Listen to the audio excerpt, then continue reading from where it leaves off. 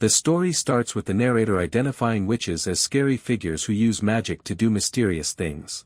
Tales describe witches controlling the weather to destroy nations in a single night and wash away villages with floods. Far away, a soldier realizes they are on a witch hunt and notes that having this many people for one job feels like overkill. The soldier tells a large man to watch where he is going but stops talking as soon as he sees the size of the stranger. The soldier sits on the ground and stares up in total confusion at the person he just bumped into. At this point you already know something is seriously off, so subscribe now because what happens next is insane. A nearby man looks at the giant sword and wonders what kind of weapon it is supposed to be. The man asks if the stranger is the dual-bladed mercenary and if he is there for the hunt. The mercenary says yes and asks for more details about witches. The mercenary stands among the crowd of soldiers with his massive blade resting casually on his shoulder. The mercenary explains that he has heard witches use something called magic to form balls of fire and create gusts of wind without using any tools. He even read several fairy tales to try and come up with a plan but found that the stories were not very helpful. The nearby soldier bursts into laughter and tells the mercenary that he looks tough but says the funniest things. He thinks the idea of using fairy tales for a professional plan is ridiculous. Wiping away a tear from laughing, the soldier tells the mercenary not to worry about magic because the target is likely just a fake. He suggests the woman is probably just a regular person being called a witch. The soldier remains confident as he walks with the group and states that they will kill the woman and finish the job in no time. The mercenary feels the job is not going to be easy. He knows that several squads already failed to catch this specific witch in the past. The mercenary understands that one person should not be able to stop entire groups of hunters. He believes the target is just as dangerous as the stories say, whether it is one person or a whole group. The mercenary plans to chop the target into bits and take his money. He views the upcoming fight as just another normal day of work. The lead soldier raises his hand and tells his entire army to stop and stay completely still. A small building sits alone in the woods with plants growing all over the walls.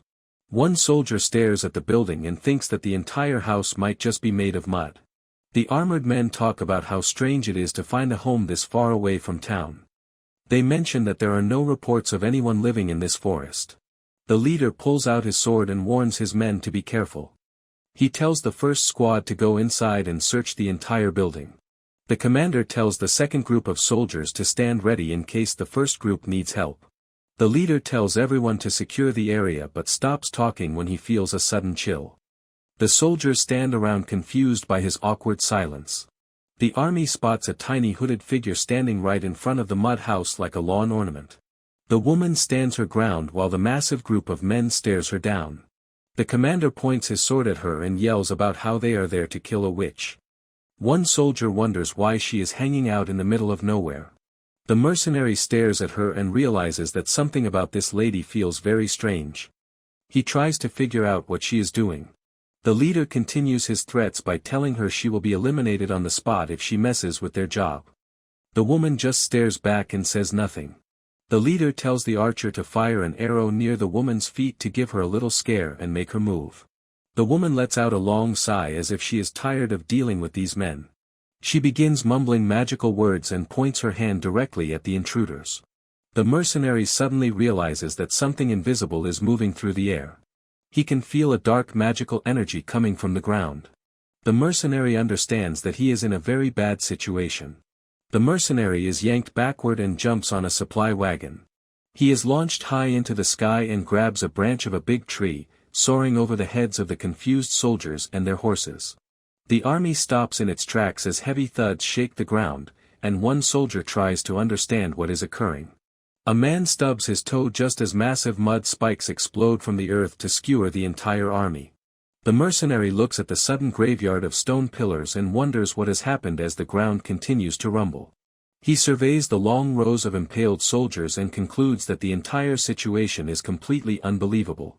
The witch stands in silence while a nearby soldier shouts in frustration and asks what is happening to the group. The mercenary stares at the scene with a shocked expression and considers who the woman is. He continues to wonder if she is truly the witch.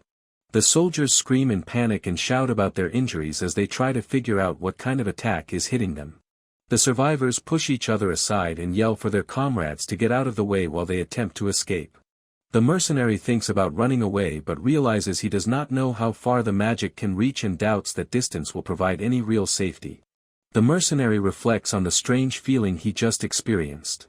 While sitting safely on a branch, the mercenary notes that he already anticipated the high level of danger. Looking down at the massacre around the house, the mercenary concludes that he has found the primary field of battle. The mercenary jumps down from his perch and begins moving quickly through the field of stone spikes. He runs past the remaining soldiers who are still trying to escape the sudden attack. The mercenary stops at the edge of the spikes and looks across the empty clearing at the witch standing by her home. The lead soldier spots the woman and confirms she is indeed the target standing right in front of them. He shouts for the entire group to begin shooting their weapons immediately. The archers follow the command by pulling back their bowstrings and launching a volley of arrows into the air. The hooded figure remains perfectly still as the projectiles begin their descent toward her position. A massive slab of earth erupts from the ground to serve as a giant shield for the woman.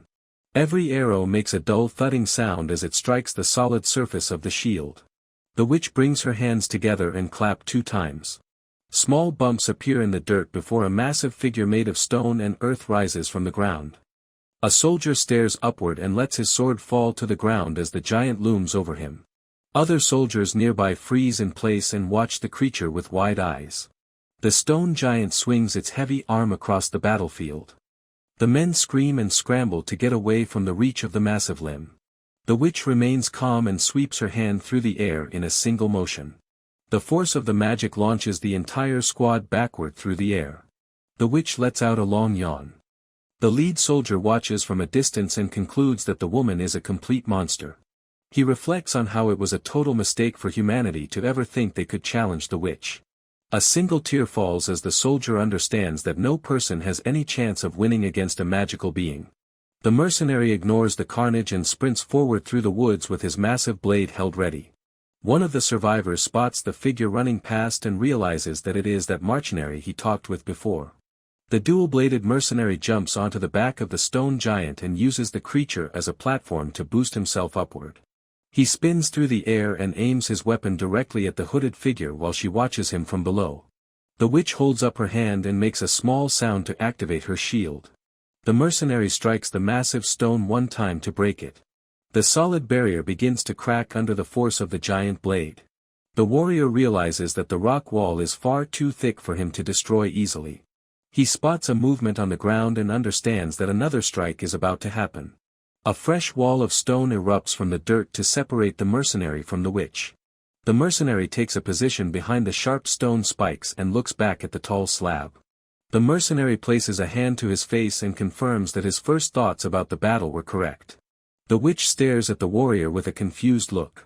New stone blocks emerge from the grass while the witch continues to move away from her original spot. The mercenary tightens his grip on the hilt of his weapon. A giant explosion of earth and rock occurs as the mercenary sprints toward the house. The witch looks on with total shock as the warrior suddenly appears in front of her. The mercenary swings his massive weapon through the empty air to prepare for his next strike while the witch remains behind her stone barrier. The warrior lets out a loud shout as he smashes through a block of earth to reach his target. The mercenary acknowledges that the magic he is facing is a serious threat. He concludes that the woman lacks the proper training to defend herself at a close distance. The mercenary decides that maintaining a close position is his only chance for victory. He lunges forward with a heavy thud and continues his advance toward the witch. The mercenary shouts in surprise as a massive mud pointer of energy nearly deletes him from the forest. The warrior continues to sprint between stone pillars to avoid getting skewered. The mercenary concludes that he can win the fight if he keeps dodging until he finds a single opening to land a blow. The witch maintains her focus while the mercenary feels something. A new forest of stone spikes rises from the earth to surround the mercenary on all sides. The entire field begins to bubble with small bumps. The mercenary struggles to stay upright as a forest of sharp stone spikes erupts from the ground all around him. One of the jagged points grazes the side of the warrior's face. The mercenary grunts in pain as the strike draws blood and narrowly misses his head. Another stone pillar catches the edge of his cloak and rips through the fabric. A massive burst of magic surges forward with incredible speed. The mercenary understands that he has no way to dodge the upcoming impact. The clearing transforms into a graveyard where long rows of stone pillars hold the impaled bodies of the entire army. Only silence remains in the forest as the battle comes to an abrupt end. The witch's heart beats loudly in her chest while she gasps for air. She lets out a long breath and notices that her hands are trembling uncontrollably. The woman clenches her fingers together to stop the shaking. She turns her back on the field of stone and begins walking toward her mud house. A massive explosion suddenly booms from behind her. The field of stone spikes shatters into pieces as something powerful clears a path. The mercenary bursts through the cloud of dust with a loud shout. He raises his massive blade and closes the distance while the witch attempts to cast another spell. The warrior smashes through the lingering stone fragments. The witch watches in total disbelief as the mercenary sprints past the floating debris. The mercenary slams the handle of his giant sword directly into the woman's stomach. The witch flies backward from the impact and tumbles along the ground until she hits the dirt. The witch rolls across the grass and comes to a stop near the mud house. The sharp tip of a massive blade appears right in front of the woman's face. The mercenary looms over his target with a calm expression. He waits for the defeated woman to speak. Looking at the warrior, the witch notes her surprise that he managed to avoid every single one of her magical attacks. The woman states her curiosity about whether the mercenary plans to end her life right now. The mercenary ignores her and asks for her reasons for killing people.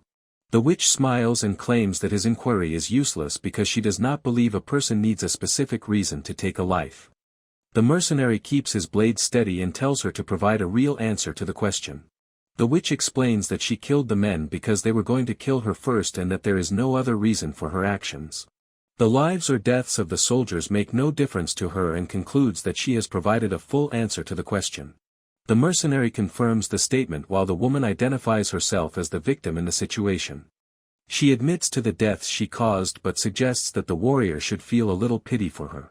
The woman tells the man to proceed with her execution since the outcome no longer matters. The mercenary observes how quickly the target has accepted her fate. The mercenary reflects on memories where soldiers treated his kind as expendable tools and demanded that he serve as a human shield because they believed a mercenary was worth nothing more than a paycheck. The witch recalls a similar past where people hunted her with arrows and shouted for her destruction because she was viewed as nothing more than a scary figure of dread. The narrator observes the mercenary resting among the fallen. The mercenary and the witch share a look of understanding regarding their place in the world. The mercenary realized a hired killer and a magic user who only fights to stay alive. They both know that no one else in the world will care if they eventually lose their lives. The duo must rely only on themselves for protection and support. This solitary way of living is the only reason they have managed to survive for so long. He acknowledged that they have traded a huge number of other lives just to keep themselves breathing. The mercenary finally understands the reality of their situation. The mercenary looks at the woman and states that they are exactly the same. The witch repeats the sentiment and notes that she is a magic user while he is a hired fighter. He thinks that their lives have very little value and that they must defend themselves because no one else will. They have both taken lives to ensure their own survival since that is the only way they know how to exist. The mercenary begins walking away and explains that his decision to let her live comes from a place of mutual understanding rather than simple pity. The witch watches him leave with a look of surprise. The witch stares at the warrior and expresses her confusion regarding why he refuses to end her life. The woman asks if he has genuinely developed feelings of sympathy for her. The mercenary stops moving and points toward the ground to tell the witch to look at the scene right in front of them. The witch looks at a specific impaled soldier and asks about the significance of that person. The mercenary explains that the deceased man was his employer and the son of the domain lord. The witch expresses her condolences for the loss. The mercenary observes that a dead employer cannot provide a reward and concludes that he does not perform any work for free. The witch suggests that the warrior could still get paid by presenting her head to the grieving lord. The mercenary tells her to picture a specific outcome when he returns home. He describes the lord receiving the news that his son and army are gone while a random stranger is the only person to come back alive. The mercenary considers a scenario where he returns to the lord with the witch's head and tells him that the entire army is gone with no witnesses left to back up his story. He describes the likely result of that plan. She explains that he would be lucky to just end up at the gallows instead of facing torture and having his own head put on display for the town to see. The witch asks if the warrior is truly at peace with this reality. The mercenary confirms that he is. The mercenary states that his personal feelings are irrelevant. He maintains a code of taking any job offered and never doing anything to betray the people who hire him. He clarifies that his professional loyalty has a limit. The mercenary believes he is not required to report back to a client if doing so results in his own certain death. Looking over the rows of impaled soldiers, the mercenary concludes that the mission was an absolute failure because the entire squad was wiped out during the hunt. The mercenary stands with his back. The woman says no. She describes the report he should plan to give the Lord. He will say the hunt was a success and that the witch was defeated because of the brave sacrifice of the soldiers. The official story will be that she vanished and will never be seen again. The witch lets out a small laugh and suggests that the story should end with everyone living happily ever after. The mercenary looks back toward the woman and asks for more details about her sudden change in attitude. The witch removes her hood and smiles while she tells the mercenary that she wants him to protect her from now on. The mercenary asks if the woman is being serious about her proposal. The witch confirms her intention immediately. The warrior wants to know what exactly he would be protecting her from. The woman looks down and explains that she is just tired of everything happening around her. She notes that people always come back to hunt her no matter how many times she drives them away or tries to find a new home. The witch stares at the spikes and decides that she has finally had enough of the cycle. The woman requests that the mercenary take her to a place where no one will ever bother her again. The mercenary observes the witch and realizes he is familiar with the expression on her face. The mercenary recognizes the look of her young self standing on the edge of a cliff. He identifies the expression of him nearly ready to give up on his own life. The mercenary knows that pulling someone back from the edge requires being fully prepared. He notes that it is much easier to just stay back and watch the tragedy happen. The mercenary turns away and states that he is not concerned with the reasons behind the woman's request.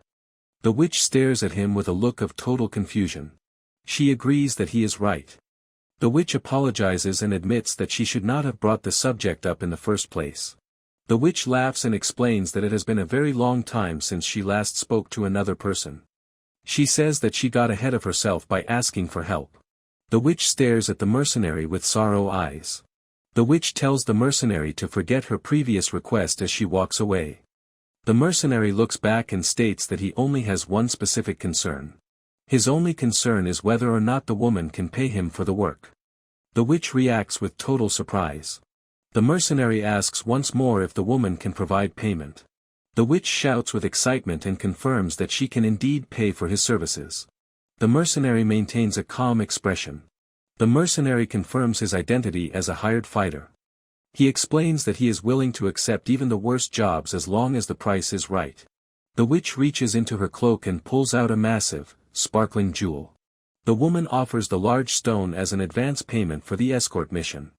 She explains that she has 3 more identical gems to provide for the rest of his fee. The mercenary stares at the object in his hand with a blank expression. The witch smiles and asks for his opinion on such a generous offer. The warrior looks away and admits that he has no idea if the gift is valuable or not. The witch reacts with total shock. The mercenary explains that he would not be working as a hired killer if he actually had the skills to value expensive jewelry. The woman admits that his logic is hard to argue with. The witch slumps her shoulders in disappointment at the unexpected hurdle. The mercenary stares at the gem and asks if the object is truly valuable.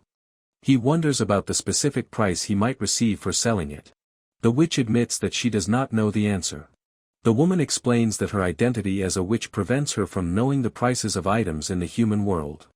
The mercenary acknowledges that her statement makes sense. The witch lets out a bright laugh. The mercenary observes the woman and notes that she looks like a normal girl when she is laughing. The mercenary reflects on his new situation. He realizes that a hired killer who usually takes lives is now going to work to keep a witch alive.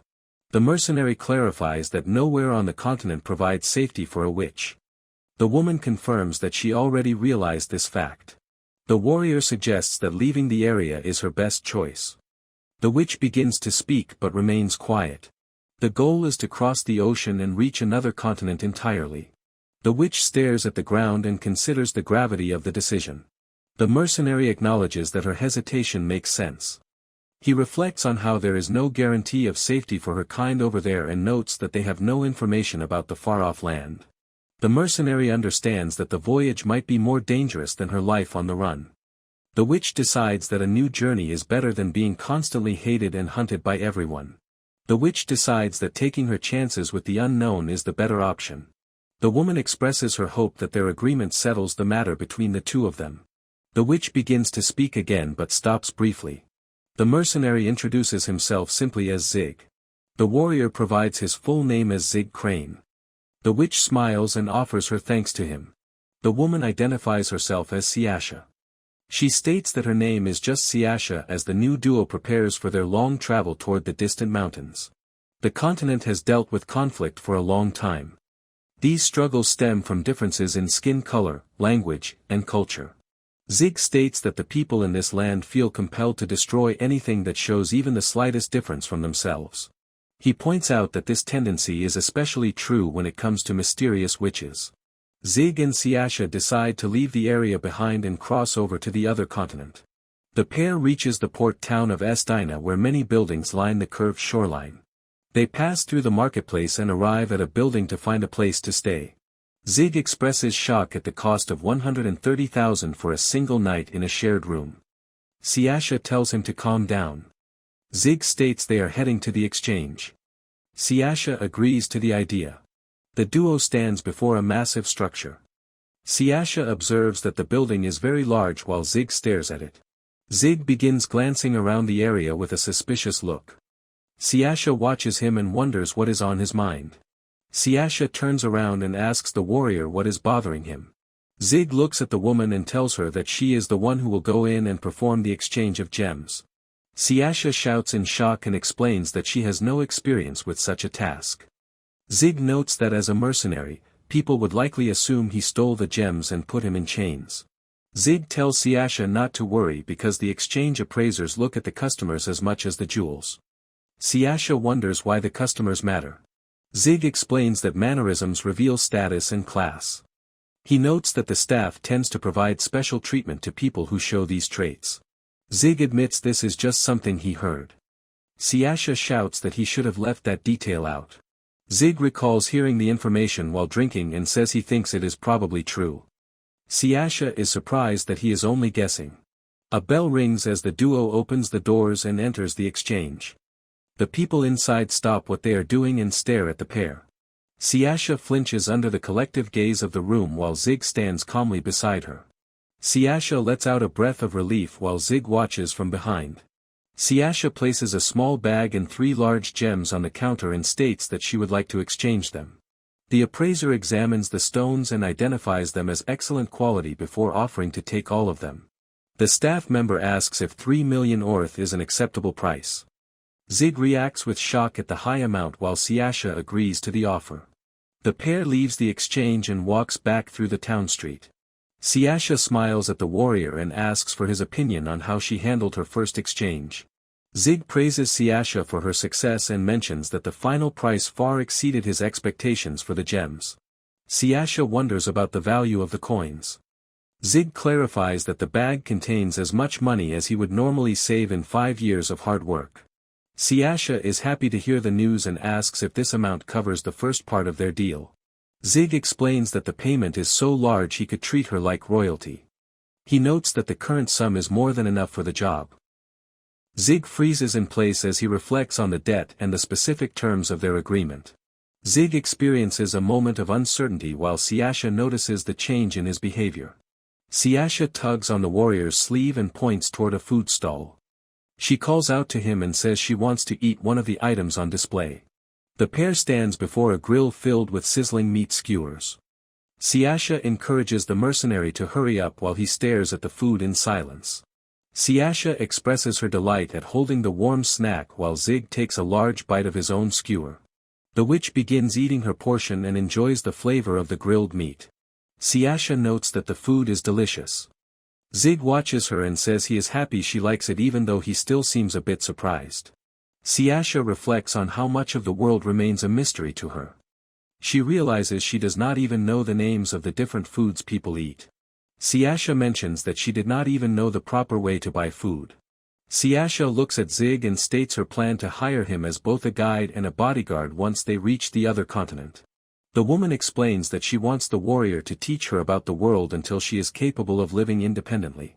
Siasha notes that she trusts the mercenary specifically because she provides him with a steady source of income. Zig acknowledges his love for money and promises to give the witch her money's worth while she expresses her reliance on him. A man at a table greets Zig and observes that the warrior has managed to stay alive. Zig notes that the man has not changed at all. Zig introduces the man as an informant named Cossack. The informant and the witch exchange polite greetings.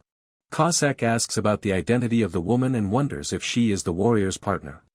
Zig dismisses the idea and explains that she is simply his client. Zig asks the informant if the items he requested have been arranged. Cossack confirms that he has already secured the passes for the research vessel heading to the other continent. The informant explains that the pair will be recorded as a young researcher and her bodyguard. He hands over 2 bands to serve as official passes and tells them to wear the items on their left wrists. Zig accepts the passes and asks how much money he owes for the transaction. Cossack pours a drink and mentions hearing some specific rumors about Zig recently. Zig asks for more details regarding the nature of the information. Cossack explains that the rumors suggest the warrior has died. Zig states that his own death is news to him. Cossack recalls how the son of a nearby domain lord organized a witch hunt and notes that Zig was part of that group. Zig acknowledges Cossack's ability to gather information. The informant shouts that tracking a man who carries such a large and unique weapon is a simple task for anyone. Cossack mentions hearing that the hunt succeeded despite heavy losses. He notes that no bodies were recovered in one piece and concludes that the group went through an ordeal.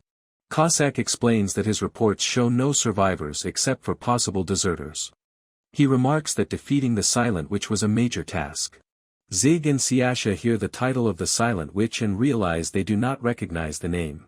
Cossack expresses his surprise that the warrior would join a mission without knowing any details about the target. Cossack notes that while there are exceptions, witches are usually known for their love of fighting. He describes how a witch will attack anyone who enters their territory. They are known to pursue their enemies until every last person is dead. Cossack explains that this specific witch is different from the others. The woman has destroyed several squads before but never bothers to hunt down survivors. She warns people for entering her land and only fights if they show clear hostility. Cossack points out that her behavior is exactly how she earned her nickname. Cossack identifies the woman as the Silent Witch. Cossack wants to know how the mercenary managed to survive the encounter and escape with his life. Zig mentions that Cossack already provided the answer by saying the only survivors were mercenaries who abandoned the fight. Cossack tells Zig to stop the act. He explains that Zig is not the type of person to flee from a fight, especially against a witch. He notes that the mercenary is clearly hiding something. Zig states that he does not have a single clue. Cossack looks at him with doubt. Cossack turns his attention toward the hooded figure sitting at the table and remains silent. The informant realizes that the body of the Silent Witch was never found. He begins to shake as the connection becomes clear. Cossack jumps to his feet and points at Siasha. He begins to ask if she is the witch everyone was looking for. Zig throw a coin at him and Cossack defend it with his wine cup. Zig flicks a single coin across the table. It splashes into a drink and makes a dull clunk against the bottom of the glass. Cossack looks down at his drink. He recognizes the object as a silver coin while liquid drips onto the table. Cossack decides that the mercenary is an unbelievable person.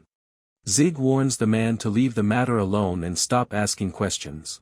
Cossack considers the immense power required to flick a coin with that much force. Zig tells the informant that he will have to cut him down if he pushes the issue any further. Cossack panics and wonders if the warrior has completely lost his mind. Siasha sits quietly and watches the two men. Zig looks away and repeats that his answer is always the same. He states that he is prepared to do anything as long as he receives the right price. Cossack looks at the silver coin in his glass and acknowledges the situation. The informant states that the total price for his services is 2 million orth.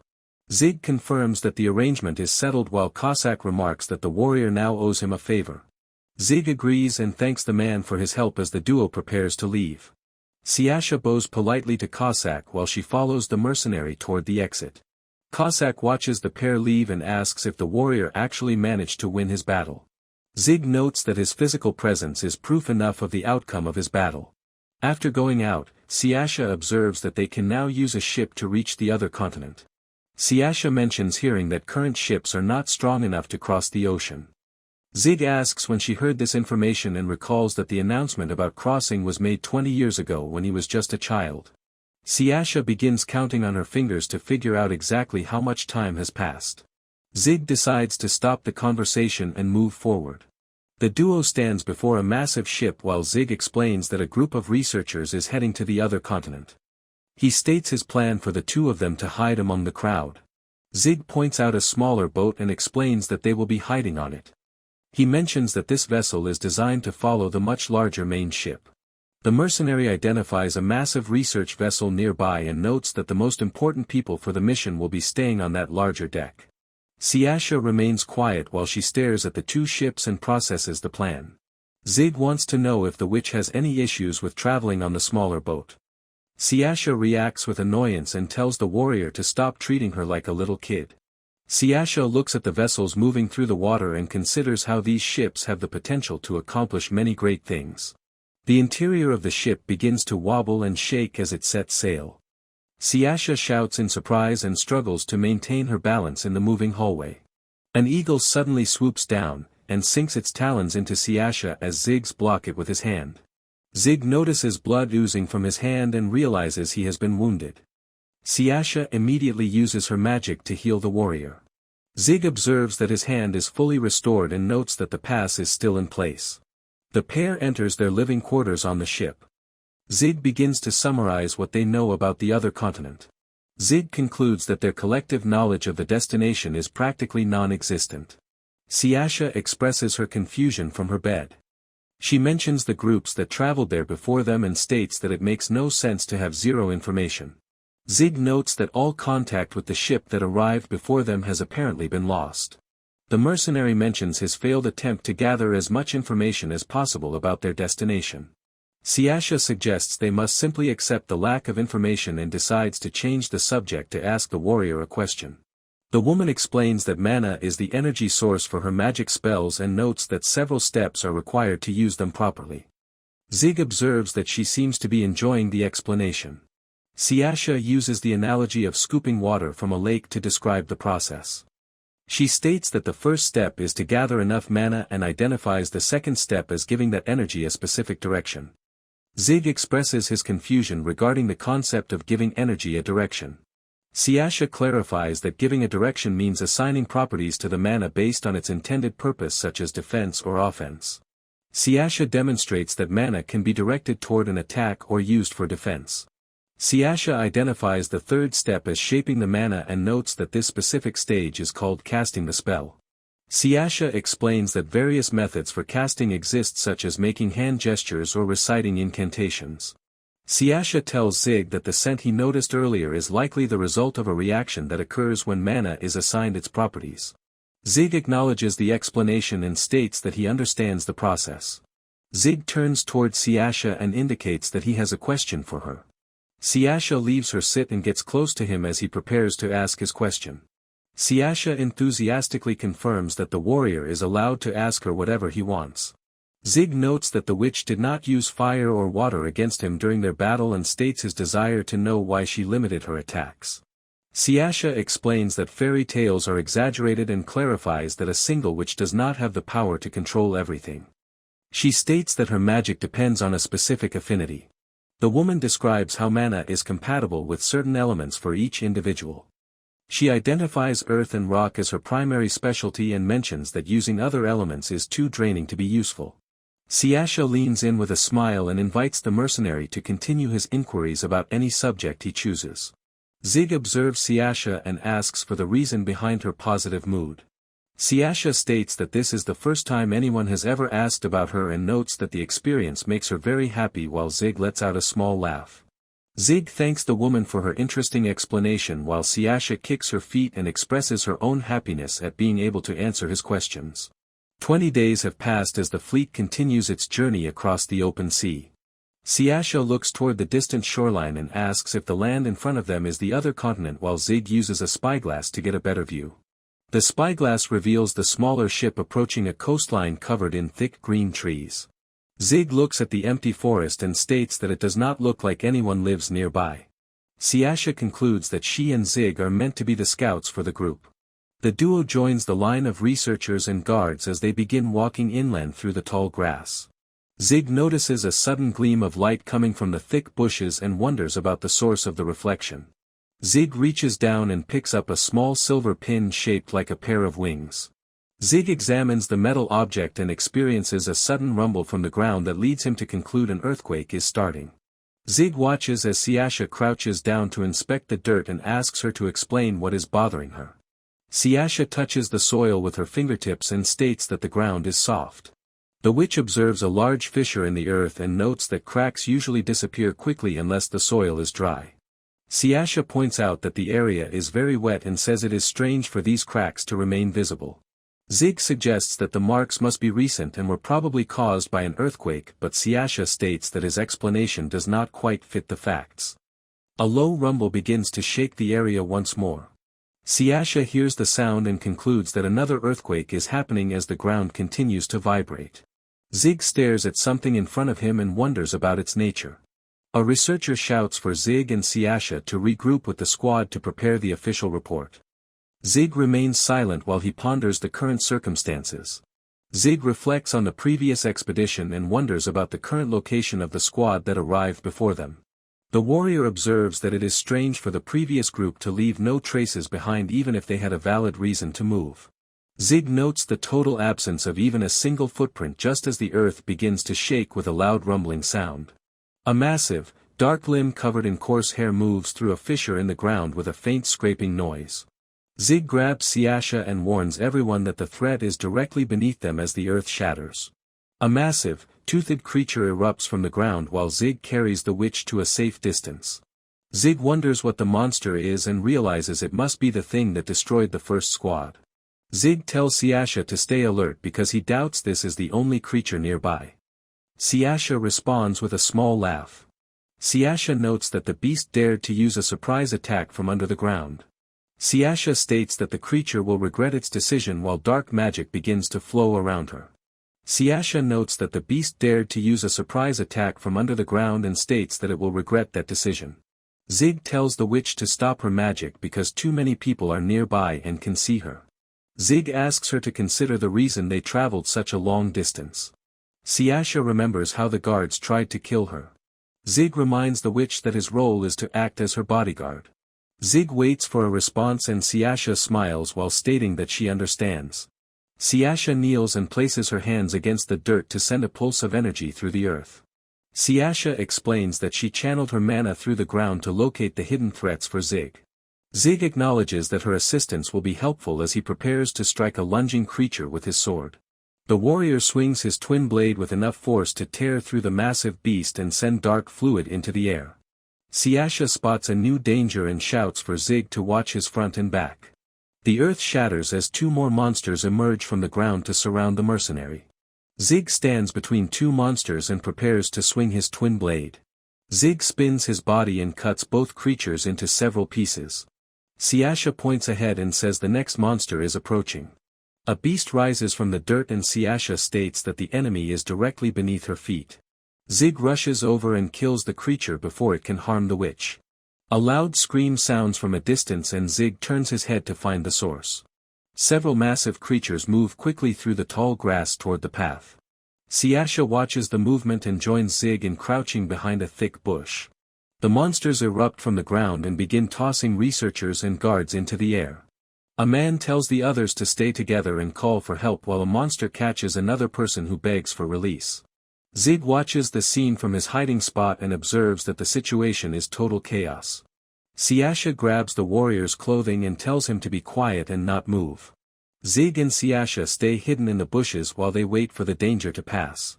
The monsters rise from the ground and look around the clearing to search for more victims. A giant mouth filled with teeth looms over the hiding spot while Zig remains perfectly still. The massive worms slither away through the trees until the area returns to total silence. Siasha whispers that the warrior can move now but warns him to keep his voice very low. Zig understands that the creatures must use sound to locate their prey. Siasha agrees and explains that she first thought the monsters tracked heat but noticed they only went after the people who were running and shouting.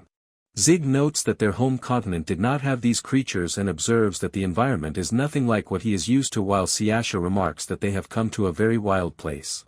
Zig suggests they head back to the ship for now because he doubts any creatures can attack them from the water. A massive sea monster immediately shatters the ship into pieces as it erupts from the ocean waves. Zig and Siasha stand on the shore and watch as wreckage from the vessel flies through the air. Debris splashes into the sea while scaly creatures climb out of the water to board the remaining parts of the ship near the guards. Zig and Siasha stand in silence and process the fact that their only way home has just been destroyed by a sea monster. Zig suggests they make the best of the situation and Siasha shares a small smile while agreeing with him. Zig states that it is time to move forward and she confirms that they should start their journey inland. The pair find a small town and Zig observes that it looks like a normal village for their first encounter with the locals. Siasha mentions her surprise that humans can survive in a place filled with so many dangerous creatures. Zig looks back at his partner and speaks her name to remind her of the danger they face. Siasha pulls her hood tight and acknowledges that their entire plan will fail if anyone discovers she is a witch. Zig and Siasha walk toward a local who is working in a small field. A woman looks up and notes that Zig is a new face, which causes the warrior to freeze in place. The villager stares at the man and asks about his home. Zig pauses before stating they came from the sea and explains their boat sank after they reached the shore. The woman shouts in surprise that they managed to cross the demon sea on a ship. The local asks if the pair is hurt after such a rough trip while Zig considers the name of the demon sea. The woman realizes the travelers are truly outsiders because they lack basic knowledge about the region. She informs Zig that he is very lucky to be alive after his travels. The local describes how the ocean is full of mean demon beasts and mentions that almost nobody survives an encounter with them. Zig and Siasha consider the term demon beasts while they look at the villager. Zig realizes that calling the monsters demon beasts is the most accurate way to describe them. The woman offers them a place to go while Zig thinks about how he never expected creatures from old stories to actually exist. The woman explains that Zig and Siasha can find work and lodging in Halian, the largest city in the region, by traveling east from the village. Zig acknowledges the directions and states that they will make their way toward that city. The villager pauses and turns her attention to the girl standing behind the warrior. Zig clenches his hand around the handle of his sword and watches the woman closely. The woman remains silent while she continues to look at the travelers. The villager suddenly hands a heavy basket of bread to Siasha and observes that the girl is far too thin. The local woman laughs and tells the girl to eat well so she can put some meat on her bones and avoid starving to death. Siasha blushes and stammers out her thanks while she balances the heavy basket of food in her arms. Zig observes the scene and concludes that his companion is simply not used to people showing her any hospitality. The warrior reflects on his own behavior and thinks that he might have been acting too cautious about their surroundings. A sharp smell rings out and Zig senses something. Zig remains focused as he identifies a faint but distinct odor that reveals the presence of a new threat. Siasha observes that she is not the person currently being discussed. Zig draws his sword and prepares to fight. A tiny flame appears on the tip of a finger of the child. A young boy's finger is lit up with fire. He squats in the dirt and uses magical fire to help with the chores. Zig watches the boy and asks if the child is a witch, but Siasha denies. Siasha watches the boy walk away and concludes that the locals are definitely human. Siasha observes the villagers working in the fields and realizes that every single person has mana despite the differences between them. A smile spreads across Siasha's face as she notes how magic thrives in this new world. The duo walks further into the village where they see common people using magic to perform their ordinary tasks. Zig looks at his companion and realizes that she finally found a place where she does not need to hide her magical powers. The warrior lets out a quiet laugh and decides that this might be the perfect location for the witch to live her life. Zig narrows his eyes and focuses on the world around him. The warrior stays silent while he touches his chin and thinks about what he has seen. Zig notes that it is only natural for people here to use magic since dangerous demons roam the land. He realizes that magic is their best way to stay alive. Zig concludes that he will definitely face battles against other magic users in the future. He leads the way while Siasha walks behind him with her heavy basket of bread. A basket sits filled with bread and other food as Siasha declares her new goal to discover the good side of humanity. The pair rests in the forest to share a meal. Siasha breaks off a piece of bread while explaining that her past experiences were limited only to the negative aspects of people. She never looked for the positive traits in others. Zig listens to her and states that he understands her perspective. Siasha suddenly stops and instructs Zig that this is the moment where he is required to ask for the reason behind her change of heart. Zig follows her lead and asks for the reason. Siasha beams with joy and tells him she is very happy he finally brought it up. As Siasha prepares to start her long explanation, a massive armored creature rustles through the bushes and emerges directly behind her. They look at the animal and Siasha asks if the creature is a boar. The mercenary confirms it is a boar but notes that he has never seen one wearing armor before. Siasha reacts to the sudden interruption. The witch sends a mud attack out of the ground and states that she was just reaching the best part of her explanation. The spikes hit the animal and shatter with a loud metallic ring. Siasha is surprised that the magic did not pierce the armor as the monster lets out a loud roar. Zig decides to distract the creature and tells Siasha to deliver the final blow. The warrior jumps into the air and swings his giant sword at the armored boar. The blade hits the metal plates with a loud noise while the monster screams in the middle of the path. A close look at the armor shows that the sword did not leave a single scratch. Zig clicks his tongue and notes that he is unable to cut through the tough plating. The mercenary stays in a defensive stance as the boar stomps on the ground. Zig strikes the armored beast multiple times while the sounds of metal clashing fill the air. Siasha observes the battle and realizes that Zig is talented for hitting the exposed parts of the animal despite the intense fight. Siasha believes that the warrior will soon create a perfect chance for her magic to get past the metal plates. The witch focuses her gaze and reminds herself to stay prepared for the coming opening. The monster begins to bleed from its many small wounds and struggles to stay standing. Zig moves out of the way as the weakened creature stumbles past him. The boar turns around to face its opponent as Zig prepares his twin blade for the next move. The beast lunges forward with its sharp tusks but fails to strike the mercenary. Zig quickly ducks under the animal as it charges over him to exploit its unprotected underside. The warrior swings his twin blade upward and slices through the straps holding the metal plates together. Zig makes eye contact with his partner that it is time to strike while Siasha focuses her mana and extends her hand. Giant earth spikes erupt through the broken section of armor and impale the roaring beast. Siasha lowers her hand as the defeated armored boar remains impaled on the large mud pillar. The dead creature lies on the ground while Zig observes that the monster was a very difficult opponent to face. Siasha admits her own shock and states that she had no idea demon beasts possessed such high levels of strength. Zig kneels beside the carcass and inspects a fragment of the plating. Siasha asks about his actions as the warrior explains that the high-quality armor could be sold and notes his desire to also harvest the meat. A small white object drops from the cut meat and lands on the grass with a soft sound. Zig stares at the discovery and asks for its identity while the tiny worm begins to wiggle and squirm against the fur. Zig looks at the parasites and states he only wanted some meat but concludes he will not want to eat any for a long time while Siasha watches in disgust. The travelers eventually arrive at the large city of Halion. A large piece of meat sizzles on a hot plate inside a building. Zig eats a large steak while Siasha expresses her surprise that he still has an appetite after seeing the parasites earlier. Zig instructs her to spend their earnings on gear, food, and information to ensure their survival. He tells her that earning money must become a regular routine for them to stay alive.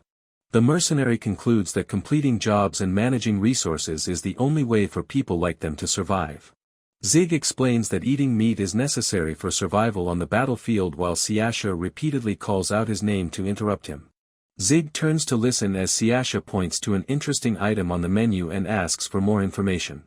Siasha wears a wide smile while she holds up a tall glass filled with ice cream and various fruits. Siasha tastes the dessert and notes the freezing temperature of the food.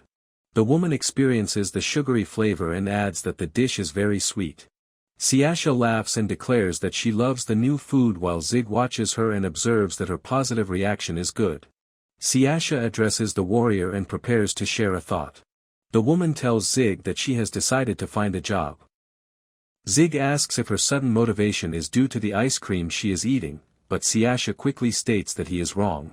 She looks down at the table and explains that she wants to try fitting into the human world.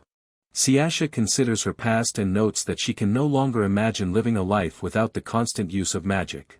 Zig reacts with surprise when the witch reveals she has been using magic for over 2 centuries. Siasha looks through the window at the busy street and concludes that fitting into society is a better choice than living in isolation. She believes that since magic is accepted in this land, she should attempt to integrate with the local people. Zig listens to her plan and considers the potential dangers that might come with her decision. The warrior decides to support his companion and tells her that her plan is a good idea. Siasha reacts with a start at his unexpected approval. A gentle smile appears on Siasha's face as she accepts the warrior's encouragement. Zig asks what specific type of work she intends to find while Siasha pauses to consider her options. 2 men at the bar discuss a new reward as the pair continues their conversation in the background. Zig reacts with surprise to the beast man at the bar and wonders if the person is an animal while Siasha asks if the men mentioned a reward. The wolf-like man explains that it is currently very difficult to find adventurers at the 4th class level who are willing to provide assistance. Zig repeats the term in confusion while Siasha states that she has never heard of that specific line of work before. A waiter holding a tray stops at their table and asks if the travelers are interested in learning about adventurers. Siasha confirms their interest and explains that they are from a very distant land where everything is unfamiliar. She then asks the man to explain the details of the job. The waiter gives a friendly smile in response to her request for information. The waiter explains that adventurers belong to a guild and earn their living by hunting demon beasts. He notes that their pay depends on the type of creature they defeat and adds that selling extra materials is a common way to gain more money. Zig observes that the long explanation provides a clear summary but thinks to himself that the man speaks quite a bit. The warrior asks if the group is essentially a collection of mercenaries who focus on killing monsters. The waiter reacts with intense shock and shouts for him to be quiet. The man leans in and whispers that Zig must never make such a comparison while in the presence of actual adventurers. Siasha asks the waiter to explain the reason for his warning while Zig waits in silence. The beast man at the bar laughs while the waiter clarifies that these fighters strongly dislike being compared to mercenaries. He warns that they must never group adventurers with people who prey on others. Siasha is about to say something but Zig stops her. Siasha looks at the warrior and says his name. The waiter clarifies that his words are simply how the adventurers choose to describe the situation. The man explains that the title of mercenary does not mean much anymore and calls them unimportant people who only talk big. Siasha asks why he views them that way. The waiter says that war is now a thing of the past and explains that no one needs mercenaries like they used to. Zig shouts that the man's statement cannot be the truth. The waiter explains that minor differences in appearance or culture used to trigger centuries of conflict and notes that society would never have accepted someone like the wolf man back then. The man identifies demon beasts as the primary cause for the shift in the world. He describes how these monsters would unfailingly appear whenever an all-out war began.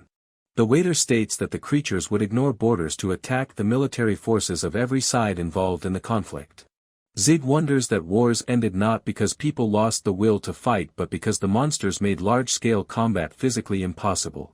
The waiter explains that this constant threat is what forced everyone to start seeking employment as adventurers. An older man drags the waiter away and orders him to return to his duties. Zig reflects on the nature of humanity and thinks about how conflict always follows people even when peace seems to exist for a short time. Zig remembers his life on the previous continent where his skills as a mercenary were in high demand and provided constant employment. He begins to worry about his future and wonders what his purpose will be if his specialty as a mercenary is no longer needed in this new land. Siasha notices his distress and calls out his name. Zig tries to hide his anxiety and tells the woman that he is doing fine. Siasha turns toward the warrior and makes a sudden announcement that her new goal is to become an adventurer. Zig looks at his companion with total confusion. Siasha remembers how Zig told her about how mercenaries survive and smiles. She reminds him that he is supposed to ask for the reason behind her current thoughts. Siasha completed her earlier conversation before the bull attacked. She wanted to find the positive side of humans by following the lead of a person she already knows. Zig and Siasha stand in a crowded square at the start of their first job. Siasha starts to speak but stops abruptly. Siasha turns quickly and wonders about the requirements for registering as an adventurer. Zig states that the process involves handing in a form. Siasha reacts to the mention of a document with a sharp gasp. Siasha experiences a moment of panic regarding the proper things to say during the meeting. A nearby person observes her with confusion. Siasha clutches her head while her mind spins. She considers if she needs a planned speech and contemplates the correct walking speed for entering the office. Siasha feels woozy and asks Zig for his thoughts on her next move. Zig looks at her and tells her to calm down. Zig observes that the staff will not take Siasha seriously if she continues to act in a suspicious manner. Siasha declares that she cannot let that happen. Siasha resolves to assert her dominance and show everyone that she is the boss. Siasha wonders which magic spell she should use to give the workers a taste of her power. Zig lets out a sigh and notes that he has never seen his companion this flustered before. Zig suddenly lifts the witch into the air and carries her away. Siasha expresses her total confusion at the sudden change in her position. Siasha remains speechless while she processes the fact that the warrior is currently holding her. Siasha kicks her feet and strikes the man with her hands while she pleads for him to put her back down on the ground. Zig holds Siasha as she makes a sound of frustration. He maintains a neutral expression while the witch hangs from his arm. Siasha dangles in the air while asking about the reason for his recent behavior. Zig asks if she is calm now and Siasha admits that she believes she is. She expresses her regret that Zig had to witness the current situation. Zig observes that Siasha is new to these experiences and states he does not blame her. He explains that she must overcome these obstacles to live among humans and Siasha acknowledges the truth of his statement. Zig places his hand on the witch's head and states that he will not tell her to avoid the fear of failure. He tells her to simply make sure of her resolve. Zig explains that Siasha will eventually be able to look back at today and laugh about her experience. Siasha looks up at the warrior and states she will do her best. Zig responds that her answer is good. Siasha touches the top of her head while she watches the warrior turn and walk away. Siasha stands in front of the large double doors and states that it is time to go inside. A creaking sound fills the air as the witch opens the door and walks into the office. A staff member begins to speak but Siasha interrupts as she presents her document and announces that it is her registration. The guild employee flips through the paperwork and notes that Siasha is a mage. Zig stands behind the witch while the registration process continues at the counter. The staff member indicates 2 sections of the document that were not filled out and Siasha reacts with a sharp gasp. The worker asks if there is a plan to join a party with someone in the future while Siasha prepares to write her answer. Zig remains silent with his arms crossed while he watches his companion complete the forms. Siasha looks at the woman and states that she is currently unsure about her plans. The guild employee states that she understands but strongly recommends that Siasha finds a partner to act as a front guard.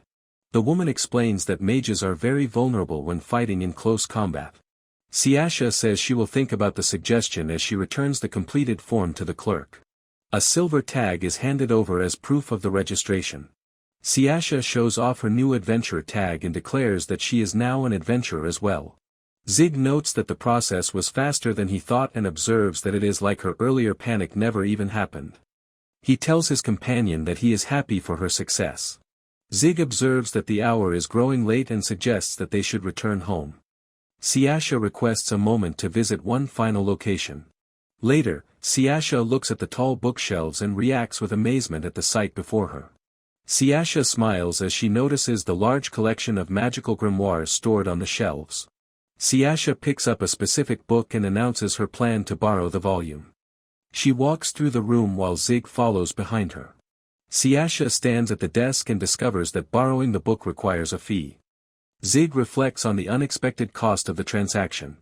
Siasha explains that the library staff required the money as collateral for the book. Zig holds a bag of coins and concludes that the payment is a necessary expense. Siasha holds her new book with a slight tremble while Zig asks for the total cost of the volume.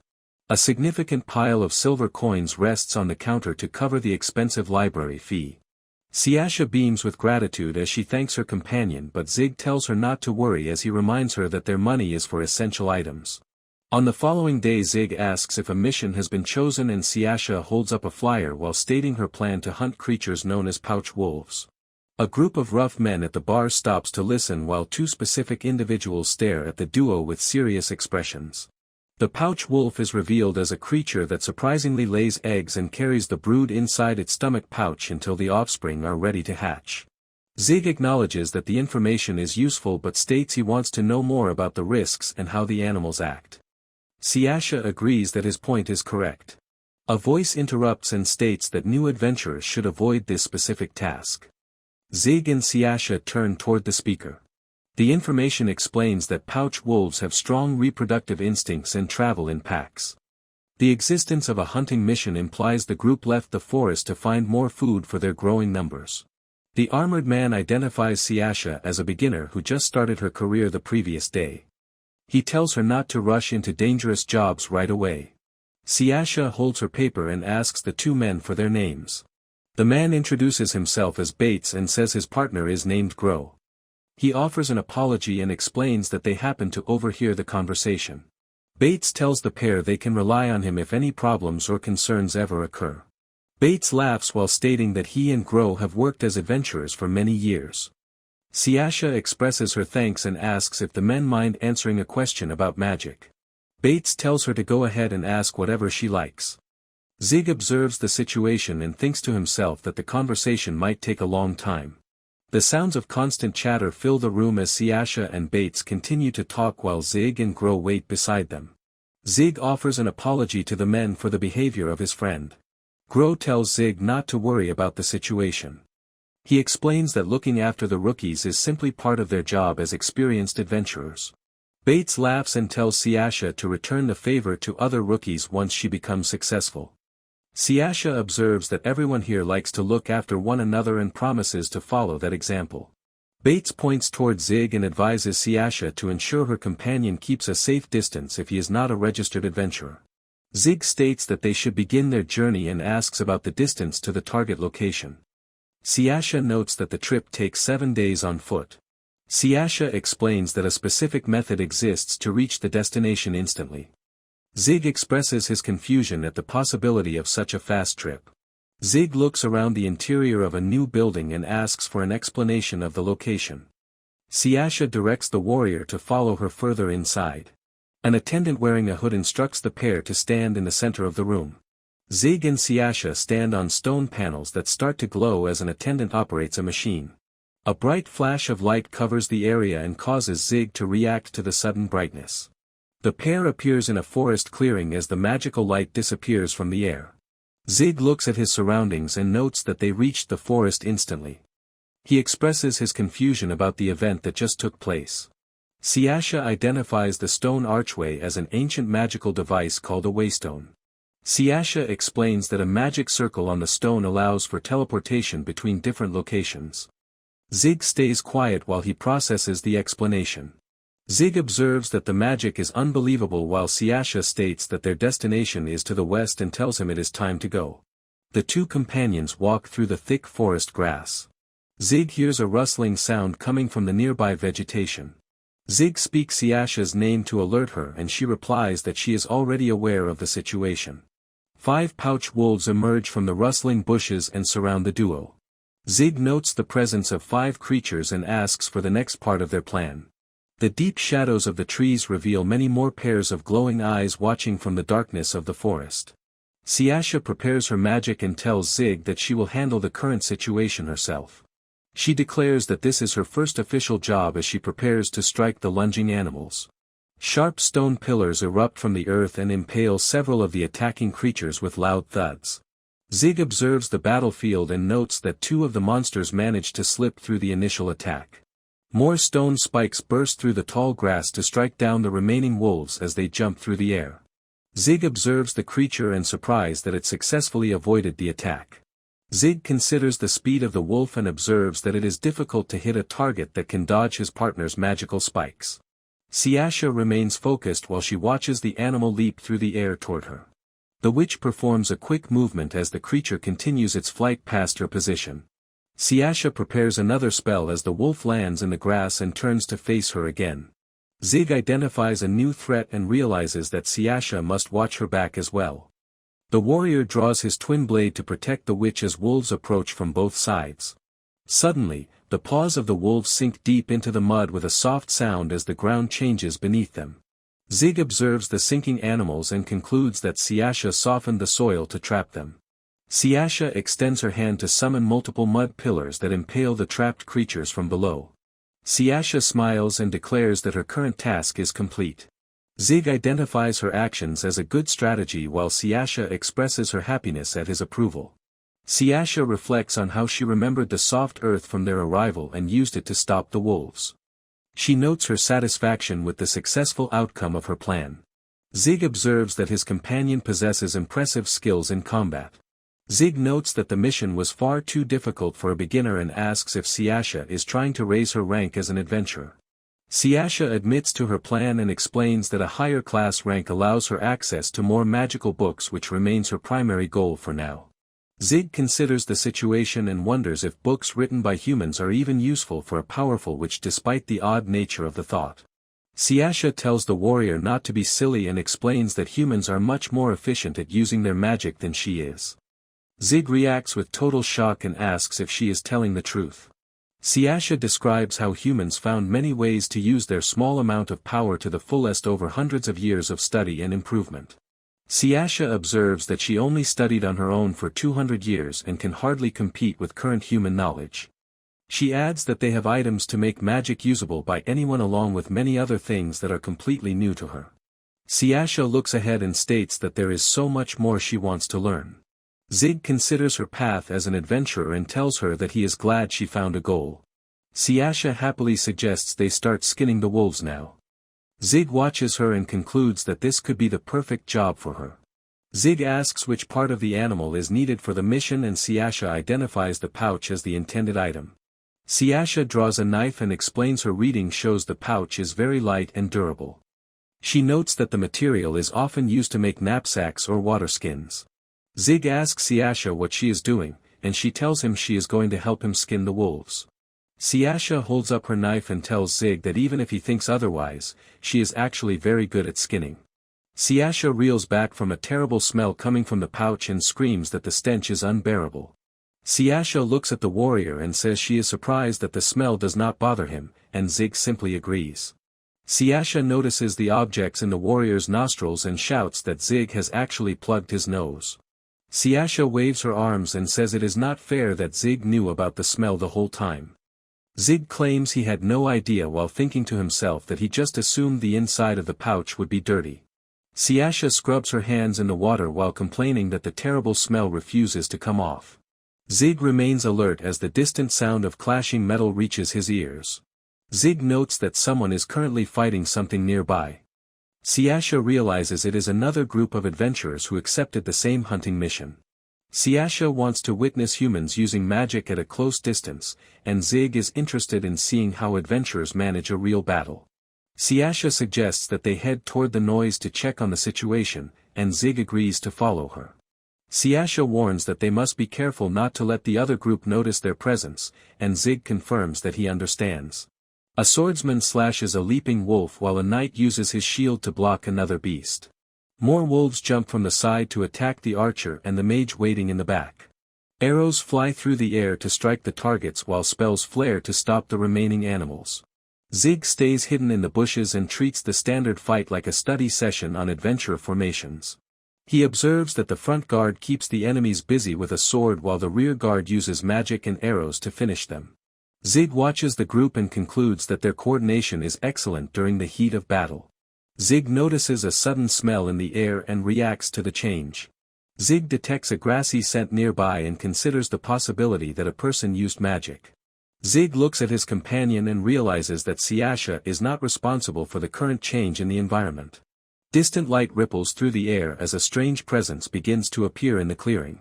A giant invisible shark monster with multiple fins materializes behind the other adventurers while Zig watches in surprise. Zig screams for the group to look behind them because the monster is about to strike with its mouth wide open. Light shines through the tall trees of the forest. The group of adventurers stands together in the clearing after finishing their battle. The mage from the party turns her head as she feels a sudden change in the air. Zig takes a sharp breath and shouts a warning for the adventurers to look behind them. A massive shark monster lunges forward with its teeth bared toward the party's mage. A guy reacts instantly and pulls the mage away from the path of the attack. He holds the rescued woman in his arms while the giant beast misses its target and slams into the ground with a loud thump. The massive specter shark rips into a dead wolf as blood drips onto the grass. One of the fighters recognizes the monster as a specter shark. An armored man wonders why the beast appeared in the forest. The guy replies that the scent of blood pulled the predator toward them. The female mage struggles to hold her staff steady as her hand shakes from the sight of the beast. He kneels beside his companion and states that the group is not yet strong enough to win a battle against the shark. The guy shouts for the adventurers to abandon their prize and let the monster have the dead wolves. The party leader commands the entire group to run away. He instructs Listy and Ryle to protect their rear while they make their escape. The archer looks around and wonders which path is the safest to take. The group stands in the forest while the archer asks for a direction that leads away from the monster. Everyone remains still as they look for an opening to escape. He hears a rustle in the bushes and feels his heart start to beat faster. The guy stares ahead as he notices the loud sound of his own heart. The massive invisible shark appears directly behind him and opens its mouth to swallow. A bright flash of light fills the forest directly in front of him. A small knife hits the shark and is stuck at the tree with a loud thump near the guy while Zig shouts for his team to go left and keep moving. The guy pulls out his blade and swings it with a fast motion. He cuts through the body of the monster with a single powerful stroke.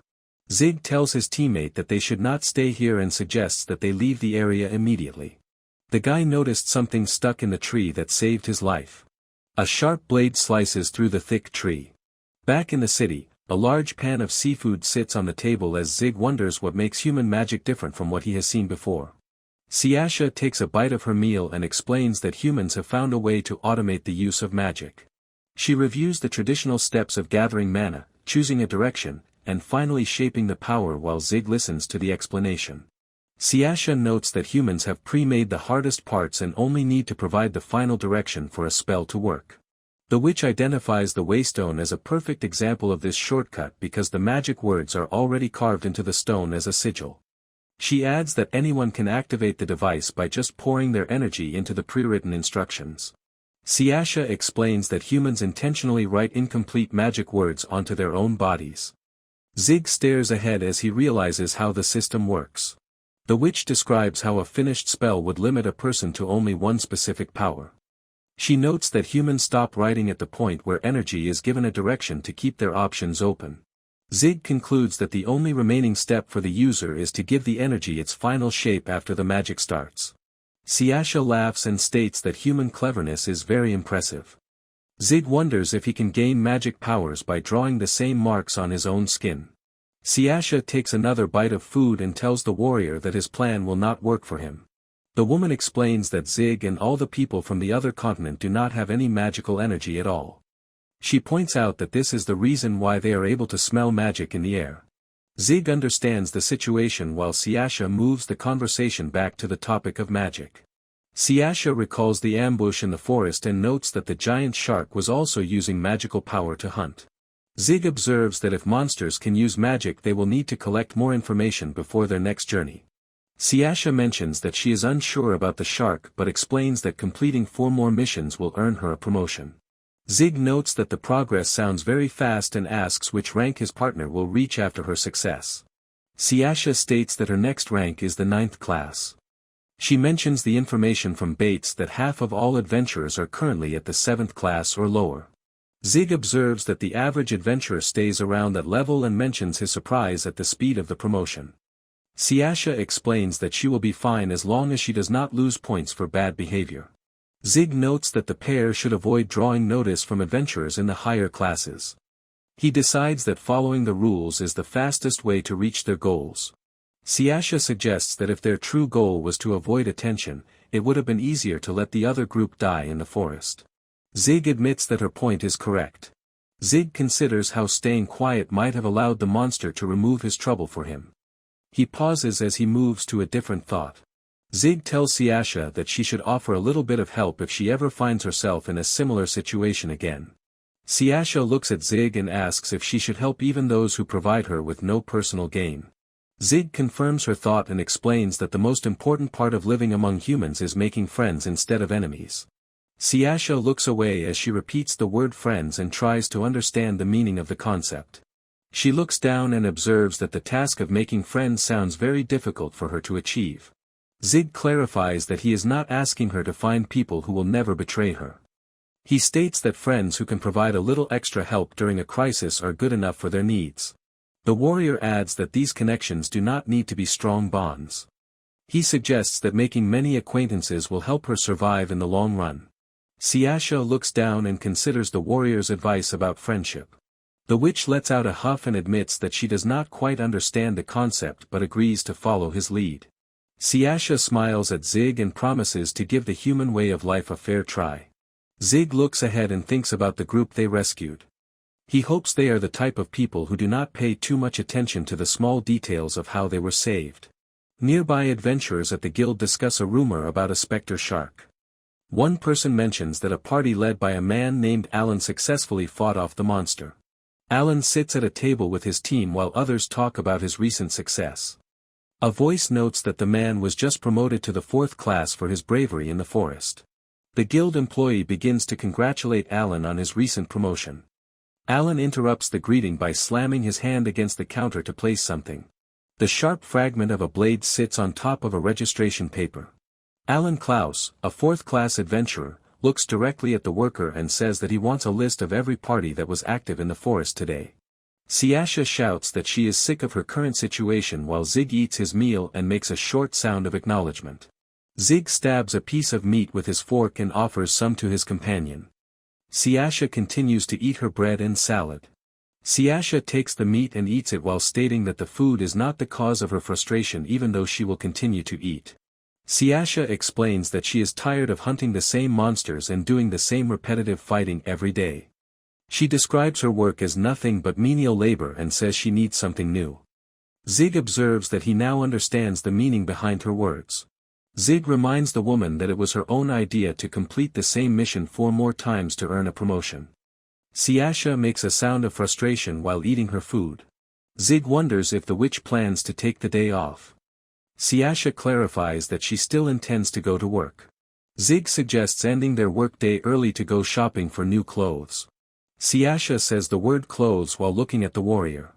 Zig looks down at the table while the witch continues to watch him in silence. Zig thinks to himself about whether or not he made a mistake with his suggestion. Zig tells Siasha that she can ignore his offer if she does not have an interest in shopping. Siasha keeps her eyes on her companion as she begins her response.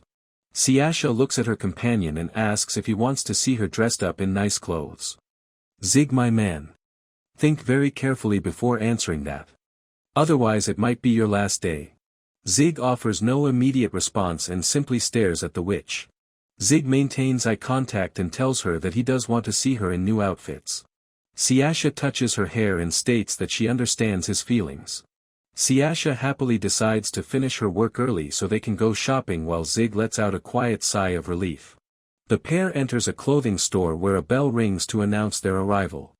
A clerk greets them and asks if they are shopping together.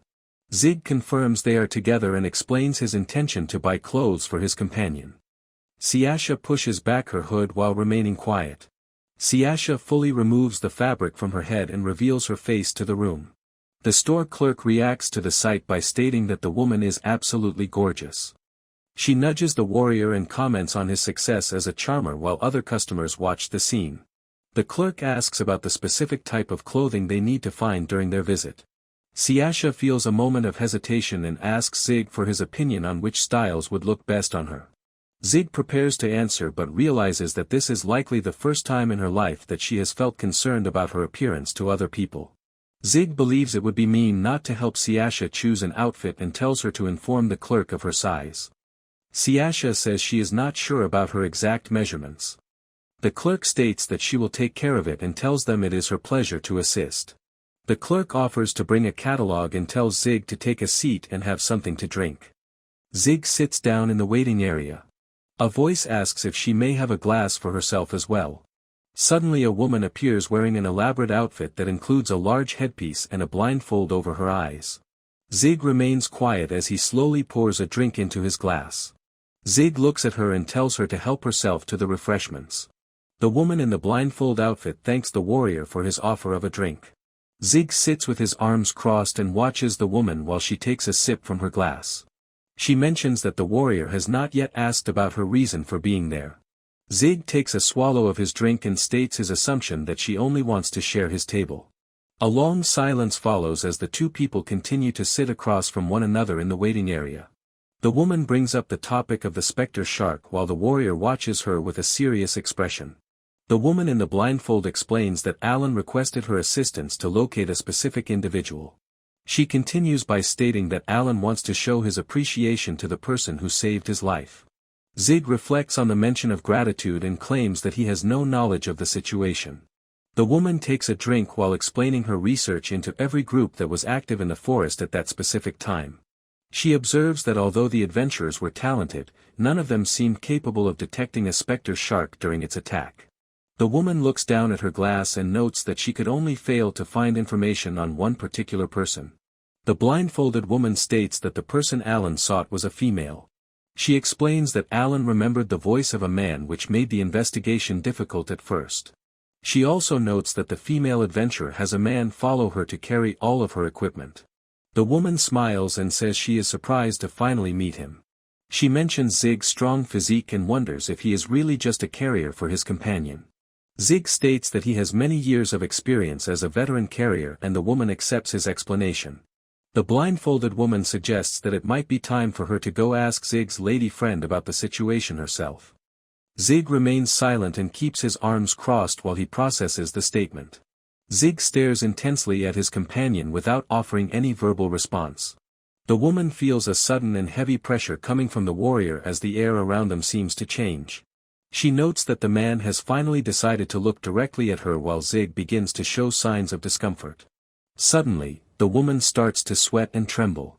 Zig wonders if the woman is doing okay, and she claims to be fine. The warrior tells her to be careful and not to push herself too far. Zig points a finger and tells the woman that the restroom is in that direction. The woman reacts with a quiet insult while she continues to sweat. Zig reminds her that she almost forgot to ask him something. Zig agrees to answer any of her questions right now but insists that he will do so at his own pace. The woman shouts an insult at the warrior as her frustration grows.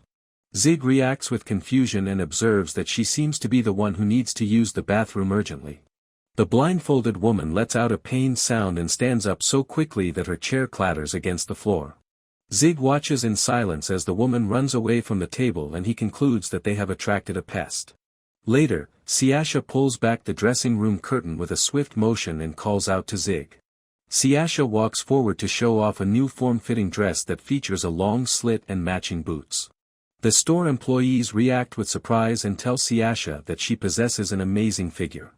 Siasha touches her hair and states that the current situation feels very embarrassing for her. Siasha stands in her new dress and asks Zig for his thoughts on the outfit.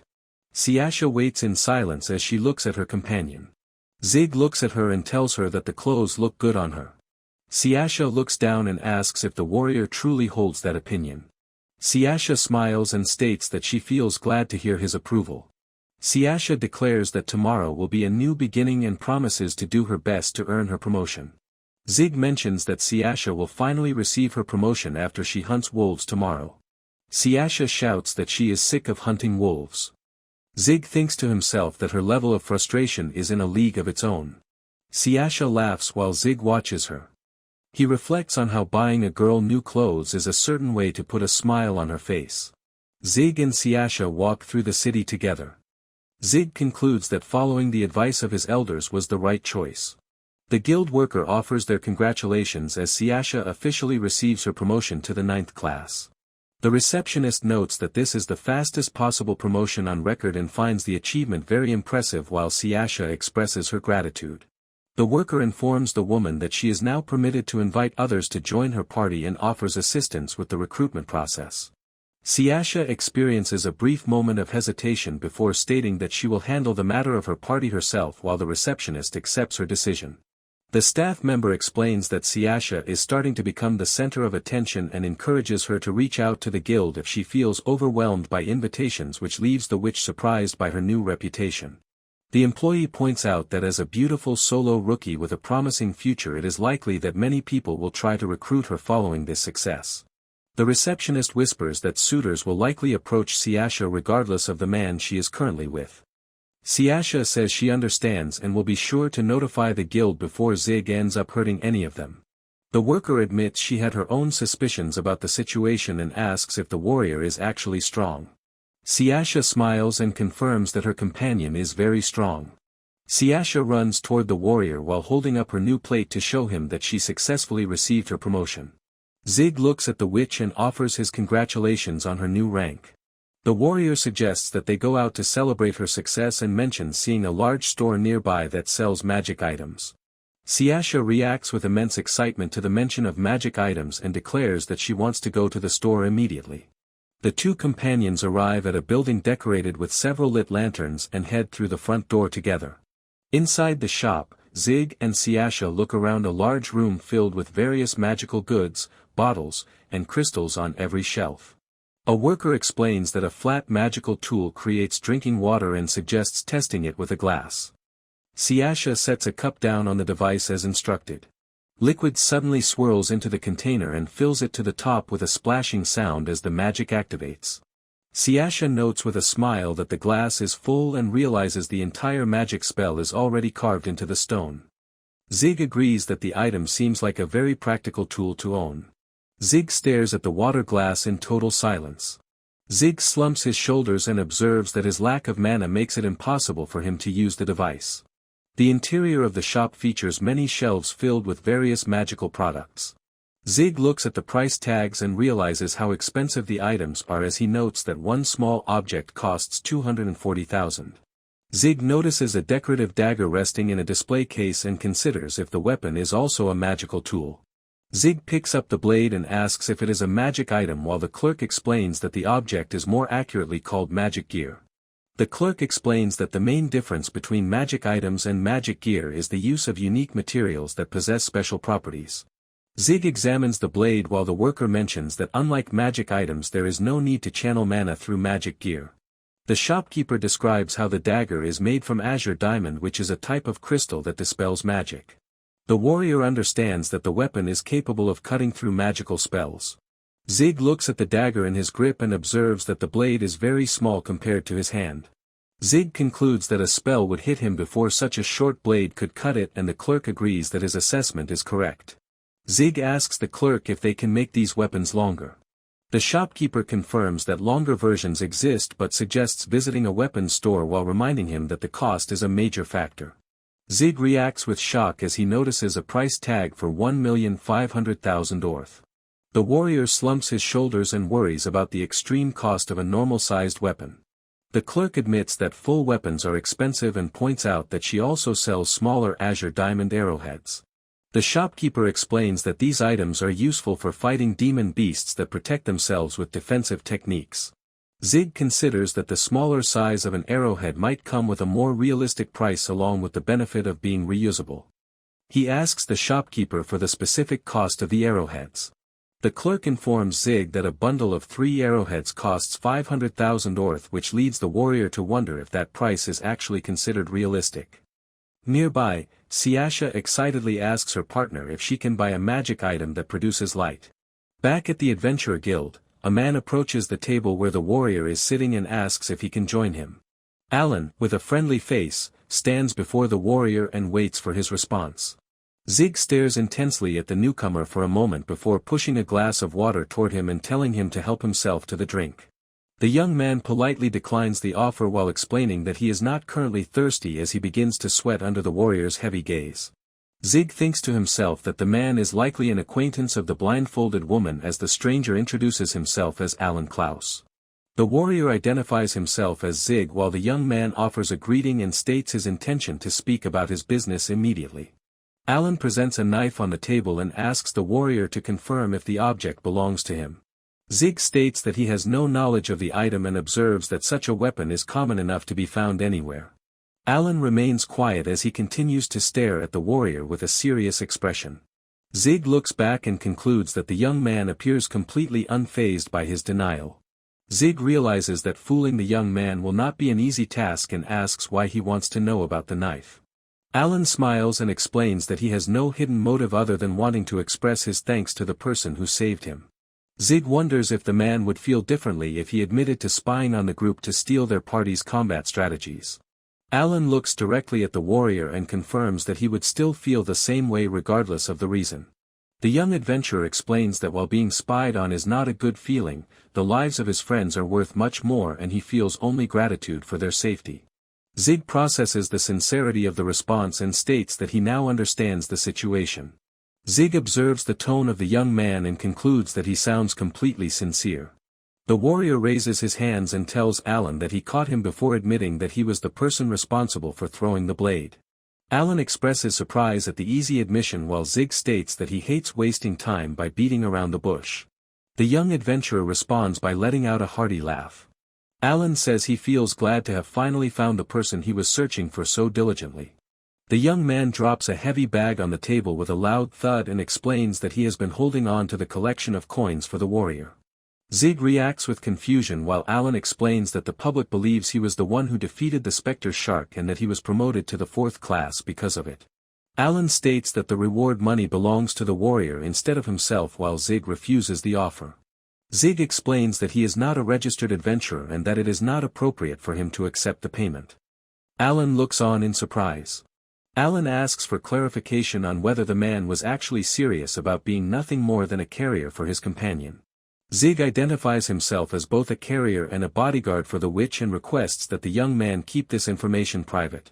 Zig notes that his client is a rookie and that attracting excessive attention would only cause problems for her in the long run.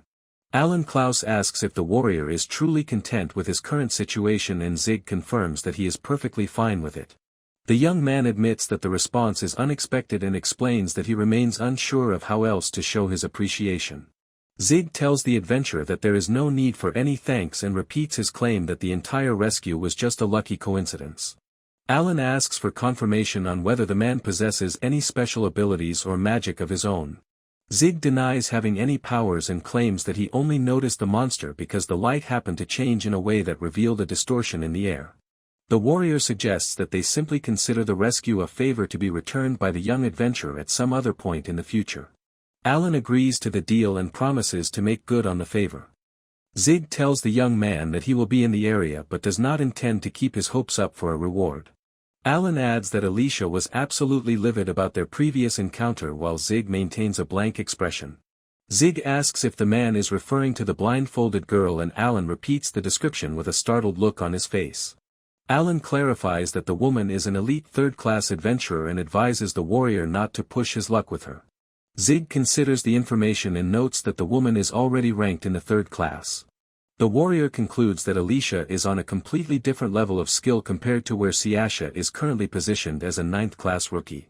Zig notes that her stomach is not very tough. Alan warns the warrior to never let the blindfolded woman hear him speak like that. Zig notices that Siasha is done at the counter and states that he needs to leave. Alan stands up quickly and tells Zig that he should take his knife back. The warrior explains that he has no need for the weapon because it is just a common knife with nothing special about it.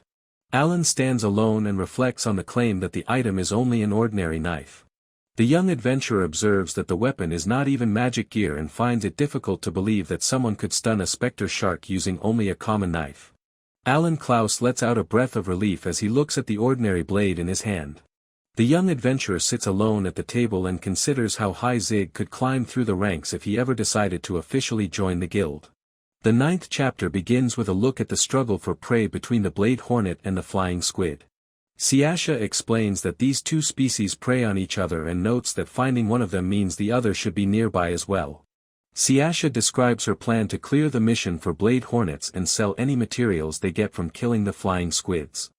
She observes that while materials from blade hornets are not very valuable, the creatures become a pest if they are left unchecked. The pair stops as they notice a situation developing deeper in the forest. Siasha looks ahead and observes that it looks like they have found what they were seeking. A massive nest sits in a clearing where many adventurers and blade hornets are already gathered and competing against each other. Zig watches the chaotic scene from behind a tree and suggests that taking out the nest itself would get rid of most of the monsters at once. Siasha explains that even if they destroyed the nest, a surviving blade hornet would simply become the next queen and the colony would eventually rebuild. Siasha adds that she expects no cooperation from the other adventurers because the nest represents a steady source of income for them. Zig realizes that the other adventurers have become accustomed to hunting the hornets to make regular money and would face a financial problem if the creatures disappeared. Siasha clarifies that while she does not blame them for their actions, she believes they should use a title other than adventurer to describe themselves. Siasha notes that no one should underestimate the danger of the current situation. An angry voice from nearby interrupts the conversation and demands to know if the pair believes they can say anything they want about the other hunters. Siasha reacts with surprise as a voice calls out to her from between the trees. A man with pointed ears approaches and calls her an amateur. The stranger shouts that she should not speak so loudly. Zig observes the long ears of the man and concludes that the group heard their conversation from a distance. Siasha apologizes for being rude but maintains that she does not understand their logic. She states that choosing money over everything else makes the title of adventurer meaningless. The man expresses his outrage and demands to know what she knows about their lives. Siasha looks at the man and confirms that it's obvious that she does not know anything about him or his team. Zig tells Siasha to drop the argument. Siasha agrees to stop but makes a low sound of annoyance as Zig watches her. Zig offers an apology to the other group and explains that his partner is only feeling frustrated because of the large number of people in the area. The other group responds with a dismissive sound. Siasha stares ahead with an intense look as the elf-like man insults Zig by calling him a coward and suggests him to hide behind his companion. Zig remains silent while a dark aura begins to rise from Siasha behind him.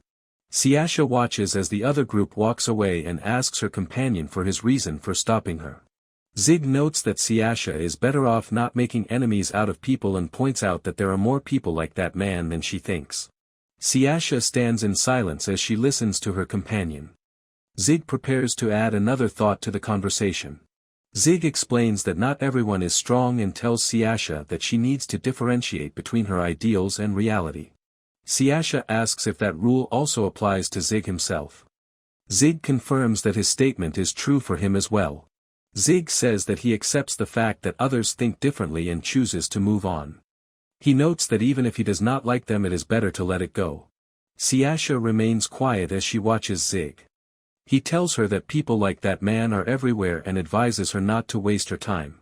Siasha gives a short response of agreement to her companion. Zig adds that Siasha does not need to force herself to understand those people. The warrior tells her that she can simply continue being herself. Siasha considers the fact that not everyone in the world is strong. She reflects that those who are strong or are working towards strength should not be held back by individuals like the group they just encountered. Zig suggests that they postpone their mission to hunt blade hornets until a later time as the sun shines over the forest. Siasha states that the reward money is not her primary concern.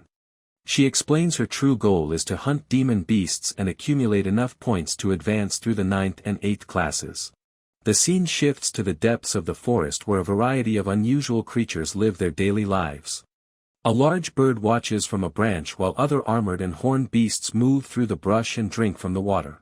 Zig looks around at the environment and observes that there is a large variety of different species inhabiting this specific area. Siasha notes that they are currently traveling through blade hornet territory. She concludes that the monsters here likely live only in small, isolated groups. A sudden swooping sound catches Zig's attention as he reaches for his twin blade. He realizes that the demon beasts in this region seem to prefer using surprise attacks to catch their prey. Siasha agrees with the assessment and notes that Zig's theory is very likely to be correct. Zig signals with 2 fingers that there are 2 enemies nearby. He hears a rustle in the trees while Siasha stands ready behind him. A massive flying squid attacks from above as Siasha prepares to release her magic.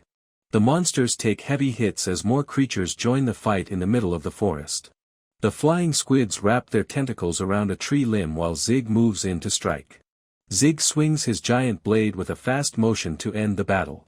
Zig slices the tree branch they both were holding. The severed pieces of the monsters fall to the forest floor with a loud thump. Zig plunged his twin blade into the flying squid's head while Siasha observes that earth magic does not seem to work very well against these creatures. Zig lifts the dead monsters and notes that the encounter was simply a bad matchup before suggesting they just be glad they can sell the bodies. Zig explains that finding the squids through their camouflage would have been very difficult, but Siasha suddenly tugs on his cloak and urges him to look ahead. The companions witness a massive armored insect defending itself against a swarm of angry blade hornets. Siasha identifies the large creature as a stone beetle while Zig watches the scene. Zig observes that the monster is quite strong. Siasha explains that a full party of 7th-class adventurers is typically required to defeat such a beast. Siasha suggests to Zig that they should take the monster out themselves. Zig asks for confirmation that she wants to proceed and reminds Siasha that the demon beast is above her current rank. Zig knows that adventurers are usually restricted to missions only one rank above their class and notes that breaking the rules would be unhelpful. Siasha tells him that there is a specific exception to this policy. Siasha explains that they are permitted to defend themselves if the monster attacks first as the giant stone beetle towers over the pair. The stone beetle dashes forward as Zig and Siasha prepare to face the attack. Siasha maintains her focus while the massive creature swoops down toward her. The beetle thuds its many legs against the ground and opens its giant mouth to swallow Siasha. Zig strikes the creature with his blade and makes a sound of exertion as his weapon hits the hard shell with a loud clang. The warrior moves with a fast motion to dodge a sharp leg while Siasha prepares her next spell from the side. The stone beetle lets out a loud screech while its body begins to rumble and glow with a bright light. A wall pops up from the ground under the stone beetle's lunges. While Zig runs toward a better position. Zig jumps onto a stone pillar to gain an advantage while Siasha watches from a safe distance. The warrior brings his massive blade down on the monster with a single powerful stroke. Zig stands next to the headless broken shell of the creature and observes that the matter is now settled. Siasha looks down at the ground and mumbles to herself in silence. Zig asks what is bothering his partner and Siasha explains that her magic has felt predictable and useless lately. Zig tells Siasha not to be so hard on herself because her follow-up was actually quite good. Siasha thanks him and notes that the experience only makes her want to buy magic items even more as they stand among the fallen monsters. Siasha declares that they now have enough blade hornets to finish their current mission. Zig asks if she is truly satisfied with how things turned out and Siasha confirms that she is very happy. Siasha laughs while explaining the logic of their victory where the stone beetle defeated the hornets and then they defeated the beetle. She concludes that the winner takes all the rewards. The pair walks out of the forest with heavy bags of monster parts clattering against the warrior's back. Nearby adventurers watch the scene and whisper to each other about the group's success. The pointed-eared man and his team grit their teeth as they watch the pair pass. Zig maintains a calm expression while the other hunters show their frustration. Siasha carries a large bundle of materials and looks ahead with a satisfied expression. She reflects on the day's work as they head back toward the city. Siasha suggests that they report back to the guild while Zig carries the heavy load of materials out of the forest. In the 10th chapter, Hunting Experience, Siasha asks about the purpose of hunting squads while Zig stands behind her in the city square. The receptionist explains that these squads are formed for specific demon beasts. She notes that adventurers from many places gather to hunt creatures that experience rapid population growth during certain seasons. The staff member states that it is currently mating season for the stone beetles in Fuel Mountain. She explains that the current mission involves the elimination of the larvae. The receptionist mentions that mages capable of wide-range extermination are the best choice for this job. She adds that the guild is specifically requesting the help of all skilled mages. The receptionist admits that the financial reward for each individual person is a bit low. Siasha expresses her understanding of the situation with a look of disappointment. The employee points out that the true value of these missions is the large amount of reputation points they provide. Siasha and Zig listen as the worker explains why the task is worth the effort. Siasha declares her intention to accept the job. The worker notes that these missions normally require a rank of at least 7th class. She explains that the guild gave Siasha special permission to participate because of her recent achievements. Siasha offers her gratitude but mentions her concern about whether it is proper for the guild to make such exceptions.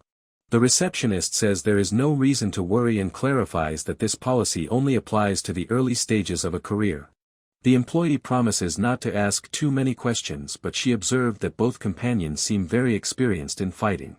Siasha confirms that the assessment of their combat experience is likely correct. The receptionist mentions that she occasionally meets individuals like retired knights or people from rural villages that do not have a guild. The staff member notes that keeping such talented people at a lower class or making them act like rookies provides no benefit to the guild. The worker gives a firm instruction for the pair to avoid repeating their behavior from the other day, while Siasha offers an apology for the trouble. When they walked into the forest, Siasha expresses her excitement about gaining many reputation points and speculates on the size of the financial reward. In reality, the employee shouts that stone beetles are meant for 7th-class adventurers and tells the woman that she is not allowed to hunt them. Siasha defends her actions in the flashback by stating that the monster attacked them first and moved much faster than they could run. The worker acknowledges that the situation was understandable under the circumstances but tells the woman not to be so reckless in the future. The staff member explains that individuals need to be assigned to classes that fit their skills to protect the reputation of the guild. The receptionist says that people are promoted to the 7th class as soon as possible for that reason. She informs Siasha that her departure for the mission starts in 3 days. Siasha excitedly tells the warrior that she is going to hunt flying squids today. Siasha explains that according to the receptionist, these creatures view groups moving in small numbers as easy prey to catch. Zig agrees with the assessment and states that the monsters have already arrived in the area. Zig and Siasha stand together in the forest and look up at 2 flying squids hovering among the tree branches. Zig prepares to draw his weapon but stops moving when Siasha tells him to wait for a second.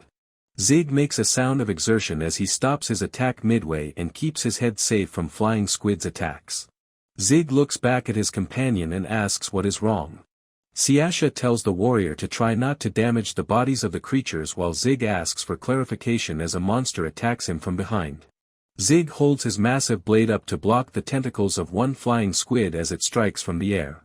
Siasha tells Zig to cut the tentacles from the base and the fins vertically while the warrior struggles to follow the specific orders during the fight. Zig looks at the dead monsters and observes that the battle is over while wondering about the meaning behind the detailed instructions. Siasha explains that she will take the beaks and stomachs to the guild as proof of their hunt while Zig watches in the background.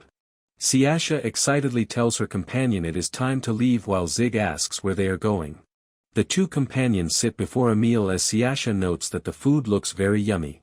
A cook explains that he has not seen flying squids in such perfect condition for a long time and used them to show off his skills. Siasha clarifies that she followed his exact instructions for the hunt while Zig remains silent. Siasha laughs while explaining that she told the cook she would be providing her own ingredients for the meal. Zig looks at his companion with a confused expression and asks when she managed to make that arrangement. Siasha warned that she will eat the food herself if he decides he does not want to. The warrior takes a bite of the meal and begins eating his portion. Siasha tells the chef that the food is super delicious while she enjoys the meal. Zig continues to eat and agrees that the quality of the dish is good.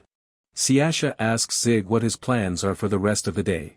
Zig states his intention to take a look around the city once they are finished at the restaurant. Zig notes that they will likely stay here for some time. He decides to gather some general information about the city. The warrior walks through the quiet streets and explores the local area. He stops in front of an old building. The shop door is covered with wooden boards and sits beneath a sign showing a small bottle of potion. Zig stands outside with his large twin blade and prepares to go inside. The door makes a loud creak as Zig enters the dark room. He looks at many jars and plants sitting on the shelves. Zig realizes the store sells many strange things. He looks at a selection of sleeping drugs, poisons, and aphrodisiacs. Zig looks at the items in his hand and considers the possibility that none of these products are legal. A voice from the back asks the warrior what he is doing in the shop. A young man sits behind a desk and reads a newspaper while ignoring his visitor. Zig stares at the stranger while surrounded by skulls and strange animal parts. Zig puts a coin on the counter and asks for the person currently in charge of the building. The worker looks down at his paper and explains that he only sells medicine in this location. The young man remains focused on his reading and tells Zig to leave the premises if he is not planning to buy anything. Zig asks the man where he gets his stock for the store. The employee calls the information a trade secret and tells the warrior to leave once again. Zig accepts the answer and prepares to head back outside. Zig apologizes for the trouble and tells the man to keep the change before heading toward the exit. The warrior walks out the door and leaves the shop. Inside the room, the clerk remains seated and continues to read his newspaper in total silence. The young man stares ahead with a serious expression as he processes the recent encounter. The worker suddenly sets his paper aside and begins to sneak away from his desk. The man heads through a back door and makes a clacking sound as he enters the alley. He looks around with a quick glance to ensure he is not being followed. He stops at a nearby building and lets out a series of quiet knocks on a wooden door. The clerk enters a room where several men are sitting on a couch. A man with tattoos and a cigarette asks what he wants and notes that he already told him not to visit so frequently. The young clerk looks nervous as he addresses Angus. He explains that a strange person came to look around the shop. Angus looks toward the door and asks who is standing behind the clerk. The worker expresses confusion while Zig taps him on the shoulder. Zig stands behind the clerk and offers his thanks to the man for showing him the way. The clerk lets out a shout and falls to the ground with a loud thump. Angus quickly draws a knife and calls him a fool for letting himself be followed. Zig raises his hand and tells the men to wait because he did not come to this location for a fight. Zig keeps his hand raised while Angus points a blade at his neck. He wants to make a deal with the men. Angus ponders the offer of a deal and asks the warrior to explain his actual goal. Angus keeps his knife steady and demands that the man reveal his identity. Zig presents himself as a lowly mercenary and suggests that he and the men are on the same team. Angus considers the possibility of meeting yet another mercenary. Angus concludes that the warrior is definitely not the police but still notes his interest in why a mercenary would bother visiting their hideout. Zig reaches toward his pocket with a quiet rustle while explaining that he is simply looking for some answers. As he reaches into his cloak, Angus and his partner react with a start. A heavy bag makes a clinking sound as Zig pulls it out. Zig tells Angus to catch the bag and tosses the sack through the air. Angus catches the object with his free hand. Angus stares at the contents and sees that the bag is full of coins. A wide smile spreads across the face of the man. Angus tells his group that they have a guest and instructs them to treat the visitor well. Angus identifies himself and invites the warrior to state his specific interests. Zig gives his name and explains that he wants to learn about the major groups in the city along with their territories and current business activities. Angus notes the lack of local knowledge and asks if his guest is a newcomer. Zig clarifies that he reached the city only a short time ago. Angus lights a cigarette and says that while the information is common knowledge, there are only 3 major groups worth mentioning. Angus lists the 3 main powers as the Basalta family in the north, his own Cantalera family in the south, and the Jinsuya group in the east. Angus explains that the Cantalera and Basalta families function as traditional mafia organizations that manage illegal drugs, gambling, and the smuggling of magic gear. Angus notes the lack of serious conflict recently, but Zig noticed that Jinsuya seems different from the other 2 powers. Angus begins his talk about the Jinsuya group. Angus admits his own ignorance about the group and calls them a complete mystery to the point where even Zig feels disappointed. Angus explains that the group consists of Eastern immigrants who arrived 2 decades ago and remains a secret to the rest of the city. Angus describes how the outsiders took over the east side from the Basalta family after appearing out of nowhere. The Basalta family fought back to keep the outsiders from stealing their land. But the situation was far from simple and the Basalta family ultimately had to surrender their territory. Zig asks for confirmation on whether the members of the Jinsuya group are actually strong. Angus admits that the group is indeed powerful even though he finds it annoying to acknowledge the fact. Angus notes that his rivals have many members whose abilities can rival the top-ranking fighters in his own gang. Zig processes the information about the Eastern group and concludes that he will need to be careful to watch his back. Angus cracks his neck and explains that everyone does what they want, which leads to them bumping heads on a regular basis. Angus warns Zig that some members of the rival group are pure trouble and suggests that running away is the best option upon seeing them. Zig considers the concept of these dangerous individuals while Angus adds that they probably hold high positions and possess incredible strength. Angus explains that a single fighter from that group is capable of defeating every member of his gang without any help. This conversation reminds him of a certain someone. Angus finishes his summary of the city and mentions that the information is likely not worth the large payment he received. Zig says the information is more than enough and offers his gratitude to the man. Angus finds it strange that he keeps meeting mercenaries lately as he finishes his cigarette. Zig reminds the man about the other mercenary mentioned during their earlier conversation. Angus thinks about the local talent pool and notes that mercenaries in this city are generally insignificant. Angus looks at his guest and observes that the other mercenary actually looks quite a bit like him. Angus describes how that person stood out from the crowd as Zig says goodbye and heads out the door. Angus offers to sell Zig some drugs as a parting gift, but Zig explains he is already well stocked before he suddenly spots a reason to stop talking. Zig tightly clenches his weapon while Angus wonders what exactly is bothering his new business partner. Zig stands in the alleyway and says that spying on other people is a very rude habit. A voice from the dark tunnel responds with a sound of curiosity. The newcomer expresses surprise that the warrior managed to sense her presence from such a long distance. A female elf wearing Eastern garments and carrying a long sword stands before the group. Angus reacts with alarm and identifies the woman as one of the dangerous individuals he described. Angus warns the warrior that the woman belongs to the Jinsuya group.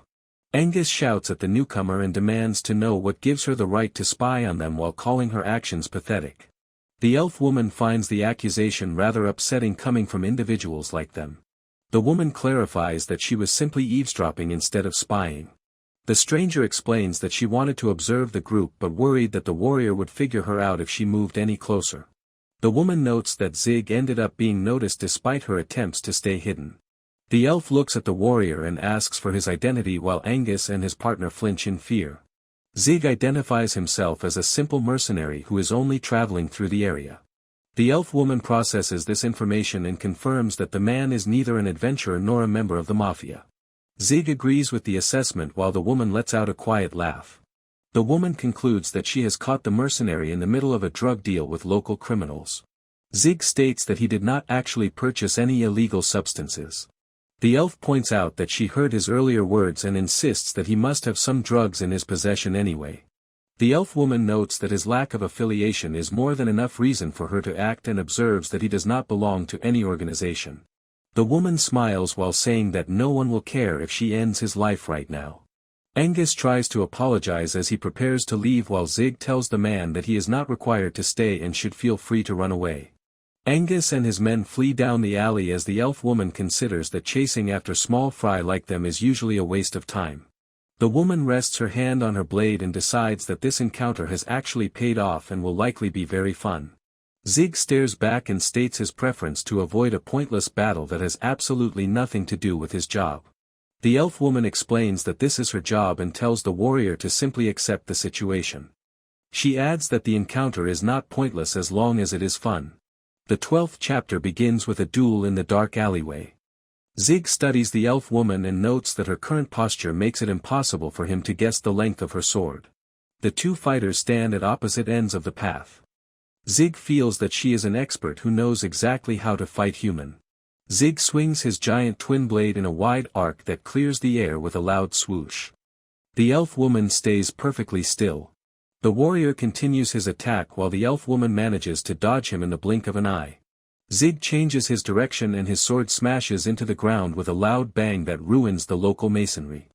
The elf woman jumps away from the flying rocks. The elf woman slides across the street to give herself more room. Zig stares at her and realizes that she is about to draw her sword. The elf woman draws her blade with a motion so fast the air seems to vibrate. The woman launches an attack that forces Zig to react with total surprise. The warrior uses the heavy guard of his twin blade to stop the metal. But her blade cut his twin blade. A pile of crates explodes into tiny pieces when that piece falls to the ground. The two fighters make some distance between their positions. The woman stands in the alley and admits she did not think the man was fast enough to survive her previous move. Zig looks at the long curved blade. The woman stares back with a look of extreme focus. The elf identifies the weapon as a katana and explains that it is a traditional sword from her own country. Zig points out that the woman managed to launch her entire attack during the same split second she pulled her sword from its scabbard. The elf woman explains that in her homeland people use that specific method as the standard way to unsheath a blade for combat. The woman says that the warrior is the very first person she has ever met who was able to stay alive through that move on his first try. Zig shifts his massive metal blade with a heavy clunking noise and stays silent while he prepares for upcoming attack. The elf woman wants to show the technique to him one more time, but she knows that the man will not let her have that satisfaction. Zig confirms that he certainly does not want to see it again. The woman tells the mercenary not to get too confident just because he lived through a single move as she prepares to continue the duel. The duel continues as the elf woman points her thin blade directly at the mercenary. Zig stands his ground and waits for her to commit to her next movement.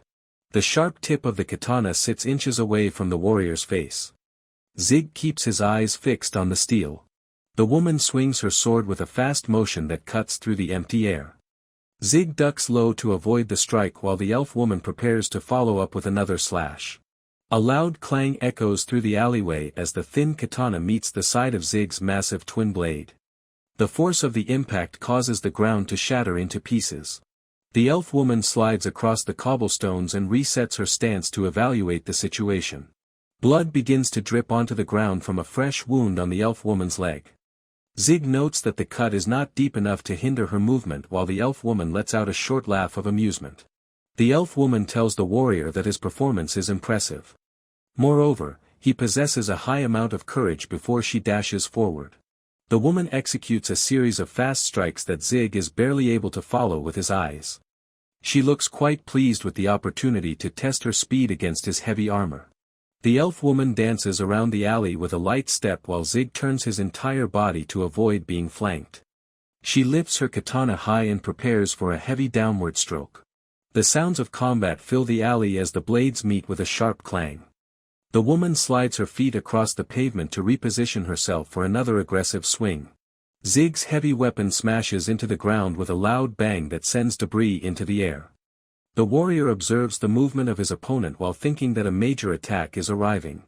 The elf woman rushes in to capitalize on the warrior's stuck weapon but finds her blade hitting the solid metal instead of the man. She realizes that Zig has used his own sword as a shield to block her path. Zig holds his ground while the elf woman tries to maneuver around his massive sword. He anchors himself in place and uses that position to counter with a kick. Zig decides that close-range combat requires more than just a blade and delivers a heavy blow. The elf woman grits her teeth as she feels the impact of the warrior's physical strength for the first time. The force of the exchange sends the woman flying across the alleyway with a loud thud. She hits the stone wall hard and lets out a short sound of pain while the dust settles around her. The elf woman remains on the ground for a moment while her body shakes from the shock of the hit.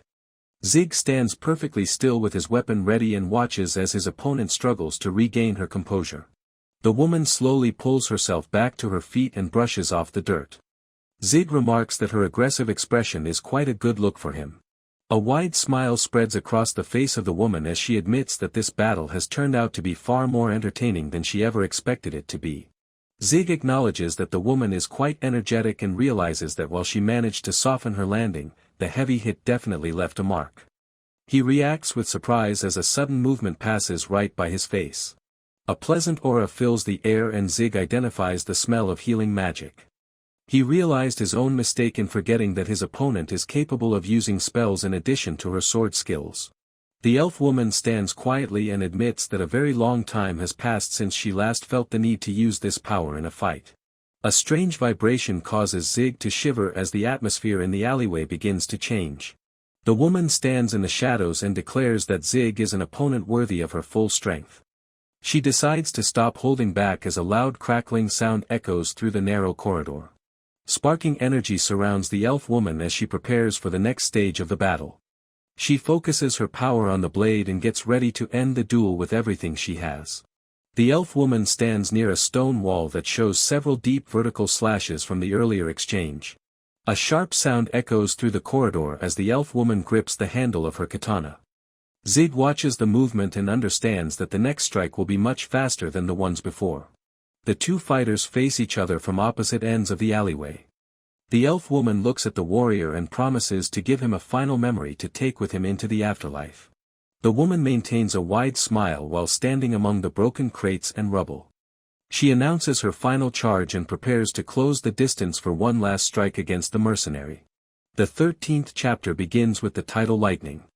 The elf woman stands in the center of the alleyway while electricity sparks around her. She tells Zig that she will give him a final memory to take into the afterlife. Zig stares at the flashes and concludes that the woman is using lightning magic. The elf woman smiles and announces her intention to start the next attack. Zig watches from a distance as a bolt of energy strikes the pavement as she is coming for him. The elf woman moves too fast for the eye to follow and lands a strike on the warrior. Zig feels a sharp pain as blood sprays from his side. Zig lets out a sound of distress while the elf woman delivers her next slash to him. Zig looks down at the fresh injury on his torso. The elf woman stands at the other end of the alley and prepares for the rest of the fight. Zig realizes he cannot dodge the incoming attack. He watches the blade move toward him while he remains in a defensive stance. Zig lets out a loud shout as he prepares for a sudden change in tactics. Zig let go his massive sword away to increase his speed. The elf woman expresses her confusion at the sight of the warrior discarding his only weapon. Zig lunges forward and grabs his opponent before she can react. The elf woman is startled as the warrior closes the distance between them. Zig catches the arm of the elf woman to stop her from using the blade. He holds her wrist firmly while she tries to regain her balance. Zig blocked her sheath with his other hand. But her sheath crushed his armor. Zig notices that the elf woman is using an iron sheath to defend herself. The woman is impressed by the warrior's block and asks how he will survive without his sword. Zig is not worried and notes that having a weapon would have made the battle far too easy. The elf woman demands silence while her lightning magic crackles with renewed intensity. Zig uses his armored arms to deflect the incoming strikes during the frantic exchange. He quickly realizes that the electricity is not being used for a direct ranged attack but functions as a form of self-enhancement magic. The mercenary observes that the woman has become much faster and physically stronger than she was before activating her powers. Zig struggles against the sheer physical power of the elf woman as both fighters shake from the intense strain of their close grapple. The elf woman breaks the hold with a swift motion and forces the stumbling warrior to lose his grip. She launches another rapid hand strike that forces Zig to quickly move his arm to defend himself. The elf woman lands a heavy body blow to the warrior's torso, causing him to grunt from the sudden impact. Zig wobbles backward to regain his footing while the elf woman immediately swings her blade for another strike. He barely reacts in time as the fast attack cuts through the air right in front of his face. Zig uses his armored forearm to block the elf woman's blade and try to prevent himself from being cut. Zig looks at the cracks in his gauntlet and realizes that his metal armor is not strong enough to handle the pressure of the attack. The elf woman lets out a shout while she continues her fast strikes against the mercenary. Zig stands in the dark alleyway and makes a sound of pain while his blood drips onto the cobblestones. The elf woman stops her movement and asks why the warrior refuses to use any magic during their duel. The woman stares at her opponent and asks if he is actually holding back his true power. Zig says that he might be holding back or maybe he is not. The elf woman considers the response and prepares to finish the duel. The elf woman tells the warrior to keep holding back and take his secrets to the grave while she readies her sword. She dashes through the alley with a burst of speed that destroys the stone ground in her path. Then she closes the distance and swings her katana toward the mercenary in a wide arc. A bright light fills the screen as the two fighters collide in the center of the narrow corridor. The elf woman declares that she has found her target while the tip of her blade reaches the warrior. Zig looks on as the attack connects with his body. Zig moves away from the elf woman's strike and retreats toward the back of the alleyway. The woman continues her pursuit while the warrior stays low to the ground. Zig lands firmly on the cobblestones with a heavy thud. He repositioned himself near the giant sword he discarded earlier in the fight. Zig stands next to his massive blade while the elf woman realizes he intentionally led her back to his weapon. She wonders if the warrior actually planned the movement from the start. The woman stares at her opponent and wonders if he seriously believed she would fail to notice his tactical maneuver. The elf woman declares her disappointment in the mercenary and launches a fresh attack. Zig reaches out to defend himself as the thin blade swings toward him. The katana slices into the warrior's shoulder and causes a spray of blood. Zig lets out sounds of exertion and pain as the sharp metal cuts through his armor and into his skin. Zig clenches his fist while blood drips from the fresh wound on his neck. The elf woman notices he again throws his weapon in the air. Zig reaches down to the handle of his massive sword and uses it to deliver a heavy strike. The impact causes a loud boom that echoes through the narrow street. Zig launches a powerful counterattack using his twin blade that sends the elf woman flying backward. She lets out a sound of pain as blood sprays from her mouth. Zig lets out a long breath and acknowledges that his opponent is very strong. He stands in the middle of the alley while the woman remains motionless on the ground. Zig looks down at his ruined clothes and fresh injuries. He expresses his disbelief about fighting such a powerful opponent without receiving any payment for the work. Zig reaches down and picks up his heavy weapon from the stone floor. He decides that he should finish the elf woman off while he has the opportunity. Zig concludes that the woman is dangerous and might be powerful enough to give Siasha a difficult time. He continues to study his battered opponent while the dust settles in the alley. Zig notices something dangling from the woman's gear. He stops his advance to stare at the mysterious object. Zig looks at the woman and shows his total disbelief while the elf woman remains quiet despite the damage she has taken. The identification tag reveals that the elf woman's name is Isana Gian and shows her rank as a second-class adventurer. Zig expresses total disbelief at the situation following the fierce battle. Zig stands over the fallen elf woman and notes that she is actually a second-class adventurer. Zig feels the pressure of the moment and tries to figure out his next move. He realizes that the death of such a high-profile adventurer will lead to a very thorough investigation. The mercenary decides that he cannot risk having this incident traced back to him. Zig considers framing the local mafia for the deed but quickly concludes that it is hard to believe those criminals could actually handle someone as strong as this woman. Zig understands that if the investigation reached the mafia then Angus and his friends would likely sell him out immediately even if he planned to pin the crime on them first. Zig admits that the intense pain makes it impossible for him to think straight. Zig pulls some medicine from a small bag and chews it to manage his physical condition. Zig focuses on Isana and notes the complications that arise from her being an adventurer. Zig understands that he and the elf will eventually meet again if she lives. He decides that regardless of the future trouble he cannot bring himself to kill her. Zig looks down at the unconscious woman and concludes that he has only one real choice left. Zig lets out a heavy sigh before reaching down to start his plan. He acknowledges that the task ahead will be hard but remains certain it is his best option. Siasha opens the door and demands to know what is wrong with Zig. The warrior carries a large bundle on his shoulder and states that he ran into a few problems. Zig looks exhausted as he offers an apology and asks Siasha to heal him. Siasha instructs the warrior to sit on the bed and explains that she will begin working right away. Siasha looks at the wounds and remarks that the situation is horrible. Siasha decides to stop the bleeding in his arm first while she realizes that his bone is broken.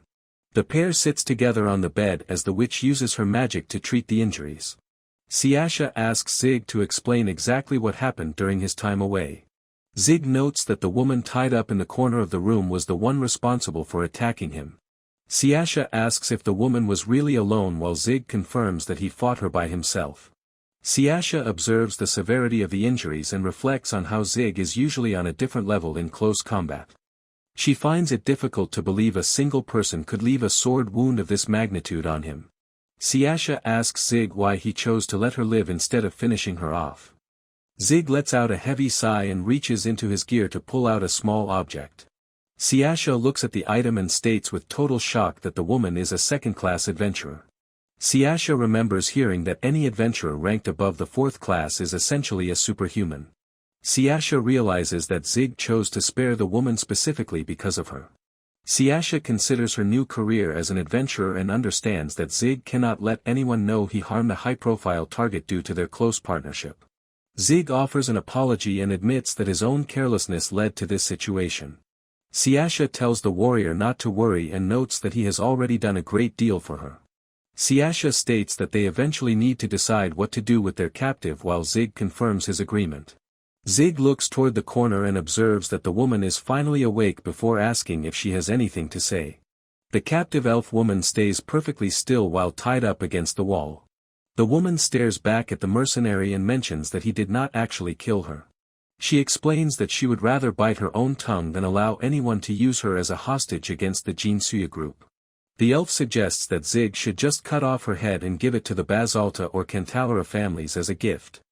Siasha listens to the offer and wonders what the woman is talking about.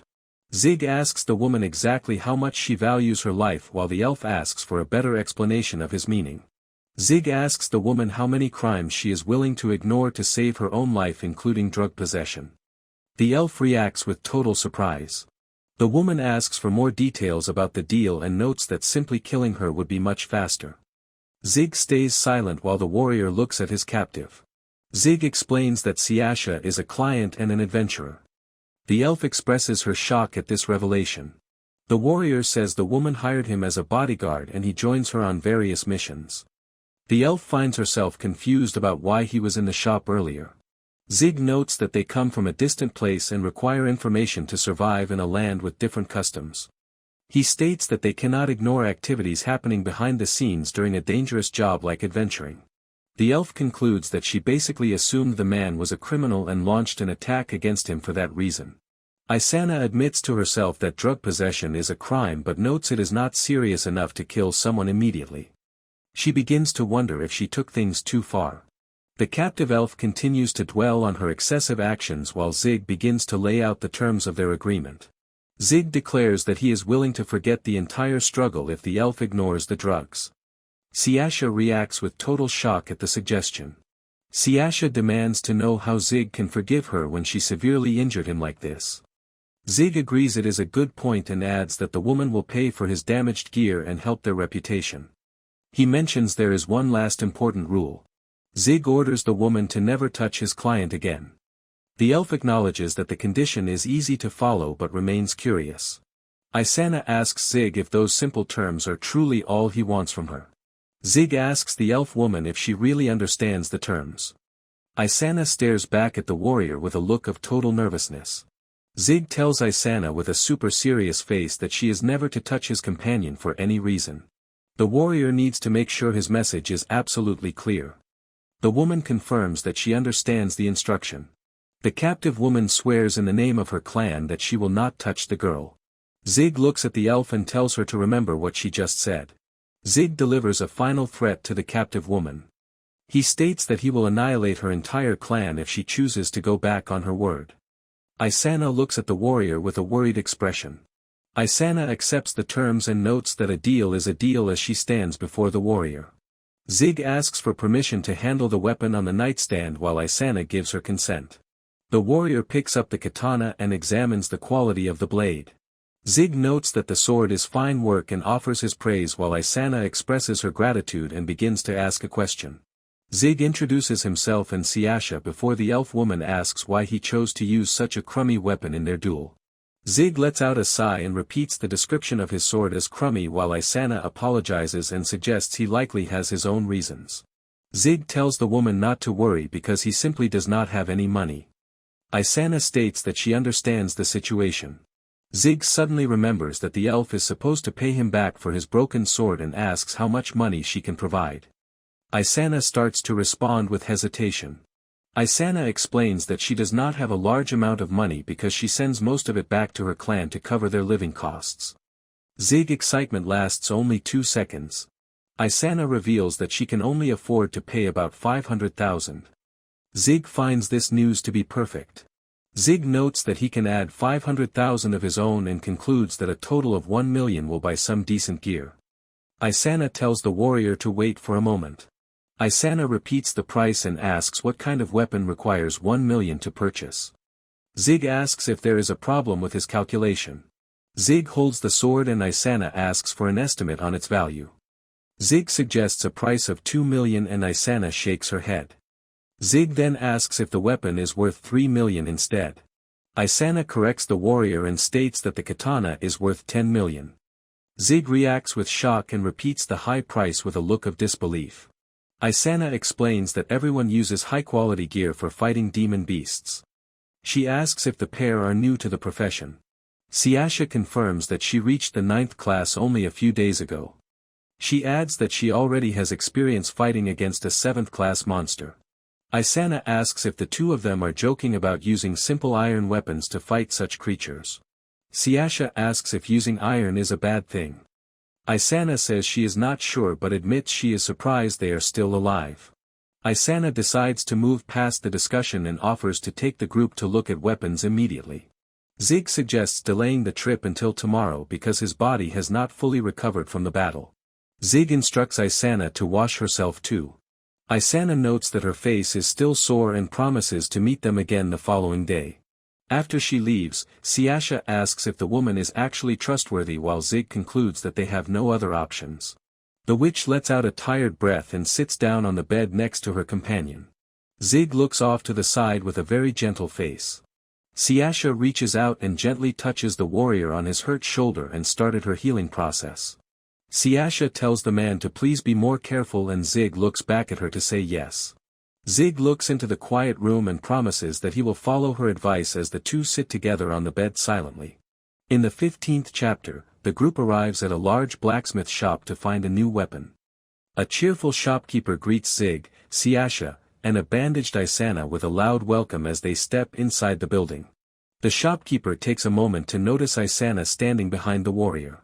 Zig holds up his twin blade to show the clerk his current equipment.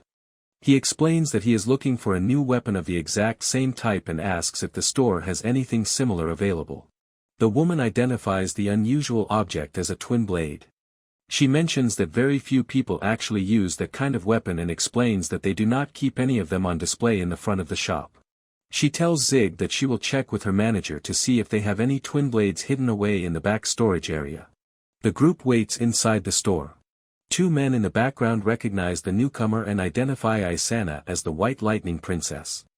Isana stands with her arms crossed. Zig repeats the title White Lightning Princess to confirm what he just heard. Isana admits that the title is essentially her nickname while looking very unhappy about the local reputation she has earned. Zig repeats the word princess with a smirk on his face. Isana begins to blush and mumble in response to the warrior's teasing. Isana shouts at Zig and tells him to be quiet. She is aware she does not act like a princess and never requested the title from anyone. Zig offers a simple apology for his comments. Zig notes that he finds it unexpected that the elf warrior has a nickname. Isana mentions that there are other similar nicknames used for adventurers like the Ice Princess or the Flame Lord. He notes that those specific titles seem quite rough for anyone to have. Isana admits that she is 26 years old now and would really rather not be called a princess at her current age. Zig notes that the elf woman is actually older than he is. Isana looks at the warrior in disbelief and remarks that he must be joking about being younger than her when his face looks the way it does. Zig becomes annoyed and asks what his face has to do with. Zig decides they should stop talking about the matter while Siasha stands nearby with her true age estimated at over 200 years. The shopkeeper returns to the room and thanks the group for waiting while she prepares to present the items. The clerk shows the only two twin blades currently in the store. She explains that the first one is a high-quality weapon made from the scythes of a razor-head mantis. She adds a warning that the blades are so sharp they have even accidentally cut off the arm of a previous owner. Zig studies the mantis blade and observes that extremely sharp weapons tend to become brittle very quickly. He expresses his doubt that the tool would survive through multiple fights or even a single long battle as the shopkeeper moves on to the next weapon. Zig picks up the second twin blade to inspect its weight and construction. Isana observes the weapon and notes its high quality before asking about the material. The shopkeeper explains that the blade is carved from the horns of an azure fork helm. Isana mentions that such materials are quite rare. Isana decides the weapon should be durable enough but asks if it has any magical properties. The clerk whispers that magic gear would be much more expensive. Zig states that he wants to try out the weapon. The shopkeeper leads him toward the back of the store. The clerk shows Zig into a workshop and tells him he is free to swing the blade there. Zig thanks her as he walks into the center of the room. Zig performs a wide practice swing that creates a loud swishing sound in the air. Zig continues his trial by moving the double-edged sword in several directions. The local blacksmiths stop their work to observe the mercenary. The warrior performs a series of fast strikes that leave white trails of light across the workshop while the other watches. The clerk gestures toward a suit of plate armor and suggests that Zig attempt to cut through the heavy metal. Zig asks if the woman is certain about the request and she tells him to proceed without worry. Zig swings the blade with a loud impact that slices the top half of the armor clean off. The metal chest piece flies across the room before hitting the floor. The shopkeeper notes the successful test. Zig observes the quality of the Azure Forkhelm twin blade and decides that the equipment is excellent. Isana asks about the cost of the weapon while the shopkeeper reveals that the price is exactly 1 million. Isana considers the high quality of the blade and decides that the $1 million price tag is actually quite reasonable. The shopkeeper observes Zig's worn gear and fresh bruises while noting that a famous adventurer is managing his funds. She wonders if the warrior is secretly a very powerful customer and concludes he might be a big spender. The clerk offers to lower the price of the weapon to 700,000 or sell it as a set with some gloves for the original 1 million. Isana agrees that the new offer sounds like a good bargain. The shopkeeper expresses her gratitude for their business and heads off to collect the gloves. Zig looks at the clerk and mentions his surprise that she is willing to give him such a large discount on the equipment. The shopkeeper mentions that the twin blade has been sitting in storage for a long time because very few people choose to use that specific type of weapon. She notes that the store enjoys selling their items to talented customers and expresses her hope for more business at Ernesta Atelier in the future. Zig declares that he and Isana are officially even. He looks back and states that he still expects the elf woman to honor the rest of her promise. Isana remains silent. Zig and Siasha begin to walk away down the narrow street. Isana stops their movement and asks if she can inquire about a specific topic. Isana looks at the pair and asks if they are just like everyone else who is unwilling to accept individuals from a different race like her. Siasha looks down and explains that she was not accepted at the place where she lived before. She mentions that she eventually ran away because she is also considered to be from a different race. Siasha clenches her fist and states that she understands why people find it difficult to accept them. She explains that it is natural for people to fear the unknown when they do not understand what someone else is thinking. Isana asks if she knows of a way to fix that problem. Siasha observes that finding a solution is difficult. She explains that trying to convince or overpower others does not work and suggests there might not be a good answer to the problem. Siasha smiles as she adds that this is exactly why she wants to keep people who can understand and accept her nearby. Isana repeats the phrase about people who can understand while Siasha asks if the elf has anyone like that in her life. Isana considers the possibility that she was the one responsible for building walls around herself. She wonders if she is just acting like an immature brat. Zig gives Ishana a pat on the shoulder and asks if she wants to go on a journey of self-discovery. Isana reacts to Zig's suggestion by shouting that she will absolutely not go on any such journey. Then, Siasha bows her head as the group prepares to part ways. Isana huffs and clenches her fist as she begins to walk away from the duo. Shah walks down the city street alone, planning to return home, have a drink, and finally relax after the long day. Zig and Siasha continue their walk through the crowded marketplace. Siasha asks the warrior if he is interested in getting something to eat and Zig agrees to the idea. The warrior suddenly feels a shiver and turns his head toward a side street. Zig stops moving and looks deep into a dark, narrow alleyway. A sudden sound echoes from the shadows. Siasha notices his reaction and asks him if there is something bothering him. Zig tries to distinguish between bloodlust and hatred while Siasha looks on with a blank expression. He concludes that the negative energy is focused entirely on Siasha and that is why his instincts were slow to react. Zig feels that the person hiding in the darkness is very talented at staying invisible. Zig assures his companion that nothing is wrong. Siasha ignores the tension and announces her need for a meat skewer from a nearby stall. Zig holds his heavy blade and promises to be ready for any trouble that follows them. Zig tightens his grip and reminds himself that his duties as a bodyguard do not change even if someone is watching from the shadows. He is prepared to deal with anyone who tries to block their path. The receptionist calls out to all adventurers participating in the hunting squad. Zig and Siasha stand among the crowd as the woman begins her announcement to the gathered warriors. The receptionist instructs the group to line up in the designated area. She explains that everyone must go through the proper onboarding procedures before the mission can begin. Siasha looks at the large number of people and mentions that the task will be easy because of the crowd. Zig points out that having this many adventurers present means the demon beasts are running rampant. Zig notices a sudden presence behind him and reacts with a brief moment of surprise. He turns his head to see who is trying to get his attention from the back of the line. A man with a goatee greets Zig and notes that he has brought a different woman with him today. He also declares that Zig is a very lucky guy. Subscribe now if you want to get lucky too. Zig spins around with a swift motion to face the two men. The sudden movement forces the man to grit his teeth while he stares at the large mercenary. Zig realizes that people are talking about him being seen with Isana a few days ago. The man with the goatee notes that it must be nice to switch between different women so easily. The man points out that Zig even gets women to buy weapons for him and claims his own dignity would never allow such behavior. Siasha tries to explain that the man is wrong about how things actually work between them. The stranger asks Siasha if she really does not care that her partner is pursuing other women despite having her around. Siasha begins to say again that the situation is not what the man thinks it is. The man with the goatee suggests that Siasha should leave the cheating loser and join his group instead. Siasha reacts to the suggestion with a look of intense anger directed at the stranger. Zig remains silent while a voice from the side asks the group what they are doing. A guy identifies the newcomer as Alan while he mentions that the group appeared to be having an argument.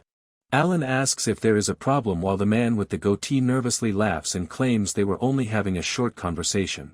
The two men quickly run away as Alan asks if he overstepped his bounds and Zig thanks him for the assistance. Siasha stands with a dark expression as Zig notes that she was very close to losing her temper. Alan admits he only intervened because he was worried about the safety of the other men. Siasha mentions that he makes her feel like she is being judged. Zig advises his companion that she needs to learn how to ignore situations like the one they just experienced.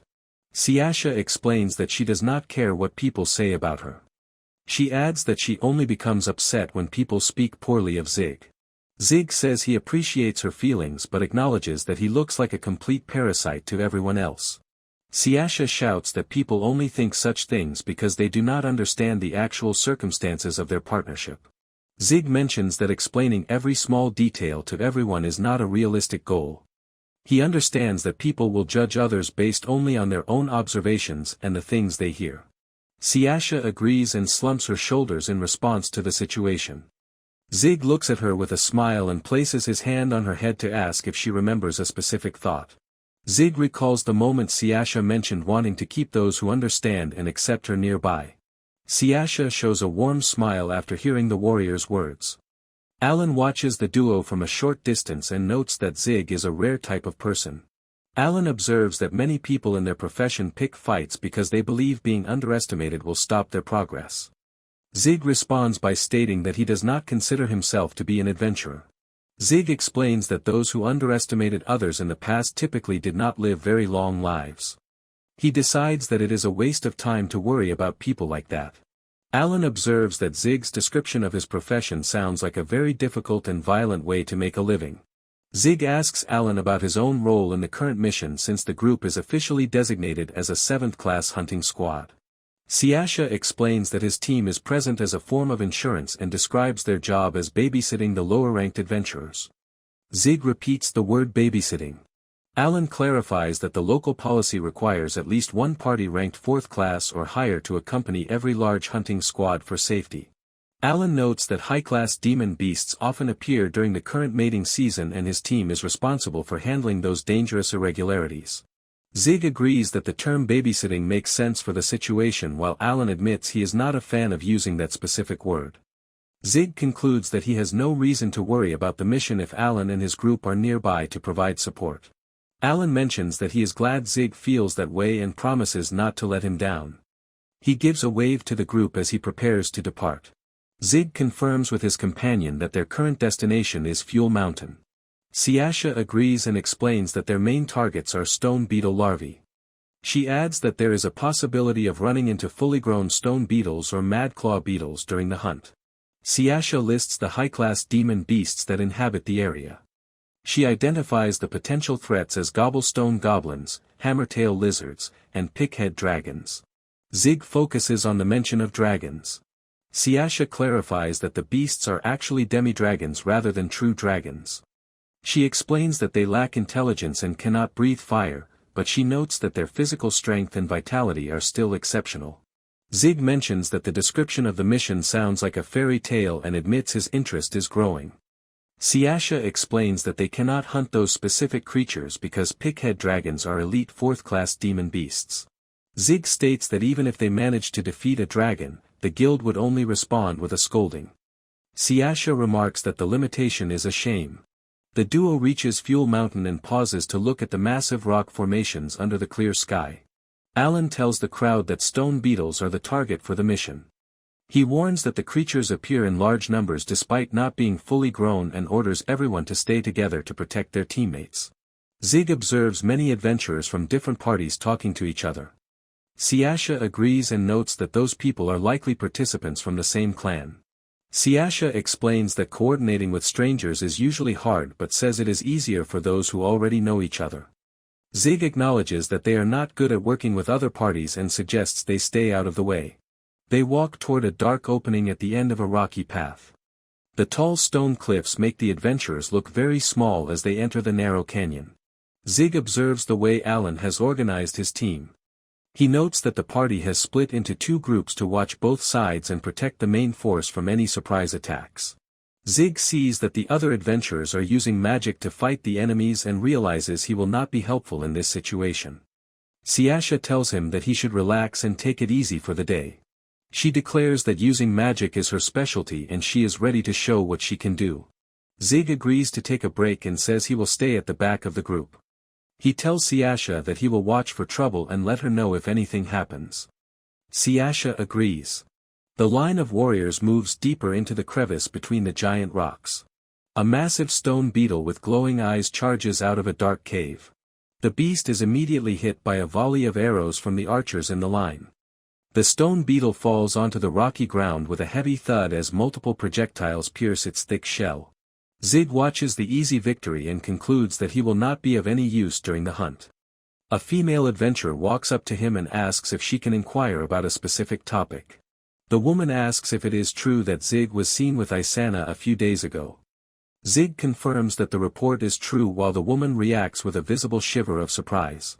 The adventurer asks for more details on whether the rumors about Isana buying him a weapon are also true. Zig clarifies that it is more accurate to say the woman reimbursed him for his equipment. Zig explains that the woman actually attacked him because of a misunderstanding. He notes that his weapon broke in the struggle and mentions that she even opened a large hole in his shoulder. The woman concludes that his experience sounds extremely difficult. Zig asks if every high-class adventurer is as strange as the woman he met earlier. The female companion admits that many top-ranked fighters are unusual people. A loud order tells the entire group to stop moving immediately. Alan observes the area and states that the enemies have arrived. A giant swarm of stone beetles crawls out from a dark hole. The monsters fill the entire floor of the rocky canyon as they move forward. Alan notes that the enemies have finally arrived at their location. The valley floor begins to shake with loud thuds. A huge cloud of dust moves toward the group as the hidden monsters get closer. A giant swarm of stone beetles covers the entire canyon floor. Alan tells the squad that the targets are right in front of them. He orders the mages to start charging up their magic spells for the first strike. Zig watches the approaching insects and Alan tells the adventurers to point their magic at the monsters. Alan gives the command to let the magic go. Massive explosions hit the middle of the swarm and send beetle shells flying through the air. Alan identifies a second wave of monsters approaching. He holds out his hand to prepare the next attack while the rest of the group maintains their positions. Alan gives the order to fire. A barrage of fire and ice magic launches toward the stone beetles. The magical attacks hit the center of the swarm. Zig observes the destruction and concludes that the group possesses more than enough firepower to handle the mission. The adventurers continue their march while Zig looks toward a dark opening in the canyon wall. He notices a strange shape lurking in the shadows. Zig watches as a large, pointed limb reaches out from the darkness. 2 giant mantis monsters step out from the dark cave. The large insects appear at the front and sides of the rocky path. Zig drops into a low defensive stance and grips his heavy weapon. He wonders if these are the uninvited guests the guild mentioned during the mission briefing. The girl tells the warrior not to worry about the new threat. Zig asks her to explain exactly what she means by that. She points out the obvious fact that the high-ranked adventurers are being paid to handle this exact type of mess. A mantis beast stands directly in front of the lower-ranked squad. Alan suddenly blurs into motion. He draws his weapon and rushes toward the enemy. Alan ducks under the giant bug legs and swings his sword. The metal makes a sharp noise as he avoids getting squashed by a heavy limb. The swordsman slides across the rocks and delivers several quick cuts. He stays low and keeps spinning around the shell of the insect. Alan ends the fight with a single massive slash that turns the bug into pieces. The crowd cheers for the hero while he stands still. She points at the victory and Zig agrees that it was a clear display of skill. Zig watches the warrior and thinks about how a fourth-class rank is well earned. He notes that the man knows exactly how to move in a fight. The girl mentions that the enemy was only a minor threat called a madclaw beetle. Zig admits he has no idea what that is and asks for more details about the creature. The monster is a madclaw beetle and is known as an elite 7th-class demon beast. It is a much faster and stronger version of the regular stone beetle. The description continues that these creatures have very strong instincts to protect their territory and will act aggressively toward anyone nearby. Even so, they are quite simple-minded and can be easily tricked with decoys or bait, which keeps their threat level relatively low. She observes that it is very unusual to see these specific beetles forming a large group. Zig looks on as a fresh pack of the giant insects crawls out from the dark cave to face the line of adventurers. Zig decides that the strange behavior of the monsters is worth reporting to the mission leaders. The girl gives him a casual wave and tells him to go handle his business because he does not need to worry about her safety. In the background, the rest of the squad uses arrows and shields to hold back another charging beetle. The canyon floor becomes a noisy mess of fire and smoke. Siasha prepares her own attack. She stands with total confidence as she uses her magic to lift 3 massive boulders high into the air. The massive boulders slam into the ground with loud bangs. Beetle shells shatter as the rocks crush the monsters. Zig observes Siasha and concludes that she is holding back a lot of her power. He asks himself if she is just trying to match the pace of the other adventurers or if she has another reason for staying quiet. The entire squad engages the beetle swarm. A female warrior runs forward and uses her sword to strike down several enemies in a single motion. Alan swings his blade through the air and cuts deep into a beetle shell. He moves quickly to avoid the sharp legs of the next monster. Alan remains on his feet while the defeated beast stops moving behind him. 2 beetles move in to trap the warrior between their claws. Zig keeps a steady gaze on the fight and wonders about the situation.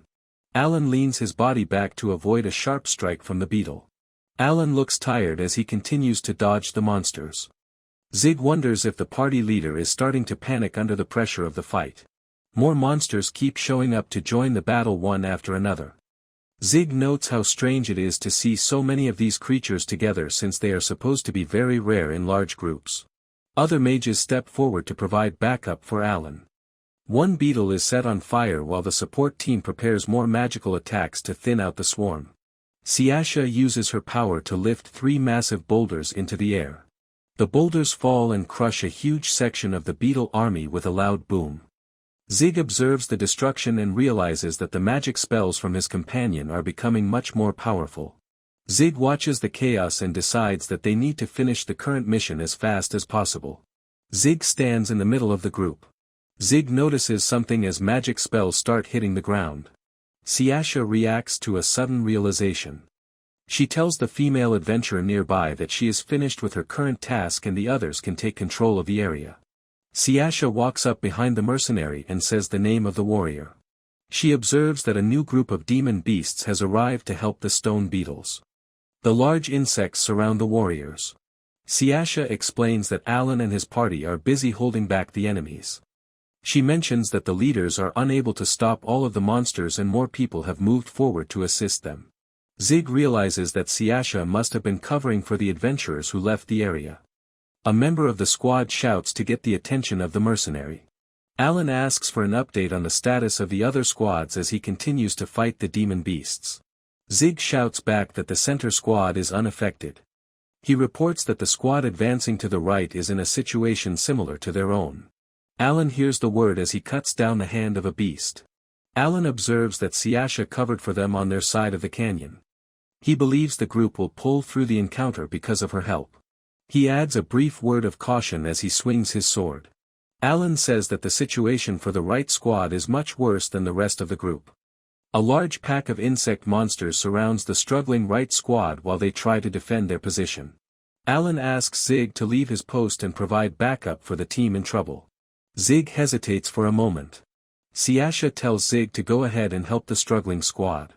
Siasha smiles and declares that she is more than capable of handling the remaining monsters by herself. She mentions that the fight has been easy and she has barely worked hard at all. Zig looks at his companion for a long moment. He finally gives a simple agreement and prepares to move toward the position of the right squad. Siasha thanks Zig and shares her plan to finish the mission quickly so they can both get a promotion. Suddenly, while fighting the demon, Alan tells the mercenary that he has a request. Alan tells Zig that he has a specific job for him. Zig tells the adventurer to explain the details first because he will only give an answer after he knows exactly what the task involves. The ground is covered in the remains of defeated stone beetles. The team continues to push forward while the mages maintain their attack against any surviving enemies in the area. Alan asks Zig to focus on protecting his comrades during the fight. He offers to pay 500,000 regardless of the result and promises an extra 500,000 if Zig successfully keeps everyone safe. Zig accepts the offer to become a very expensive bodyguard. Alan smiles and adds that the bonus money depends on the number of injuries the squad members receive during the fight. Alan watches Zig walk away and admits he does not know the exact level of the mercenary's power. He realizes Zig is not an ordinary person and is very different from everyone else in the group. Alan observes Zig from a distance and decides that the warrior has a unique set of values. He compares the experience to meeting someone from a culture that is very far away. Alan continues his observation by focusing specifically on the appearance of the mercenary's eyes. Alan recalls Zig's claim that his profession is a mercenary. Alan concludes that he has never met a mercenary who possesses eyes like the ones on Zig's face. Alan stands with his sword and concludes that Zig is the right man for the job. The right squad finds itself in a difficult spot as several giant insects crawl out of the shadows to surround them. The archer girl thinks about the overwhelming number of monsters. Her partner admits that the two of them are not enough to stop the entire swarm. The girl pulls back her bowstring and notes that they have no choice but to stand their ground. A beetle blocks the arrow shot by the girl. The duo stands in the middle of the canyon while the insect army prepares for a final charge from every side. The archer girl takes a moment to process the fact that the local beetle population is much larger than she initially expected. She lets out a sound of frustration as she watches three massive monsters prepare to join the fight against her. Her armored partner swings his blade and cuts a monster. He shouts at the rocks and wonders aloud if there is a literal end to the supply of monsters in the canyon. A beetle attempts a surprise lunge from behind the warrior while the girl prepares a small spark of energy to defend him. The impact suddenly slams into the canyon floor and slices the attacking monster into several smaller pieces. He slices through the insect monster with a single motion. The armored warrior offers his thanks for the assistance. The archer girl tells him to forget the gratitude and maintain his focus on the battle. She realizes that the group is completely on its own and no reinforcements will be arriving to help them. The girl observes that her internal battery has reached 0. She notes that she is entirely out of mana and physical energy. She grips her bow tightly with both hands. The archer girl is surprised to notice there's no bow left. The archer girl curses her situation as she realizes her magic is not responding the way she needs it to during the struggle. The armored warrior screams that the monsters are heading directly for her. She decides her bow is currently a useless stick and tosses it onto the ground. The girl reaches for a pair of small axes and prepares to test if she is any better at manual labor than she is at archery. She swings her tools and successfully removes a leg from the charging beetle with a quick motion. One monster lies in pieces on the floor while another one immediately attempts to flatten the girl from above. The girl narrowly avoids becoming a permanent part of the canyon floor. The beetle monster tries to give the girl a free haircut with its sharp pincer. The girl drops her axes and slumps onto the rocks. Her body begins to shake as she realizes her internal battery is completely dead. The monster helps her travel by kicking her directly in the chest. The girl bounces across the canyon floor like a skipping stone. Her body hits the rocks multiple times before her unplanned flight finally ends. She manages to stop her slide but looks like a mess. Blood covers her face while she gasps for air and tries to stay upright. The girl stares at her blood dripping onto the stones in front of her. Her heart beats loudly as she understands that she is currently losing the battle. The girl shakes like a leaf as her body quits on her. A massive shadow covers the area. The girl admits that this is the end of her story while the monster raises its sharp limbs to strike.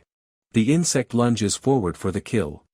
The archer accepts that she is dead and stops struggling against the inevitable. A loud metal sound interrupts the execution. The girl stays on her knees and stares at the floor. She realizes that her head is still attached to her shoulders. Blood drops onto the rocks while the girl turns her head. She looks behind her to find out who interfered with the monster strike. Zig stands over her like a human wall. The expensive bodyguard has finally shown up to earn his $1 million paycheck. The armored warrior fights a group of stone beetles while his companion remains on the ground. He shouts the name of Listy as he notices a monster lunging toward her from the shadows. Listy looks ahead with a calm expression despite the blood on her face. She accepts that the fight is over and waits for the final strike. A monster swings its sharp limb but Zig appears to block the attack with his own body. Listy looks up at the mercenary and wonders why he is standing over her. Zig tells the girl to get down while he stands firm against the monster. Zig delivers a heavy kick to the chest of the insect. Zig draws his large blade and swings it with a loud sound. The weapon slices through the air and cuts the stone beetle into pieces. Listy sits on the rocky floor and stares at the mercenary. Zig turns his head and asks the girl if she is healthy. Listy responds that she is doing fine for the most part. Zig picks up a tool from the floor. He announces that he is borrowing the weapon as he begins to run. Zig grips the handle and strikes the head of a beetle. Zig looks back at the archer again. He asks if she has the strength to move her body. Listy takes his hand and says she is able to walk. Zig helps her stand and tells her that she has plenty of guts. Listy holds several quivers of arrows. She stares at the unexpected delivery of extra ammunition with a surprised expression. Listy looks up and asks for an explanation regarding the new equipment. Zig states that he took the liberty of borrowing the arrows from the center squad during his trip to her side of the canyon. He tells her that she can express her gratitude to those people at a later time. Zig tells the girl to monitor the area behind him while he focuses on the enemies in front. He declares that he is responsible for the current side of the battle and promises that he will not let a single monster pass through his line. Zig orders the insects to move back as he launches a massive attack. The armored warrior watches the sudden destruction and wonders what just happened to the monsters. He looks around and wonders if a new ally has joined the fight. The armored warrior looks at the stranger in the middle of the carnage and asks for his identity. Zig identifies himself as a mercenary and explains that Alan hired him to provide support. The armored warrior stares in disbelief and wonders why a mercenary is present on the battlefield. The warrior decides that the conversation can wait until later because the hunting squad is in danger. He warns that the entire group will be in trouble if their defensive line breaks and orders everyone to hold their position at all costs. Zig acknowledges the command.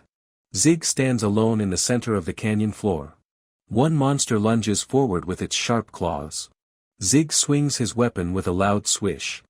The blade cuts the monster into two separate pieces. Zig clenches the handle of his weapon. A swarm of stone beetles surrounds the mercenary and prepares to attack from every side.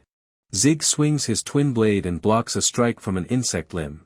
He puts his full weight into the attack to strike multiple targets at once. The single strike turns the entire group of beetles into sliced pieces.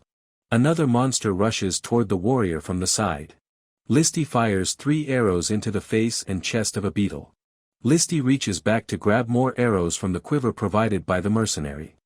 The armored warrior holds his shield up to block any incoming strikes from the swarm. The sword of the warrior slices the head off a stone beetle. The 3 fighters maintain their formation against the remaining monsters. Zig delivers a massive strike that sends beetle parts flying through the air. He concludes that fighting humanoid opponents is a much simpler task for him than dealing with these insects. Listy releases another volley of arrows with a loud sound. Arrows strike two monsters with a series of thuds. Zig swings his large weapon in a wide arc. The blade slices through the air and cuts deep into a nearby monster. The armored warrior lands a heavy blow on the head of a beetle.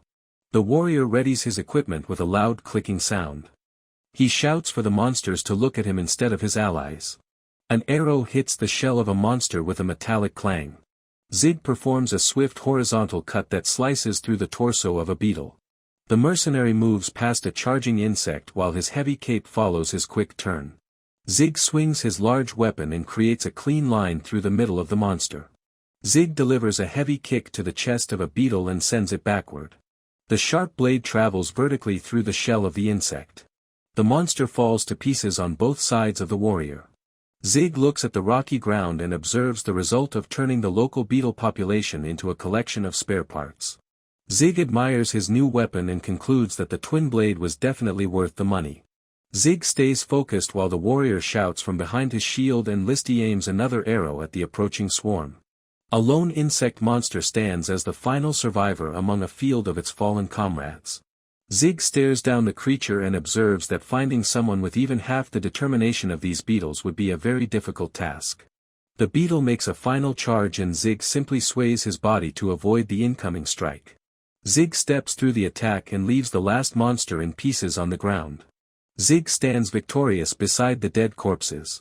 Ryle tells the mercenary that he saved their lives and assumes that Alan was the one who hired him.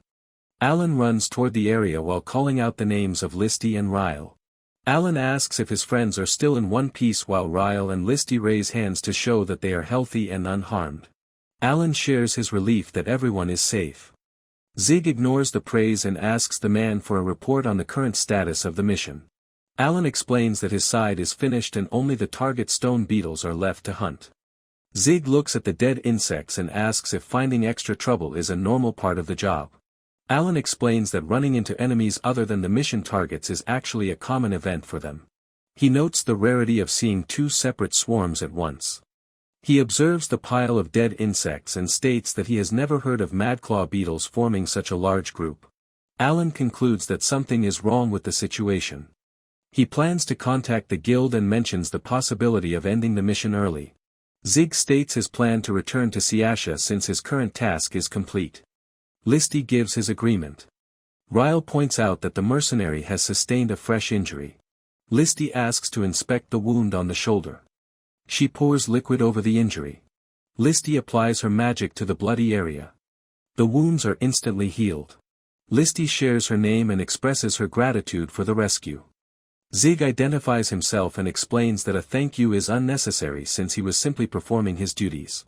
Listy states her desire to thank the warrior despite his professional duties. Zig believes they are already even because she treated his wound. Listy declares that his suggestion is not enough and insists on buying him a drink as the mercenary tries to decline. Listy maintains a stern face and repeats her command to buy the man a drink. Zig finally agrees to the offer. Ryle observes that the mercenary has lost the debate and takes the opportunity to share his own name. Ryle asks if the powerful mage on the other side of the canyon is the actual partner of the mercenary. Zig confirms this is true and asks if the man knows her. Listy notes that everyone knows about the talented rookie and her popularity with the local clans. He mentions the rumor of a dangerous man traveling with her and explains that people are very careful when they approach the duo. Alan thanks Zig for saving the lives of his friends. Zig states that he looks forward to getting his money and the young man promises to pay the reward. The valley floor shakes with several loud thuds as magical impacts create massive craters in the earth. Massive boulders slam into the insects while Siasha gives loud orders to the nearby warriors. She stops her movement to comfort a crying girl. Siasha raises her hand and maintains a steady gaze. Giant spikes of energy erupt from the ground with a loud boom. The massive display of power sends the last of the beetles flying into the air. Zig observes the settling dust and decides that the mission is officially over. Siasha stares at the smoldering remains inside a deep crater and holds a large sheet filled with beetle parts. She covers her face to avoid the smell of burnt insects. Siasha closes her eyes and states that the task is finally finished. Siasha collapses nearby and adds that the hunt was the easy part of the day compared to how tired she feels now. She notes that no words can describe the terrible smell of the monsters. Zig holds out a sweet bun and tells Siasha she did a good job. Siasha takes the food with a happy face and offers her thanks to the warrior. Siasha enjoys her treat and declares that the sweetness is excellent. Zig eats his portion and observes that cleaning up a mess is always a pain whether it involves people or monsters. The story continues at night as several tents sit quietly in a rocky canyon under a starry sky. Different groups of adventurers gather around campfires to eat and rest. Zig sits alone by his own fire and ignores the food so he can focus on his favorite giant piece of metal. Zig gives his oversized blade a very serious look. Zig uses a small cloth to rub the surface of the weapon with a steady motion. He observes the shine and decides that his new tool is in perfect condition. Siasha appears behind the warrior and asks for his thoughts on the new weapon. Zig states that the sword is better than he expected. He explains that the high quality means he no longer has to spend all of his free time on weapon maintenance. Siasha watches the mercenary with a warm smile. Zig notes that the demon beasts they encountered are not social creatures and usually never form groups. Siasha explains that based on the normal habits of madclaw beetles, the current situation is actually impossible. Siasha concludes that some kind of outside influence is responsible for the strange behavior of the monsters. Zig considers the idea of an outside factor and wonders if a much larger creature is driving the beetles toward them. Siasha points out that being chased by a predator does not explain why the beetles have suddenly decided to work as a team. Siasha suspects the insects are being controlled and forced to ignore every natural instinct they possess. Zig notes that he did not smell any magic coming from the monsters during the fight. Siasha mentions the possibility of a drug. Siasha thinks about the logistics of drugging a beetle army and decides it is a waste of time. She notes that if someone really wanted to run a monster experiment, they would pick much better test subjects than these bugs. Zug reminds her that they have a busy schedule tomorrow and tells her to go to sleep. Siasha agrees with the plan but asks who will be responsible for the night watch. Zig stands up and declares that he will be the one staying awake to guard the camp. Siasha says she understands and gives him a quick thank you before disappearing into her tent. The local gossipers start talking about Siasha and her relationship status. Zig decides to end the conversation by giving the entire group a terrifying look that makes everyone stop talking. Zig sighs and realizes that the downside of a crowd is having to listen to their voices. The other warriors flinches. The sun rises over the rocky cliffs and Siasha peeks out of her tent to start the day. Zig offers her a bowl of breakfast before she even leaves her bed. Siasha observes that Zig is an unusually clean person. She notes that she never expected a mercenary to care so much about hygiene. Zig admits that she is not wrong and explains that a dirty life is a short life. He points out that keeping a neat appearance actually helps him secure more work. He believes that being a skilled warrior is no excuse to ignore basic self-care. Strange noises and rustling come from inside the tent. Zig looks toward the movement and asks his companion if there is a problem. Siasha mentions that the interior is too small for her to move around. She explains that she cannot reach her own back to scrub it and asks the warrior to give her a hand. Zig stares ahead with a flat expression before slowly turning his head away from the request. Siasha calls out the mercenary's name with a long sigh to get his attention once more. Zig gives in to the demand and says that he will help. He reaches out and pulls the tent flap open to enter. Siasha sits inside the dark tent and thanks the warrior for coming in to provide assistance. Zig prepares for the task by grabbing a cloth and squeezing the excess water into a small basin. The mercenary takes a position on the floor and waits for his companion to get ready. Zig brings the damp cloth to help her. He begins to rub the cloth across the center of her back. Zig asks if the pressure is sufficient while Siasha giggles at his careful approach. Zig maintains a serious face and continues his accidental career as a spa attendant while Siasha relaxes with a smile. Zig finishes the cleaning task and declares that the job is officially complete. Siasha offers her gratitude once more as the warrior makes a quick exit from the tent.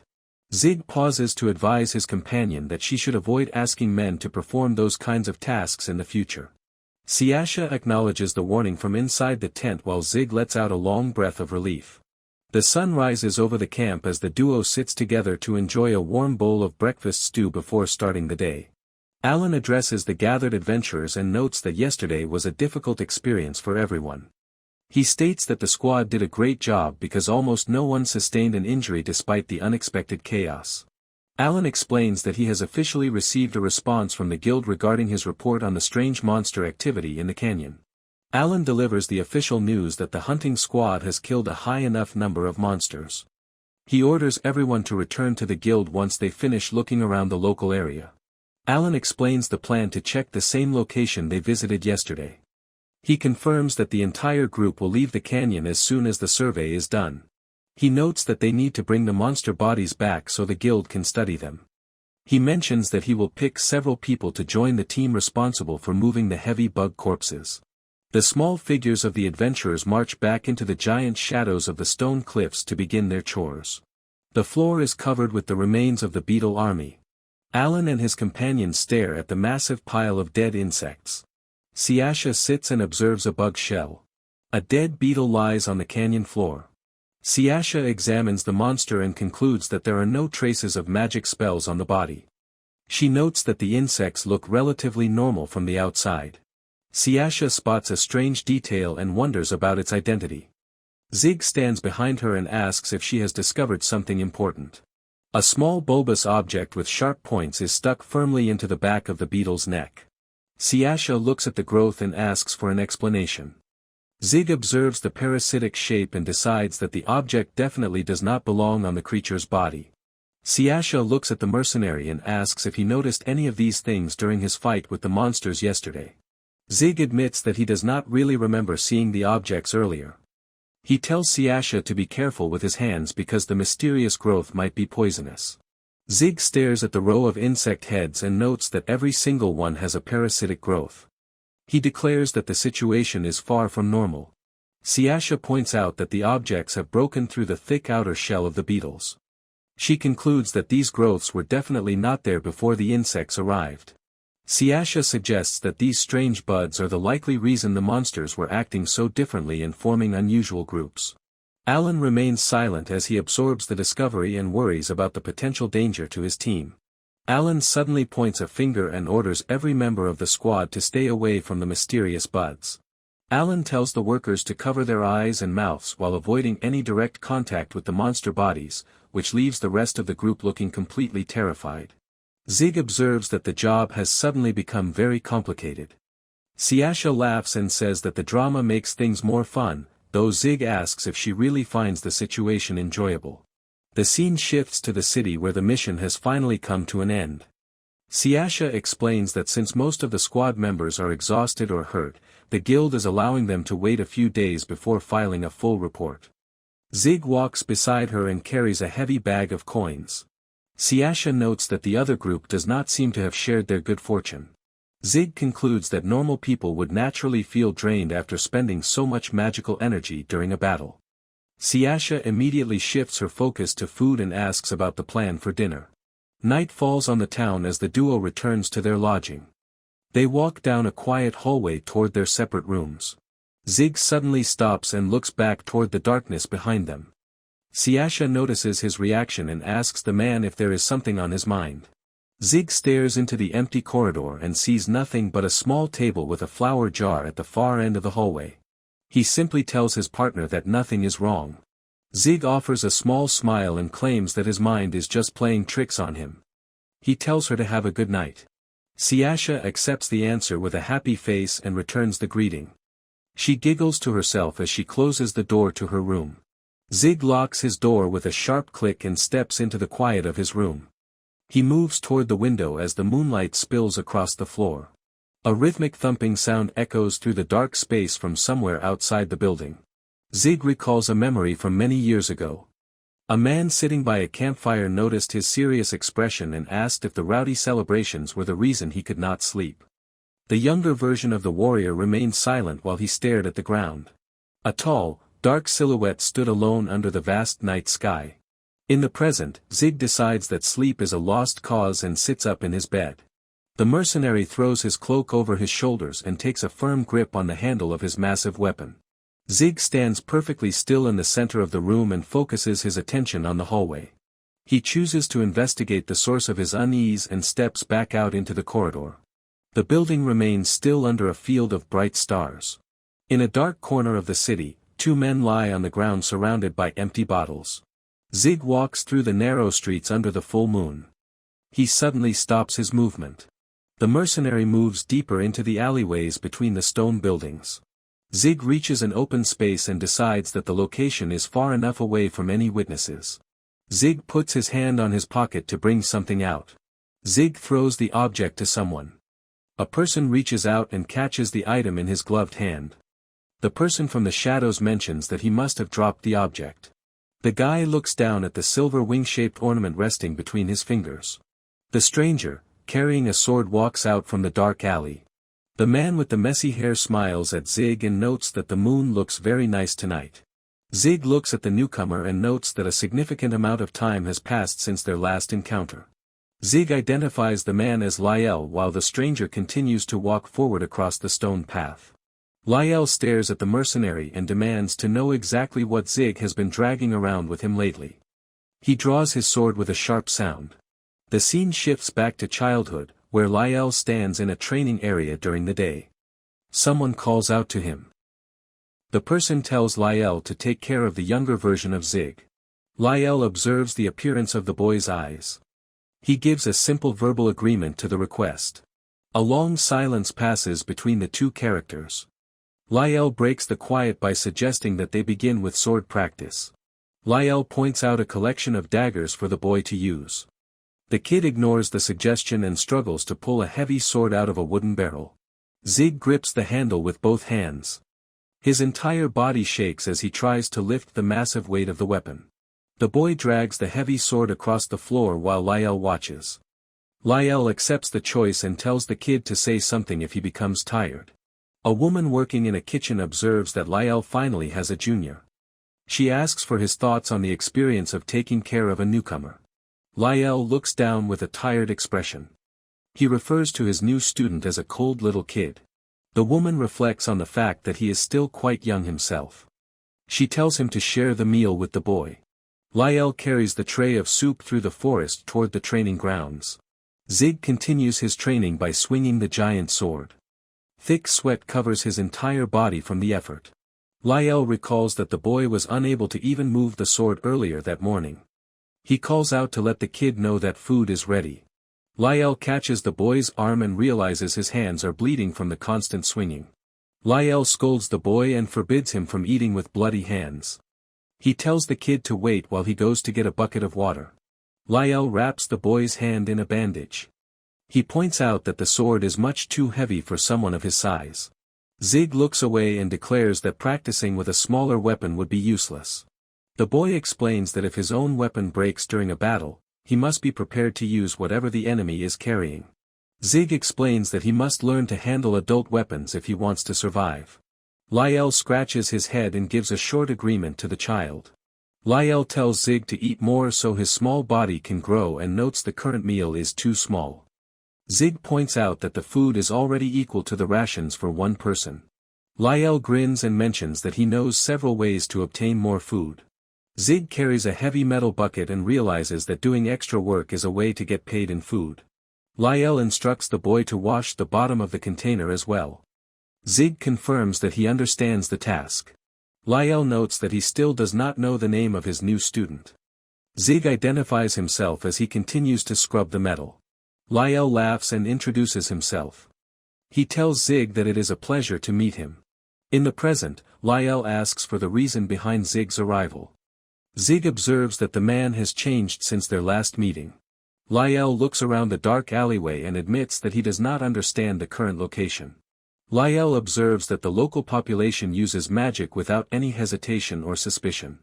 Zig stares ahead and concludes that the man's assessment is accurate.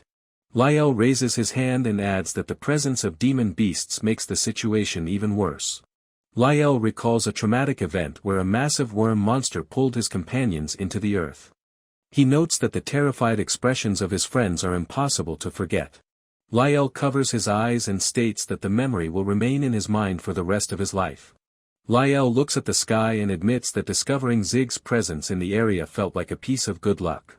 Lyell smiles and explains that he hoped the two of them could survive the environment by working together.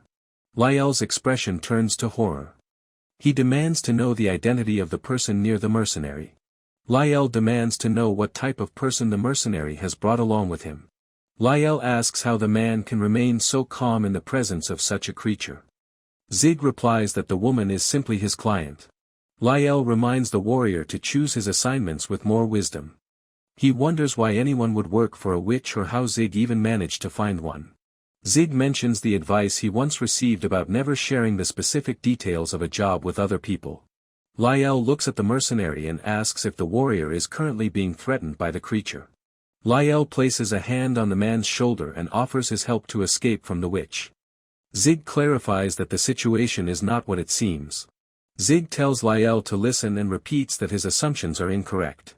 Zig explains that the woman asked for assistance and he simply chose to provide it. Lyell listens with a stunned expression. Lyell stumbles backward while the mercenary states that he accepted the request of his own free will. Lyell responds with a quiet sound of understanding. Zig asks if there is truly no way for the man to live in a world that includes a witch.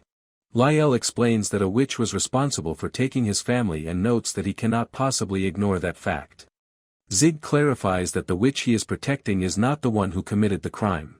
Lyell shouts that the specific person does not matter because witches are inherently dangerous monsters. He wonders why the mercenary fails to realize this truth. Lyell urges the man to stop and asks if he has actually convinced himself that it is possible to befriend a monster. Zig considers the term monster and points out that both of them have seen plenty of things like that during their time on the battlefield. Zig stares at Lyell and declares that human beings do not need a special reason to become monsters themselves. Zig notes that the woman had her own reasons for fleeing to this location and asks if Lyell can simply let her live in peace. Lyell begins to shake and decides there is something wrong with his old companion. He asks how the warrior became so disconnected from the way things really are. Lyell covers his mouth and wonders aloud if the witch has performed some kind of magic to influence the man's thoughts. Lyell draws his sword and states that if a witch has placed a spell on his junior, it is his responsibility to wake him up. Lyell warns Zig not to blame him if the mercenary ends up losing an arm in the fight. Lyell notes that losing a limb is not a problem since he has heard that people can reattach them in this part of the world. Zig acknowledges the situation and concludes that he has no choice but to participate in the battle as he readies his twin blade. Lyell thinks about the significant amount of time that has gone by. Lyell wonders how long it has been since the two of them last fought like this while Zig admits that he does not know. The scene shows their childhood, where the two warriors faced each other in a forest under the light of the full moon. Zig delivers a powerful strike that shatters Lyell's sword into dozens of tiny pieces. Lyell reels from the impact while his broken weapon falls around him and blood drips from his mouth. Lyell watches the shattered pieces of his sword drift through the night air and lets out a soft sound of realization. Lyell recalls the sight of the young boy struggling with his work and acknowledges that Zig has become much stronger over the years. Zig stands under the moonlight with blood on his face and gives a simple verbal confirmation to the man. Lyell slumps against a stone wall and admits that he never expected to experience a proper death. Lyell looks up at the stars and notes his surprise at meeting his end in such an unusual location. Zig turns his back to the fallen warrior and asks about the specific items the man wants placed on his grave. Lyell stares ahead and explains that he has no need for a grave because mercenaries like themselves are different from normal people. Lyell observes the silver ornament on the ground and concludes that people in their profession deserve nothing more than a dog's death. Zig stands quietly in the shadows and gives a final acknowledgement of the man's words. Lyell notes that the local stars are still doing their job and shining bright despite the terrible mood down on the ground. In a past memory, Lyell puts a hand on a tiny warrior and admits that he would much rather be at home than dragging heavy buckets through the woods.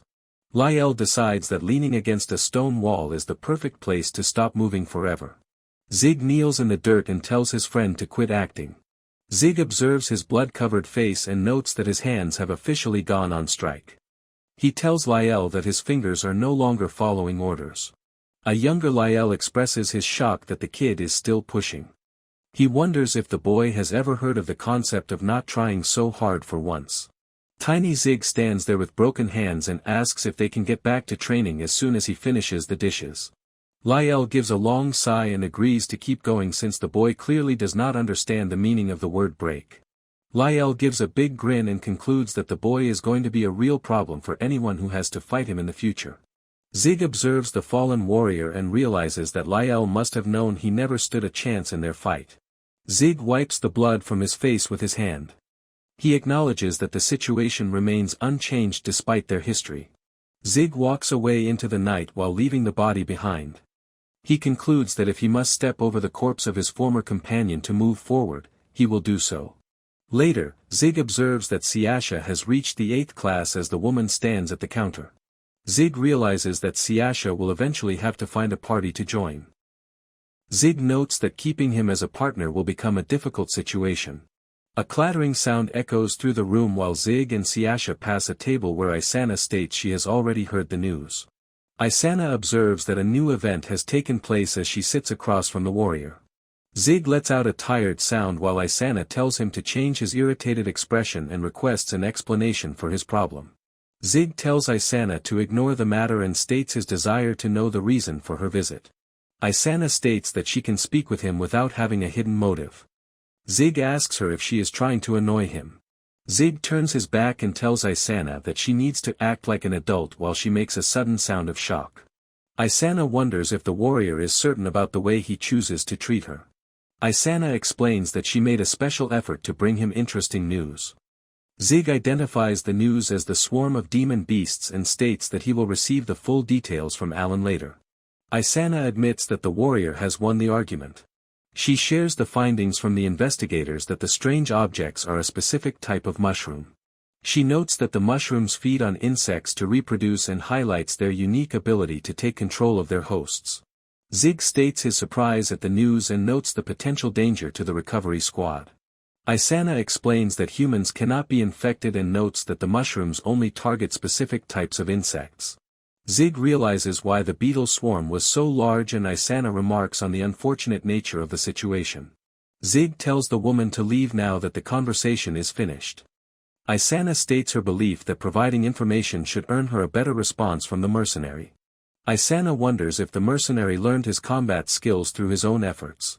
Zig explains that his present fighting style is something he developed himself while noting that his training began with military spearmanship from a different country. Isana expresses her surprise and asks if the mercenary was once a soldier. Zig clarifies that he never held such a position. Zig shares that a former soldier served as an instructor in his old mercenary group and provided his initial training with weapons. Isana acknowledges the man was his teacher and asks about the extent of the instructor's strength. Zig states that the teacher's skill in close combat was equal to the level of ability the mercenary possesses now. Isana reacts with confusion as Zig adds that the instructor was a tactical genius and notes that his own skills do not reach that same level. Isana wonders if the mercenary is making a joke as he looks away in silence. A memory shows a younger version of the warrior lying on the ground as a voice informs him that he has two choices available. A man in a flashback tells a youth that he can choose to die like a dog in that place or join his group to learn how to kill and survive. He explains that there is no turning back once the choice is made and notes that the past will eventually catch up to him even if he tries to leave. The man tells the boy to think hard before making a final decision. Zig thinks that his former teacher was likely more than a common soldier and considers the possibility that the man was a general from a great nation. He notes that there is no way for him to confirm the truth now. Zig explains that his choice of weapon changed as he became larger and stronger.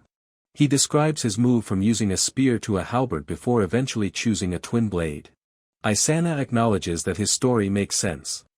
Zig asks her to share information about the nature of her ears. Isana states her desire to know exactly what the mercenary wants to learn. Zig notes his knowledge of her good hearing and asks for the specific extent of her ability. The woman demonstrates her power by repeating a distant conversation about inviting a gorgeous and talented girl to a future mission. The woman continues to repeat the conversation where a speaker notes that the girl always travels with a man and mentions they received a warning to stay away from the duo. She recites the rumors regarding the girl's connections to Isana and the realization from one of the men that the mercenary is currently present in the building. Isana repeats the man's inquiry about whether the duo is actually together and the second man's command to stop looking in their direction. She concludes the whispered conversation with the warning that no one wants to make the White Lightning Princess angry. Isana states that the example should provide the mercenary with a clear understanding of her hearing abilities. Zig acknowledges her skill at recognizing specific voices in addition to her excellent hearing. Isana states that her capability is the result of many years of experience. Zig notes that people seem afraid of Isana and asks what actions she took to cause that reaction. Isana tells him to avoid being rude and states that she does not go around stabbing people without a reason. Isana states that dealing with Zig was a highly unusual situation for her. Zig asks for an alternative explanation for the behavior of the people in the hall while Isana prepares to reply. Zig states that he does not care to know the reason for the behavior because it helps eliminate problematic individuals. Isana tells the mercenary to avoid using her as a form of pest control. Isana notes that Zig should take action to stop the men from extending invitations to his client. Zig explains that his sole duty is to protect his client. He notes that if the others mean no harm, she has the right to make her own decisions, even if their invitations serve their personal interests. Zig adds that he will show no mercy if anyone attempts to block her path. Isana states that the mercenary is clearly interested in creating a party. Zig explains that he was simply considering the matter because he believes the two of them cannot manage future tasks alone. Isana remarks that she would avoid joining forces with an adventurer who constantly travels with a bodyguard. Zig asks if she has any suggestions. She suggests that the mercenary participate as a helper. Zig states his confusion regarding her meaning. Isana explains that there are two separate methods for forming a party. She describes how some individuals establish long-term parties as comrades while others with identical objectives form temporary groups known as helpers. Isana explains that she usually works alone but occasionally forms a team with others when hunting large targets. Zig observes that her approach sounds like a mercenary job and adds that veteran fighters understand how to handle these situations. The elf woman agrees and states that the mercenary should show respect because reaching the second class is a major achievement. Siasha arrives at the table and greets the elf woman by her name. Isana smiles and notes that everything seems to be going well for the newcomer. Siasha confirms the observation and announces that she received a promotion to the 8th class just a moment ago. Isana expresses surprise at the speed of the promotion and warns her to never take battles lightly even when moving up quickly. Isana adds that having a partner to watch her back will likely keep her safe, while Siasha states her intention to be careful. Siasha turns to the mercenary and mentions that Alan is currently searching for Zig. She explains that Alan wants to know if the mercenary will join him for a meal later. She adds that he intends to deliver the reward and buy him a drink. Zig gives a brief statement of agreement. Isana tells them to do their best to stay safe as a clattering sound occurs while she prepares to leave. Isana walks away down the corridor while Zig watches her departure in silence. Siasha states her desire to know if the mercenary prefers women with a similar personality to Isana. Zig notes that her choice of attire made the assessment take a significant amount of time. Zig explains that he has successfully determined the exact distance of her stride and remarks on the length of her legs. Siasha repeats his statement regarding the stride with confusion. Zig states that it is impossible to predict when a future battle against her might become necessary. Siasha states her concern regarding the possibility of a future betrayal from the elf woman. Zig clarifies that he can identify numerous alternative reasons for a conflict to happen even if a betrayal never occurs. Zig explains that individuals can share a drink and fight together on the battlefield without any guarantee that they will never cross blades in the future. Siasha wonders if that same logic applies to her. Zig looks directly at his companion and states that his only assignment is to protect her. Siasha lets out a breath of relief and smiles while the mercenary watches her from his seat. Zig lets out a sudden gasp as Siasha turns around and orders him to follow her so they can leave the area. The mercenary lifts his large weapon onto his shoulder and follows behind while remaining confused. The group raises their glasses together to share a loud toast. Alan announces to the gathered adventurers that he brought everyone to the tavern to show his appreciation. He tells the squad to eat as much as they want. Alan then focuses on Zig and places a large bag of coins on the table. He states that the money is the reward for a flawless job and includes a completion bonus. Listy leans forward to pour more wine into Zig's cup and tells him to have another glass. Zig holds up his drink and thanks her as she fills the container. The scarred warrior holds a bottle and remarks that Listy seems heavily devoted. He asks if the mercenary is her preferred type of man. Listy smiles and states that the mercenary has a bright future, so she intends to try her luck with him. The long-haired companion sips her drink and remarks that the warrior is already strong in the present. Alan speaks up and tells the group to ignore the conversation about relationships for a moment. He looks directly at Zig and Siasha to ask if the duo would like to join his permanent party. The scarred warrior turns his head in surprise and asks the leader if he is actually serious about the proposal. Alan confirms his serious intent to the team. He explains that he feels confident in his choice because he personally watched Siasha perform her magic during the recent mission. The long-haired companion continues eating her meal and states that she agrees with the leader's evaluation. She explains that her own spells are limited to enemy detection and defense. She points out that Siasha's firepower and mana supply would give the team more tactical choices. The scarred warrior notes that while he understands the idea, Siasha's current class is much lower than theirs. Alan clarifies that he does not expect her to join immediately, but rather when she receives a promotion and the timing is right. Listy suddenly hits the table and calls for a pause. She states that the group should first find out how Zig and Siasha feel about the offer. Siasha requests some time to think about the proposal. Siasha adds that for the moment she would prefer to gain experience by joining different parties as a helper. Listy agrees with the suggestion and notes that it is a good idea. Alan speaks to Zig and remarks that he probably already knows the reply but requests the warrior's position on joining the party. Zig states that he refuses the invitation because he has no intention of quitting his career as a mercenary. Zig tells Alan to seek him out whenever he requires assistance. He promises to provide help if he has available time. Zig adds that his willingness to assist the group will depend entirely on the size of the reward. Alan smiles and states that the response is exactly what he expected to hear from the mercenary. Alicia approaches the table with a glass of wine and notes Alan's presence. Alan looks back at the newcomer and states that it is good to see Alicia. Alicia recognizes Zig at the table just as Listy stands up to loudly identify her as an unpleasant person from a past encounter. Zig responds that she has only herself to blame. The scarred warrior asks what he did to the woman. Zig explains that the woman previously tried to deceive him, so he placed a laxative in her drink. The scarred warrior reacts with shock and states that he must have nerves of steel. Alicia drinks from her wine glass while Zig continues to watch her. Siasha quietly speaks Zig's name as the mercenary secretly moves his gloved hand across the table, while holding a coin. The glass in Alicia's hand suddenly shatters from the coin tossed by Zig, spilling wine across the area as the group watches in surprise. Alicia shakes her wet hand and demands to know the reason for the sudden action. Alan and the other warriors stare at the situation in confusion. Alan tells Zig that his action was uncalled for and went too far while liquid oozes from Alicia's hand. Zig demands to know what Alicia is trying to accomplish, and she counters by challenging his own behavior. Zig faces the woman directly and states that this is the second time she has attempted to cast a magic spell on him. Alicia releases a quiet sound and shows complete confusion at the accusation. Alan steps forward to address the mercenary and asks him to explain the meaning behind his words. Zig looks back at the leader and responds that the situation is exactly as it sounds. He continues his explanation and adds that the woman also attempted to use magic against him during their very first meeting. The scarred warrior asks how the mercenary can be completely certain about the hidden use of magic.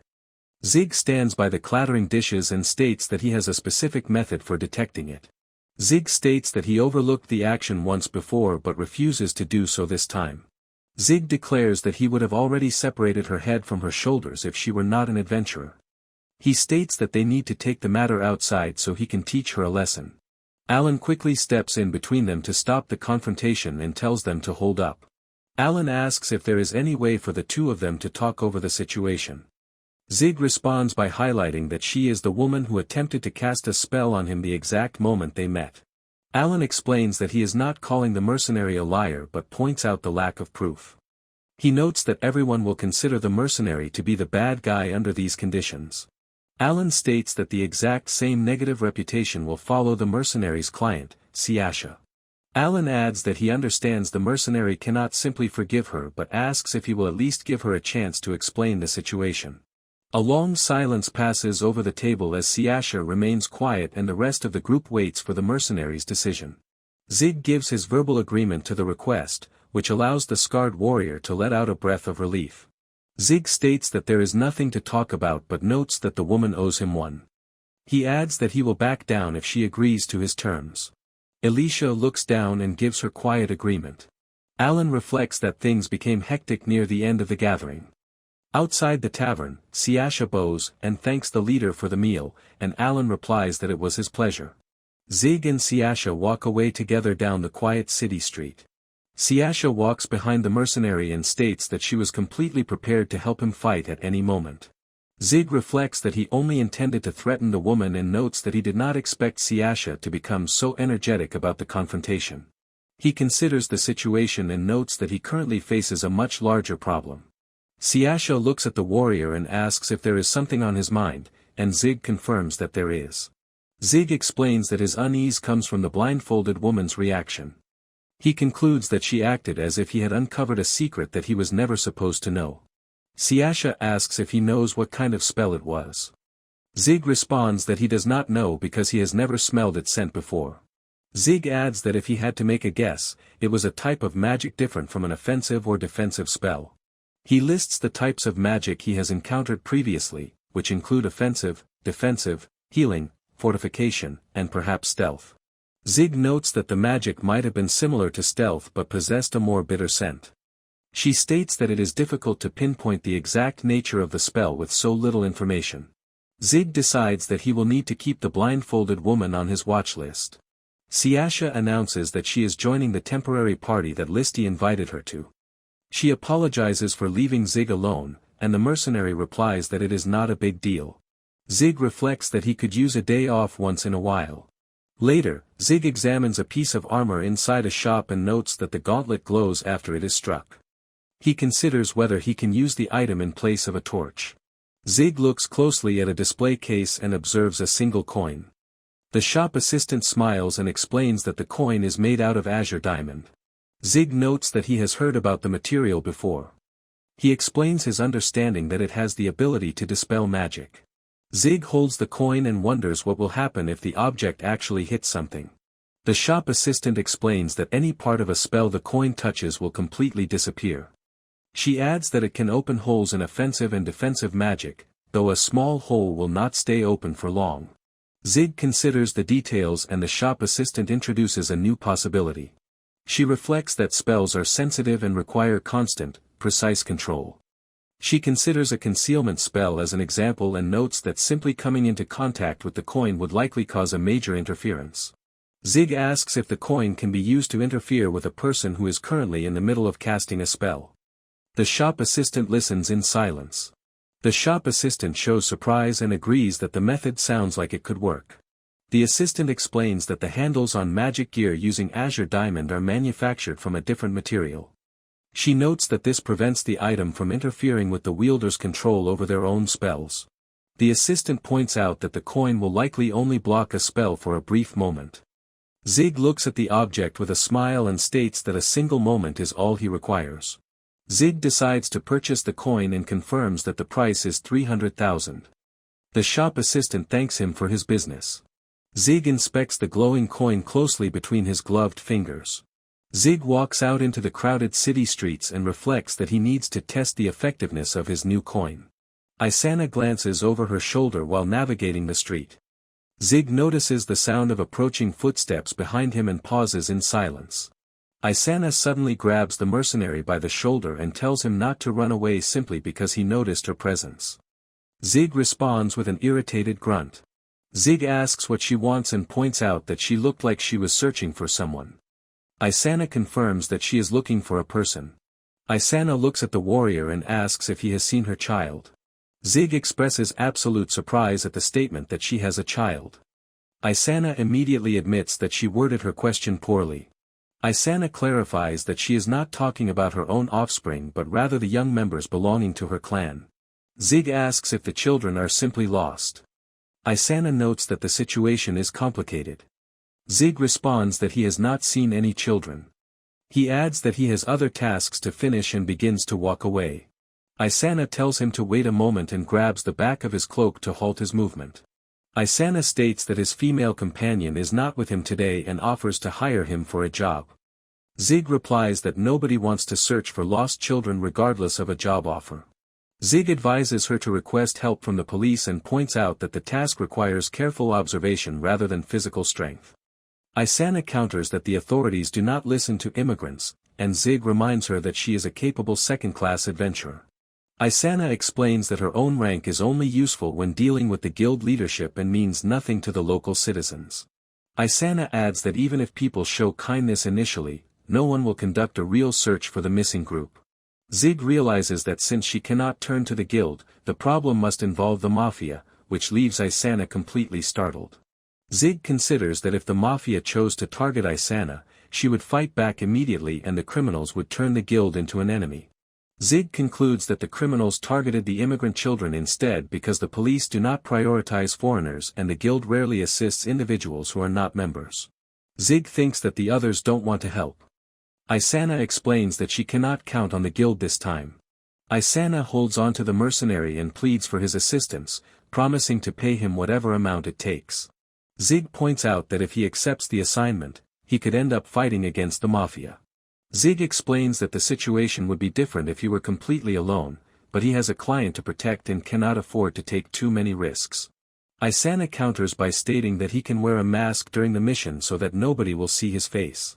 Isana adds that she will also provide a completely different weapon for him to use, repeating her plea for help while Zig lets out a heavy sigh. Zig looks at her and clarifies that the task will not be cheap.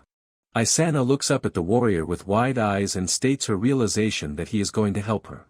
Zig explains that it is always beneficial to be owed a favor, adding that he also wants to replace the money he just spent.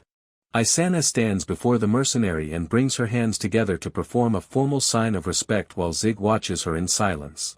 Isana maintains her formal stance and states that she expresses her gratitude on behalf of her clan. A few days ago, the community received several reports about children who were not coming home. The scale of the problem becomes clear as the number of missing individuals amounts to more than 30 children. Zig reflects on the situation and notes that the number is far too large to be explained as a simple case of the children being lost.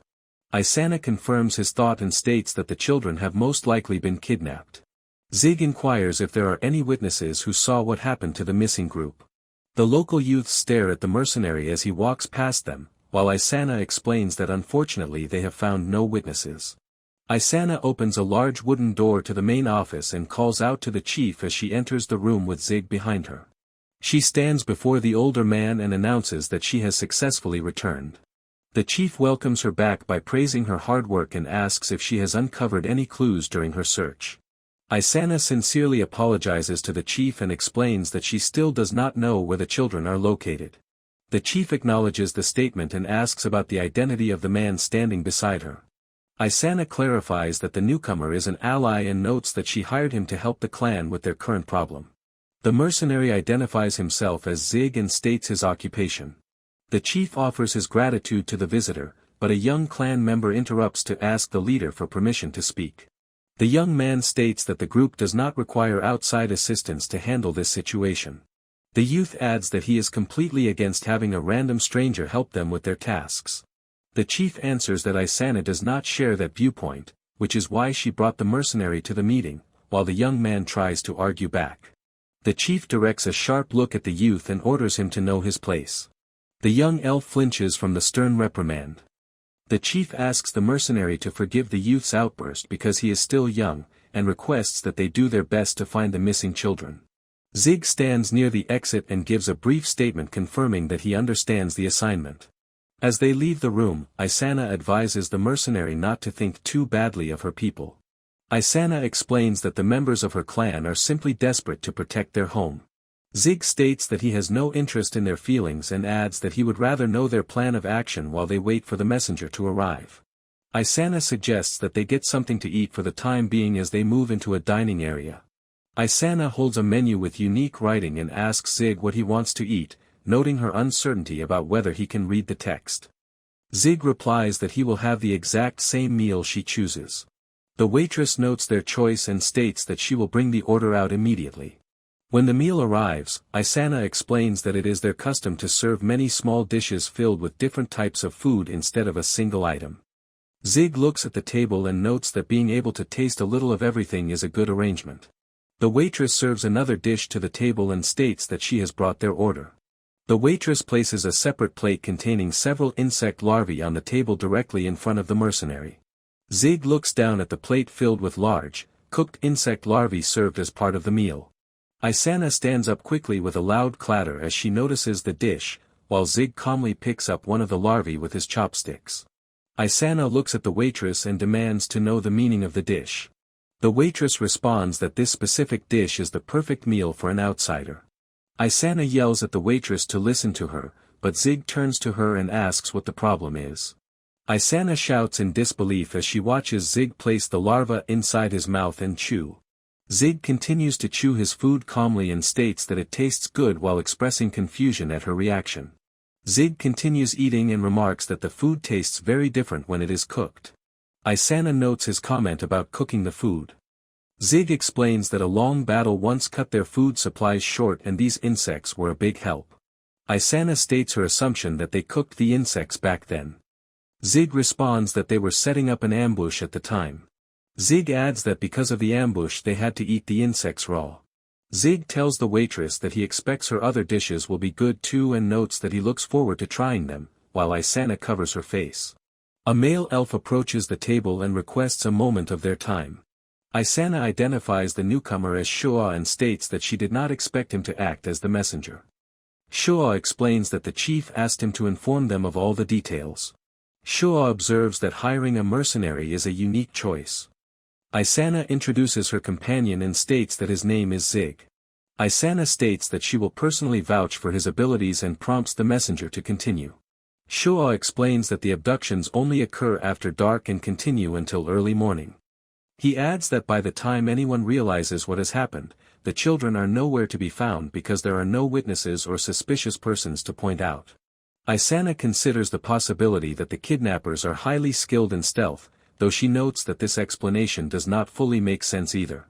Isana points out that considering the high number of children who have been abducted, it seems impossible for the culprits to completely avoid being seen, and Shoa expresses his agreement with her logic. Zig states his curiosity regarding the situation and asks about the location of the clan's other specialists. Shoa clarifies that everyone is currently out doing jobs away from the clan. Isana looks down and adds that the only people currently available to take action on this matter are herself and one other person. Zig reflects on the details provided so far and concludes that they are dealing with a crafty criminal. Zig asks if it is a mere coincidence that these crimes took place specifically while the most skilled members of the clan were away. Shoa looks down in distress and admits that he did not want to believe there could be a traitor operating inside the clan, while Isana remains completely silent. Zig cuts through the silence by requesting a map of the perimeter, prompting Isana to ask if the mercenary has already noticed something strange about the case. Zig looks down as Shoa spreads a large map across the table and states that his request does not mean he has uncovered a strange detail. Zig holds the map up to examine it and explains that he wants to focus on rescuing the children instead of capturing the criminal, causing Isana to ask what he means by that statement. Zig looks directly at his companions and asks for their thoughts on why the culprits chose to abduct the children in the first place. Shoa suggests that the kidnappers perhaps intend to use them as hostages, but Zig counters by highlighting the oddity of taking over 30 children without making any demands. Zig notes that managing a large number of hostages is a heavy burden and explains that while inter-country negotiations are a different matter, the golden rule for dealing with hostages is always prioritizing quality over quantity. The mercenary stares ahead sharply and concludes that the perpetrators were more than likely after the children themselves. He identifies the true nature of the operation as a slave trade targeting the young clan members. Shoa and Isana are frozen in silence as the terrible realization causes them both to gasp in horror. Shoa stammers that such a scenario cannot be true before pausing to reconsider, while Isana wonders if targeting their clan would be far too risky for common criminals. Zig addresses his companions and states plainly that they are weak. Isana and Shoa look on in surprise before Shoa breaks into loud laughter, waving his hands and calling the mercenary quite the comedian. Showa explains that their group has many skilled individuals and notes that not even the mafia would challenge them so readily under normal conditions. Showa lowers his gaze and reflects that this might be the first time anyone has ever called them weak. Showa faces the mercenary and concedes that while Zig might be strong, he asks if the warrior is truly strong enough to mock them for their current struggles. Zig stands by his assessment and declares that the facts speak for themselves, pointing out that the clan is relying on an outsider because they cannot handle this problem on their own. Zig looks back down at the map and explains that under normal circumstances, the military would have already taken action after so many children went missing. Showa struggles to respond as Zig continues, stating that the criminals view the clan as an easy target because nobody in authority cares about them. Isana stares ahead in silence as Zig adds that they are skilled people who are oppressed and viewed as a liability simply because they look different and were born somewhere else, asking what else they would call it if it is not weakness. Isana stares in silent realization while Showa clicks his tongue in frustration. Zig remains focused and states that they need to get straight to the point. Zig explains that if the criminals intend to sell the children into slavery, they will require a secure location to safely store their captives. Showa considers this and asks if the children would simply be sold off immediately after being kidnapped. Zig states that if the captives do not include anyone of high value, it is much more cost-effective for the smugglers to ship everyone out all at once. Zig notes that living people are rarely as cooperative as inanimate objects, so the traders will likely gather a full group before packing them into a carriage. Isana understands the reasoning and concludes that this is why the mercenary wants to find their current location. Zig looks over the map and asks if there are any vacant buildings in the local area. Showa pauses to think before picking up a brush to mark several potential locations on the map. Zig notes that the culprits will need either an isolated spot where people cannot hear the children or a place that is extremely far away. Showa begins crossing out certain options on the paper. Showa highlights specific locations on the map to evaluate them and Zig notes his belief that the likelihood for the western region is low. He explains that regardless of which mafia group initiates action first, the probability of running into the opposing group remains high. He adds that choosing to move toward the north increases the likelihood of the Basalta family being involved in the crime. Zig evaluates the situation and raises the possibility that the two criminal factions are working together, while Showa responds that he cannot deny that outcome. Showa clarifies that while unspoken non-interference agreements exist between the factions, there has never been a recorded case where they openly joined forces. Zig absorbs the explanation and declares that the information officially settles the matter. Isana and Showa look toward the mercenary in silence as they await his next move. Zig taps his finger directly onto a circled location on the paper and states his plan to investigate the northern area tonight. Zig sits at the table looking over the map and asks if the clan can call in their other specialists to assist. Isana looks down with a worried expression while Showa stands nearby in silence. Isana hesitates and says she believes the person would cooperate but expresses clear doubt. Zig asks if there is a problem with the individual. Isana explains that the specialist works as a bounty hunter and adds that the man specifically hunts people. Zig looks at her and remarks that they are the same in that regard. Isana nervously admits that the statement might be true, prompting Zig to ask if the bounty hunter is strong. Isana looks ahead with a serious expression and states that the person is still young and a genius. She pauses before continuing her explanation. Isana reveals that the genius actually enjoys killing people. Outside the building, the young elf specialist smiles and states his surprise that the clan sought outside help and his amazement that someone accepted the offer. The young elf asks the mercenary how much money he is receiving or if Isana allowed the warrior to sleep with her. Isana flinches in sudden anger and shouts the name Rika to reprimand him. Zig remains completely calm and answers that he is being paid enough considering the risk. He adds that the current job is far too easy for him to sleep with her, leaving Isana standing next to him in shock. The young elf shows brief surprise at the mercenary's calm response. Zig introduces himself and notes that the youth appears strong just as the others described. Rika gestures with his hand and remarks that the clan members must have told the mercenary more details about him. Zig looks back calmly and responds that he does not have any issue with the information he received. Rika grins widely and states that the mercenary must be crazy if he truly finds nothing wrong with his background.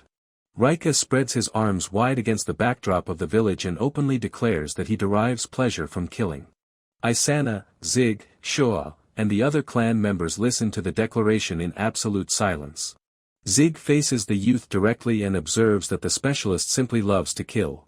Rika maintains his wide smile and confirms that he thoroughly enjoys the act. Zig crosses his arms and explains that denying a fact changes nothing, meaning a person must simply learn how to live with their reality. Isana looks at the mercenary with a look of complete confusion and states that she does not understand his reasoning. Zig explains that a person can either choose to give in to the violent impulse or hold it back. Zig describes how giving in is the easiest path, where a person simply kills women, children, or the elderly to their heart's content. Zig notes that the alternative is holding back, but explains that an individual will eventually reach their limit depending on how much they restrain themselves. He points out that the impulse to kill is normally not very strong but can suddenly flare up, and he asks if they have ever heard a common phrase about such events. Zig recites the phrase about how a culprit never seemed like the kind of person to commit a crime, while Isana argues that a person is in a terrible situation regardless of which option they choose. Zig lifts his gloved hand and states that many individuals have successfully dealt with this urge and are currently living well. Zig looks toward the young specialist and concludes that a person simply needs to turn that desire into their actual profession. Zig explains that the world contains people whom nobody cares if someone kills, meaning many would be grateful to have someone do the dirty work for them. Zig adds that no one will complain if a person targets lowlifes as a hobby while making a profit at the same time, leaving Isana and the others in uncomfortable silence. Zig states that he is impressed by how the youth faced his impulses at a young age and adds that the specialist has incredible willpower. Rika stands in silence for a moment before letting out a quiet laugh. He looks back with a wide grin and states that the mercenary is completely out of his mind. Rika notes that Zig does not seem the least bit concerned about working alongside a person like him. Zig explains that he was actually considered one of the more normal individuals back in his old mercenary group. Rika extends his hand and agrees to humor the warrior for free because of how unhinged the mercenary seems. Zig shakes hands with the young specialist and gives his thanks to seal their agreement. The chief watches them depart and states that the clan might have made a mistake by choosing to rely on them, as the scene shifts to a large building under the night sky. Zig examines the stone path leading to the building and concludes that their assessment about the location was correct. Zig wears a cloth mask to conceal his identity as he stands near the perimeter with Isana.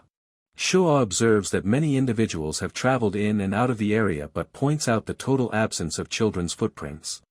Isana touches the entrance and notes that the captives were likely carried inside as a clattering sound comes from the door. Zig clenches his hand into a fist near the gateway. Isana suddenly commands the group to stand back as she positions herself directly in front of the wooden entrance. Isana swings her blade with a sharp sound to slice through the lock securing the gate while Zig, Rika, and Shoa watch her move. Isana states that the children will be in danger if their presence is discovered, concluding that they must proceed with extreme caution as the broken wooden pieces crack and fall inside the dark entrance. The team will infiltrate the facility in pairs and split up to search for the children, prompting Zig to give a brief confirmation. Isana and Shoa walk down a long hallway together while keeping in mind that rescuing the children takes priority over confronting the culprits. Isana peers through a window and reflects that the sheer number of children makes an immediate rescue of the entire group highly difficult. The final plan requires the scouts to report directly to the primary rescue squad stationed at a separate location in the woods the moment they find the captives. Isana glances inside a room as the narration notes that the other group will stay behind to protect the children. They find the room empty and continue walking down the corridor where Shoa addresses Isana. Isana stares ahead and Shoa states that the man is too dangerous. Isana asks if he means Rika but Shoa corrects her to specify the mercenary, adding that he understands the logic behind the warrior's position. Shoa points out that his opinion of Rika has changed to some extent, explaining that he respects the youth for resisting his strong urges and avoiding a fatal mistake. Shoa pauses and indicates that there is a different problem to consider. Shoa states that something is incorrect about the mercenary and wonders what kind of upbringing the man experienced to arrive at his conclusion. Shoa reflects that he has seen many lunatics and evildoers but notes that the mercenary is nothing like any of those individuals. Showa states his certainty that the mercenary will eventually reveal his hostility and turn his weapon against the clan without a second thought, prompting Isana to agree that his assessment is likely correct. Showa argues that if they do not know when the mercenary will turn on them, they should take action immediately. Isana firmly orders him to stop. Isana warns that the warrior will not stop at anything to eliminate them if they make a mistake. She notes that he will not do anything rash as long as they do not try to harm him. She focuses her attention and adds that she is also keeping a close watch on the mercenary's movements. Showa turns his head quickly toward a sound in the dark hallway and states that it sounded like a child's voice. Isana agrees that the sound is highly likely a child and tells Showa that they need to move forward. Isana and Showa stand inside a massive hall with high wooden pillars and look toward a large set of closed double doors ahead of them. Showa and Isana cautiously open the heavy doors to peer inside a pitch-black storage room filled with tall shelves. Isana creates a small glowing light at the tip of her finger to illuminate the dark floor, revealing scattered pieces of wood and debris. They stare into the darkness with wide eyes as Isana expresses her immediate confusion regarding what lies directly ahead of them. The light reveals a large group of children lying motionless on the ground at the back of the room, causing them to look down at the scene. Showa lifts one of the small children into his arms and states his belief that the captives have been put to sleep with drugs. Isana tends to another child nearby and notes that the victims are thankfully only unconscious.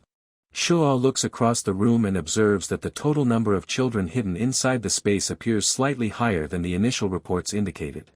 Isana realizes that the culprits have successfully kidnapped even more victims than the clan originally believed. Isana looks back from his position on the floor and suggests that they immediately meet up with Zig and the rest of the rescue squad. The companions reunite inside the facility where Zig listens to the update and notes that the head count of the children matches up with their findings. Isana states that she will call for the rescue squad and tells the others to keep the children safe. Zig confirms that he understands the instructions. Rika pauses to consider the situation in silence. Zig notices his reaction and requests to know the problem. Rika addresses Zig and Isana to state his understanding that they came to this specific room because they heard the children speaking. Isana confirms his statement and asks for the reason behind his observation. Rika points out that all of the children are currently sleeping and notes the mystery of whose voice they actually heard. Isana and the others remain silent as they realize the contradiction. An unexpected voice speaks up from the darkness near the back of the room to call for the attention of the group. One of the older youths stands up among the captives and apologizes while explaining that a small group of them has actually been awake.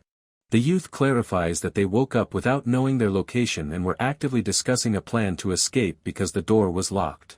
Isana concludes that their conversation must have been the source of the voice she heard earlier. She requests an explanation for why they chose to pretend to be asleep when the group arrived. The elf youth explains that they hid their consciousness because they feared the kidnappers had returned. Showa explains that the culprits likely miscalculated the exact dosage of the sleeping drug. Isana requests clarification regarding the meaning of his statement. Showa notes that children are highly sensitive to sleeping drugs. He adds that using too much can cause permanent damage or result in death in the worst case. Showa places his hand on the youth's head and states that help is coming for them now. Showa asks if the youth can hold out for a little longer, prompting a silent nod from the boy. The youth then watches the adults move toward the doorway. The youth asks about the remaining duration before the arrival of the rescue squad. Rika pauses to calculate the time. Zig cuts in from across the room and states that the squad should arrive in about 1 hour. Rika smiles and confirms that the wait will indeed be approximately 1 hour. The youth notes that an hour is a long time to wait.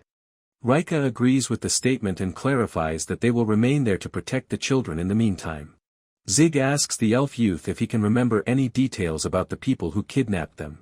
He focuses on the boy and asks if he remembers specific things like their faces. The youth explains that he does not remember anything because everything went dark while he was walking home, and he simply woke up inside the facility. Suddenly, Zig tosses a coin. The youth looks up at the masked mercenary and requests to know the reason for the cloth wrapped around his face.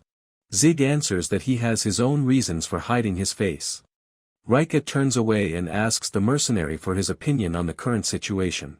Zig states that the mafia is definitely involved because the slave trade is a highly profitable business that requires a strong organization to manage. He clarifies that the operation involves far too much work for common criminals to handle. Rika reflects that authorities rarely bother to search when a few immigrants go missing, and notes that the criminals have a very keen sense for choosing their targets. Zig observes that the kidnapping remains a risky move, particularly because the members of Jinsuya are well trained in combat. Rika considers the possibility that a group of extremists decided to take action completely on their own. Zig explains that the current methods are far too straightforward for a top leader to employ. Rika wonders if the mafia currently suffers from poor leadership. Zig states that it is difficult to imagine a mafia organization possessing perfect unity, prompting Rika to agree with his point. Zig notes that if they use this incident to their advantage, they can successfully distract the enemy from their ultimate goal. Rika experiences a sudden realization and concludes that if the culprits are indeed acting alone, the group can simply leak the information to the rest of the mafia. Rika states that learning how to stir up trouble within the enemy ranks might be the best method for handling their future operations. Rika remarks that the mercenary is quite cold, and Zig calmly responds that the internal conflict of the mafia is simply not his problem. Zig mentions hearing about a fierce competition to become the next mafia leader, noting that an internal conflict would likely leave the criminals with no time to bother the immigrants anymore. Rika concedes that the mercenary is correct, while Zig focuses his attention on the group and prepares to speak next. Zig commands the awake youths to get ready to move out of the room immediately. He stands before the children and announces that the rescue squad should actually arrive in about 5 minutes. The youths express absolute shock at the sudden change in the arrival time. The main youth points out that the mercenary previously stated it would take an hour, prompting Zig to ask if they are unhappy with the faster arrival, which the youth clarifies is not the case. Zig turns back to his companion and requests his assessment of the children. Rika smiles and states his conclusion that the conscious youths are all guilty. The surrounding companions stand as dark silhouettes while the main elf youth stares ahead in complete silence. The elf youth draws a hidden knife and admits that he did not expect the group to realize the truth, asking when the mercenary discovered their deception. Meanwhile, Zig reaches back to grip his weapon. Zig sweeps his large blade through the air as another rogue youth lunges forward to attack. He quickly intercepts the strike, locking blades with the opponent with a loud metallic clash that catches the attacker by surprise. The force of the defense sends the rogue youth crashing into a pile of wooden crates, smashing the structures apart as he falls to the ground. The lead elf youth watches the defeat of his companion in silence. Zig rests his large weapon across his shoulder and states that a professional has no reason to answer the boy's question. The masked mercenary stands ready beside the young elf bounty hunter, who holds his twin blades with a confident smile. Suddenly, 2 rogue youths launch rapid attacks, dashing across the storage room toward the defenders. One of the charging attackers throws a large knife directly through the open space between the shelves. Multiple opponents advance quickly from different sides as the mercenary looks back and notices the helpless, unconscious children resting on the floor right behind him. The mercenary realizes that the thrown knife will strike the sleeping children if he chooses to dodge. He stands his ground and uses his large blade to swat the weapon aside with a sharp metallic clang. 2 more attackers rush forward together with their knives drawn, forcing the mercenary to hold his heavy weapon steady while preparing his other hand. The mercenary swiftly uses his large weapon to intercept a close-range blade strike from one of the charging youths. The enemy attacker unleashes another wide swing, but the mercenary watches the weapon movement with absolute calmness. The mercenary reaches out and grabs the attacker by the wrist, clenching his gloved hand tightly to completely stop the strike in its tracks. The captured youth freezes in surprise as the mercenary forces his knife hand upward. He maintains his tight grip and subdues the attacker while monitoring the lead youth nearby. Zig breaks the attacker's wrist to neutralize him before turning toward the lead youth and preparing a powerful punch. He delivers a heavy blow directly into the lead youth, causing the opponent to recoil in severe pain. The lead youth stumbles backward from the impact as the mercenary stands ready for the next move. He reaches down to retrieve his large blade while the injured lead youth slumps against the shelves. The lead youth recognizes his defeat an instant before the mercenary swings his weapon to deliver a fatal slash. The lead youth is completely defeated, leaving his head on the floor as the mercenary stands quietly in the room. The mercenary rests his large weapon across his shoulder while Rika watches with a smile. Rika engages the remaining rogue youths, easily dodging their coordinated attacks and sweeping his twin blades through the air.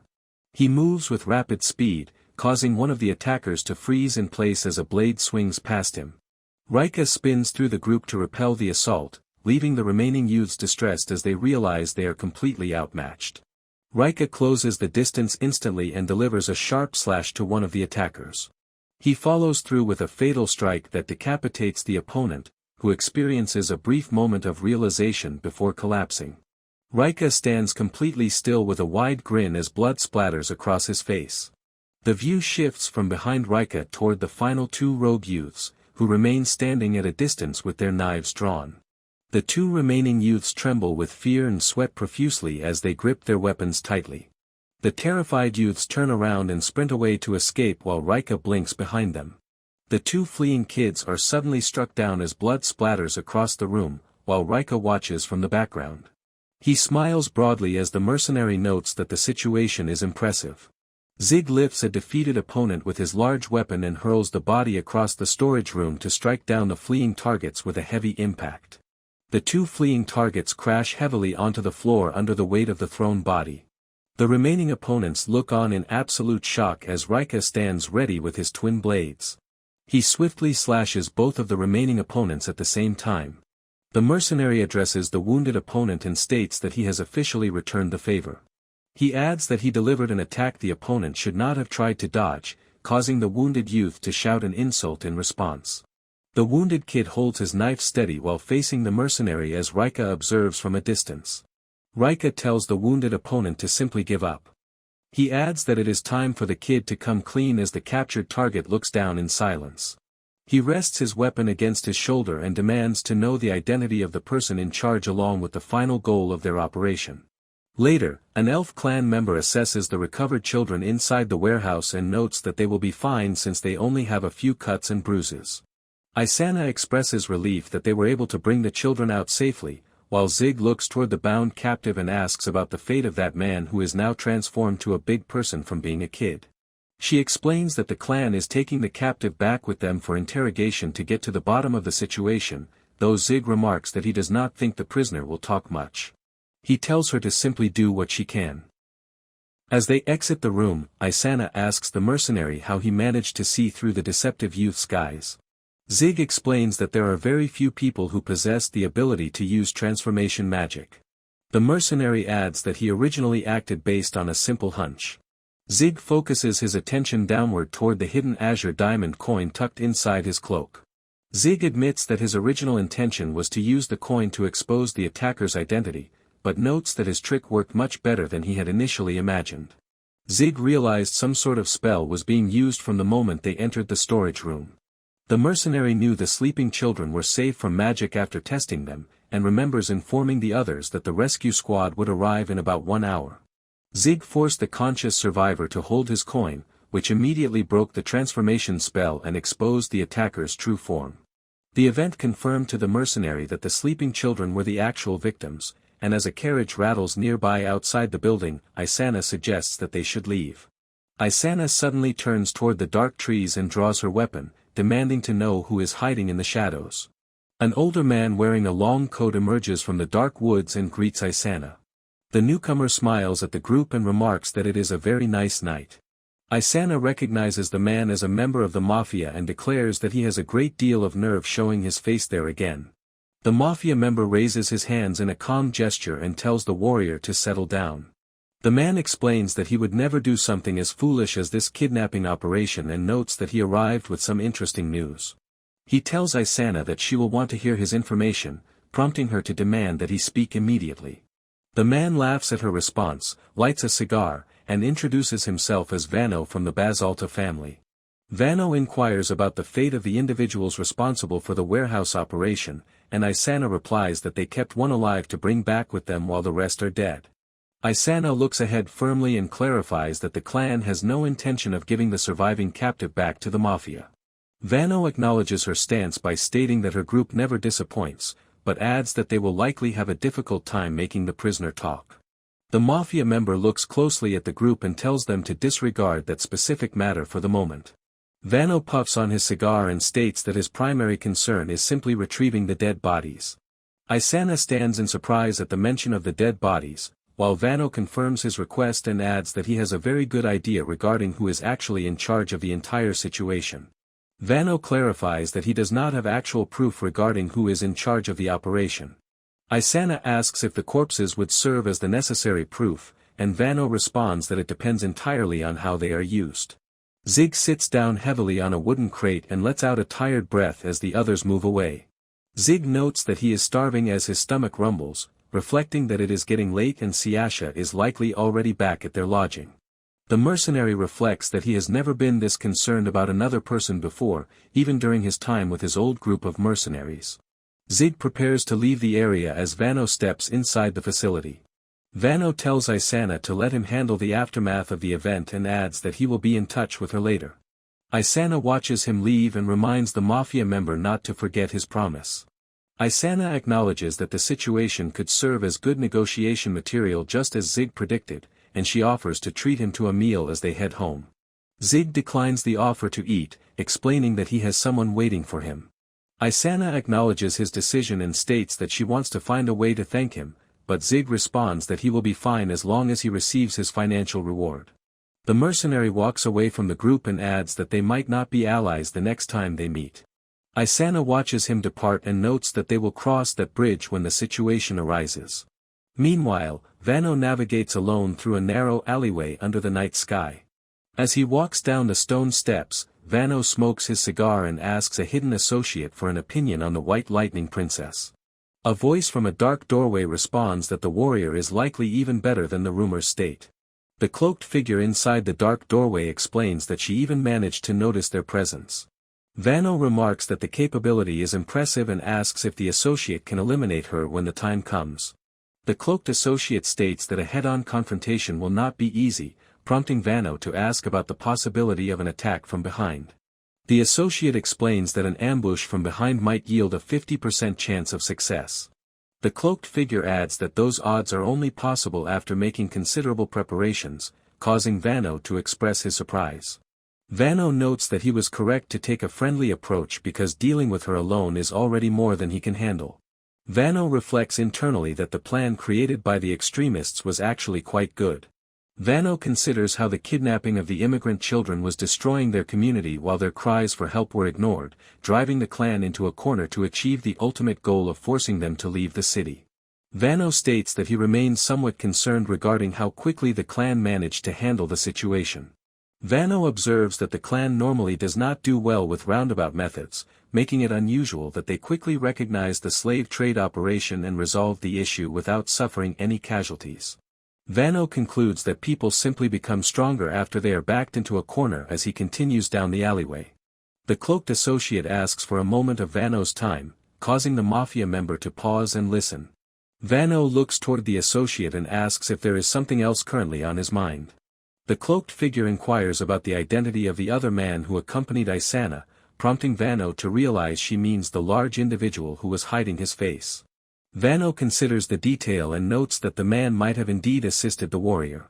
Vano reasons that if the individual went out of his way to conceal his face, he likely did not want the mafia to learn his true identity, which indicates that Isana probably received support from a fellow adventurer. The associate observes the situation and states that the masked man might be dangerous. Vano asks if the individual is strong, and the associate responds with a belief that the warrior is highly skilled. The associate asks Vano if he remembers the masked man taking a seat during their previous conversation, and Vano confirms that he remembers the action as he continues down the stairs. The associate reveals that the mercenary actually sat down right beside her, causing Vano to stop in complete shock. Vano states that if the masked man can see through her invisibility magic, he is in trouble. He initially thinks about ordering her to discover the man's identity but immediately changes his mind, stating that it is too risky because they cannot afford to lose him. Vano adds that he will find a way to handle the situation as he walks away down the corridor. Meanwhile, Zig arrives back at his lodging and pauses as he enters the room. Siasha sits on the bed beside a glowing lantern and welcomes the mercenary back. Zig looks toward her and confirms that he has returned. Siasha notes that he is home late, and Zig responds that he had a job to do. Siasha remarks that he ended up working anyway and points out that he is no longer in a position to judge her choices. Siasha approaches the mercenary and touches his face, observing that he smells like blood. Zig explains that the scent was simply part of the job, prompting Siasha to ask if he is injured, but the mercenary assures her that he is fine, which she accepts. Siasha looks at him with a smile and states that he has not had dinner yet. The two companions sit down at the table together while Siasha pours a drink next to a large plate of food.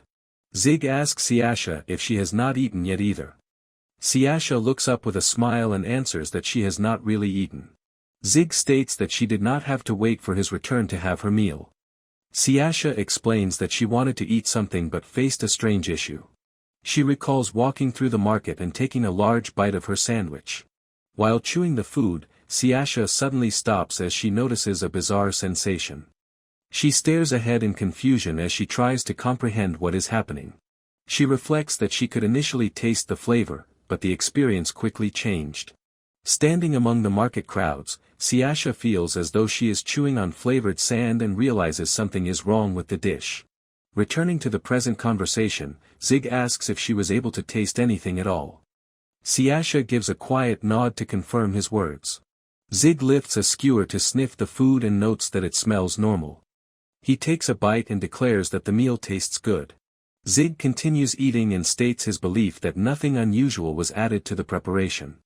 Siasha lets out a heavy sigh and concludes that the issue must be with her. Zig asks when this taste issue started happening, and Siasha answers that it began right after dinner. Zig considers the situation as he continues to chew his food. Siasha stands nearby in silence as her stomach lets out a loud growling sound. Zig extends his hand to offer her a piece of food, causing Siasha to react in surprise.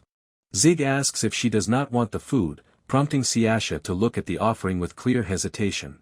Siasha leans forward and takes a bite of the food directly from the mercenary's hand. She chews slowly while Zig watches her closely, and she suddenly notices a change in the taste. Siasha brightens up immediately and announces that the food is actually very good. Zig states that it is good to hear and suggests that she was likely just stressed about her temporary party starting tomorrow. Siasha happily agrees with his conclusion while continuing to eat, and Zig advises her to focus on finishing her meal first. Next day, the scene changes to a busy guild hall filled with the constant chatter of various adventurers gathered inside. Zig reminds Siasha that this is the first party of her adventurer career and tells her to be careful and return safely. Siasha acknowledges his words. Siasha tells Zig to be careful as well. Zig notes that he is not in the adventuring business, so he should not have anything to worry about. Zig stops mid-sentence as he recalls the dangerous individuals he has recently encountered and decides it is best to drop the thought. A brief laugh echoes nearby while Siasha walks down the hallway to join her new companions. Listy informs Zig that the two men in the group both have girlfriends in the same party, meaning he does not need to worry about them making a move on Siasha. Zig replies that he has no objections as long as Siasha is fine with the arrangement. Zig tells her that she has been a big help and expresses his appreciation. The woman emphasizes that this is the least she can do to thank him for saving her life. Suddenly, a loud voice disrupts the hall as an angry adventurer at the counter demands that the guild hand over certain information. The female guild employee offers her apologies but states firmly that she cannot provide information about another adventurer without a just cause, ordering the man to leave. The angry adventurer glares directly at the female guild receptionist, who faces his hostility with a steady expression. Watching from the side, Zig tells her that the receptionist has nerves of steel. She explains that many people get the wrong idea about her, but she is actually quite nice. She notes that the receptionist just took over the counter to protect the troubled new employee standing right beside her. The angry man yells that his friend was killed and demands to know if there could be a better reason for his request. The receptionist responds that the guild will contact him after they complete a thorough investigation if they find his request is justified. The receptionist orders the man to leave, causing his face to twitch with rage.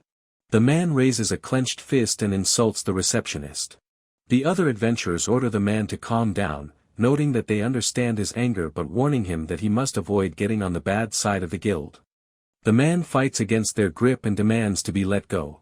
He shouts a final threat to punch the receptionist as the other adventurers drag him completely out of the hall while Zig watches the scene unfold. The senior receptionist turns around and instructs the newcomer to handle the desk while she leaves to file the official report. The junior employee tearfully thanks her for the assistance. She states that the receptionist is amazing. Zig observes that the receptionist does not look like she knows how to fight and wonders what gives her the confidence to remain so calm. Listy asks if Zig could easily handle a troublemaker like that man. Zig reflects that if he could only fight at the same level as the receptionist, he would probably not act much differently from the troubled new employee. He tells her to put that matter aside and asks if she heard what the angry adventurer said. She confirms that an adventurer was killed, adding that it sounds like the perpetrator was someone from the local area. Zig asks if this type of event happens frequently, and she responds that it occurs every so often. She explains that people kill each other for all kinds of reasons.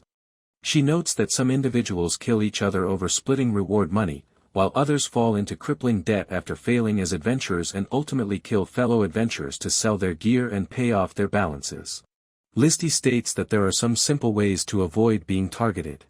She notes that a person must either become strong or join a clan to use as a reliable backing. Everyone in the clan will recognize a member as their comrade. If anyone lays a hand on a member, the entire clan cannot ignore the action, which serves as a deterrent against being attacked. Zig asks if the man who was killed was not a member of a clan, and she clarifies that this is actually not the case. She explains that the angry man from earlier belonged to a clan, meaning the victim likely did as well, while Zig notes his belief that clans prevented such attacks. She states that many people will try to seek revenge just like the man from earlier, concluding that the murder was a very risky move.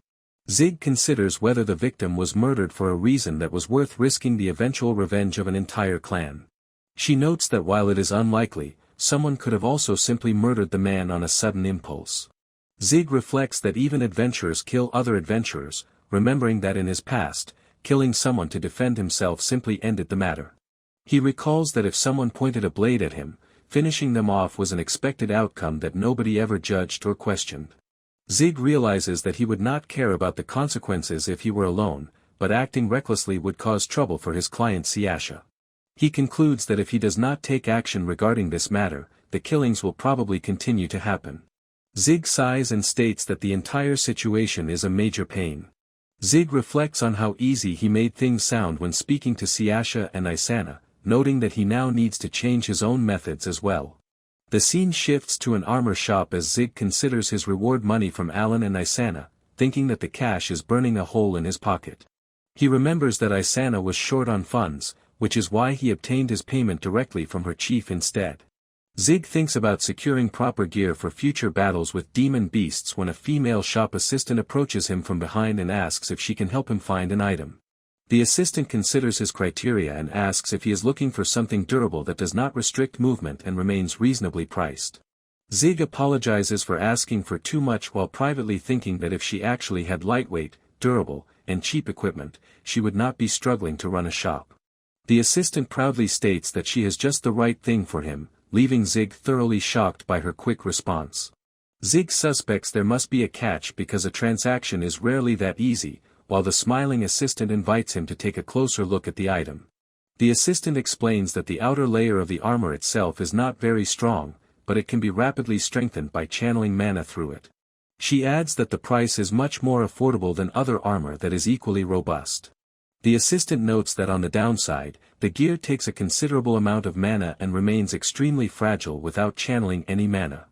The assistant asks if the armor does not suit his needs, prompting Zig to raise his hand and reply that it is not the issue. Zig explains that he did not mention it earlier but he cannot use magic items.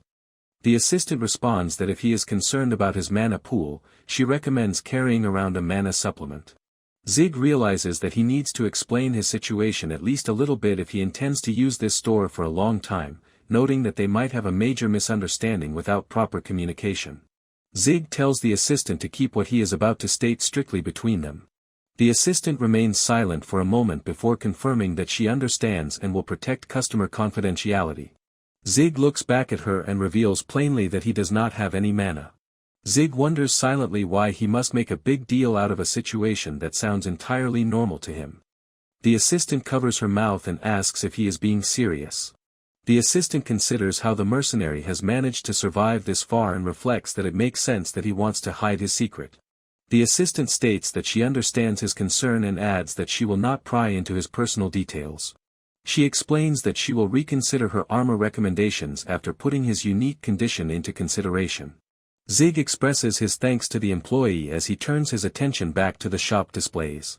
She observes the massive sword on his back and asks if he has been utilizing that weapon without any active body enhancements. Zig answers that he has been using the weapon solely with his own physical strength, leaving the assistant to state that she now understands. The shop counter displays various armor types that are categorized as expensive, durable but hard to move, or lightweight but fragile. The assistant looks over the collection and notes that in his current price range, they cannot avoid the equipment getting larger if they want durability. Zig concludes that he will have to increase his budget to find the right equipment. The shop assistant apologizes for the lack of options, but Zig reassures her that it is fine. Zig adjusts his weapon and notes that if nothing else, he has found some good gear for his partner. The shop display features a specialized coat designed as armor for mages that can be strengthened by channeling mana through the fabric. Zig decides internally that he will bring Siasha to the store next time. Meanwhile, the assistant explains that because mage armor lacks natural durability, these items tend to consume a large amount of mana. She assistant warns that a miscalculation in mana distribution between attack and defense can leave a person highly vulnerable, prompting her to ask if his partner possesses an adequate amount of mana. Zig hesitates as he considers the statement. Zig reflects on past battles and realizes that they do not need to worry about that problem because he has never seen Siasha run into any issues with her mana. He considers that her very nature as a witch remains highly mysterious, even on a continent where the use of magic comes naturally to everyone. Zig reflects that after observing the local mages and comparing their spells to Siasha's abilities, he can now make a fairly accurate guess regarding her true power. Zig reflects that if the armor's mana consumption is only mild or moderately inefficient, it should not be a problem for Siasha. He decides that he wants to prioritize upgrading her defense. Zig addresses the shop assistant, stating that his search is finished for the day and announcing his plan to return next time with his partner. Zig apologizes for taking up her time, and the shop assistant responds with an apology for not being able to provide more help. The assistant promises to prepare armor suitable for a female mage before his next visit as Zig departs from the store. Entering a different shop, Zig examines a piece of footwear and notes that the material is thick enough. The young shop clerk watches the mercenary and reflects that he has never seen someone so passionate about getting the right footwear. The clerk states that he always pictured adventurers caring about nothing except weapons and similar gear. Zig calls that notion ridiculous and explains that proper footwear is far more important than a lousy weapon, prompting the clerk to express complete surprise at his reasoning. Zig tells the young clerk to think about the situation carefully. Zig explains that a person can still fight without a weapon and can still run even if their arms do not work, but they can do neither if their legs stop working. The clerk concedes the point. Zig continues that anyone who cannot move is forced to wait for either help or death, adding that he is not positive enough to rely on outside assistance.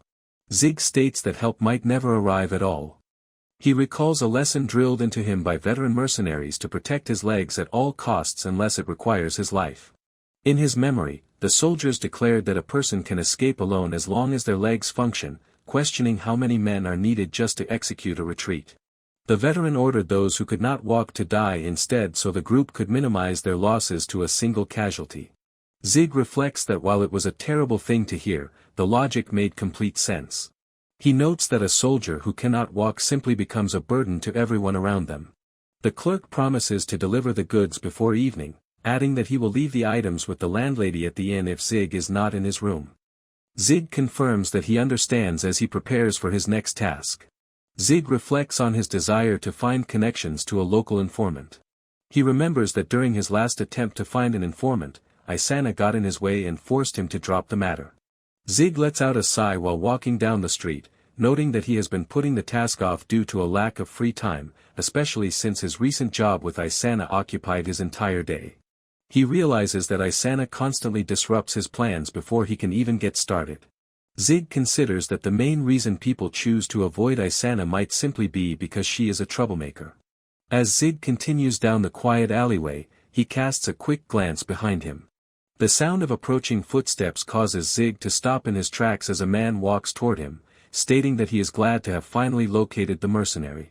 The stranger politely asks if he can have a moment of Zig's time. Zig responds with a steady glare and asks if the man needs something from him, while the stranger smiles back through his glasses. The smiling man introduces himself as Kasakabe. He states that he manages the administrative affairs for an adventurer clan called Watatsumi. Kasakabe asks the mercenary to confirm if he is indeed Zig Crane, and Zig answers that his assumption is correct. Kasakabe explains that his clan is currently searching for talented new members. Because of this ongoing search, Kasakabe expresses his desire to extend an invitation to Siasha. Kasakabe notes that the invitation is due to the remarkable accomplishments Siasha has been making recently. Zig states that he is not Siasha's manager. Kasakabe explains that the young woman instructed him to speak with the mercenary directly, leaving Zig silent. Kasakabe invites the mercenary to visit their clan house so he can explain the situation in full detail. Zig lets out a sigh and reflects that this option is better than Siasha making a final decision completely on her own. Zig agrees to accompany the administrator just to hear the details of the offer. Kasakabe presents the large stone building ahead of them as the Watatsumi clan house.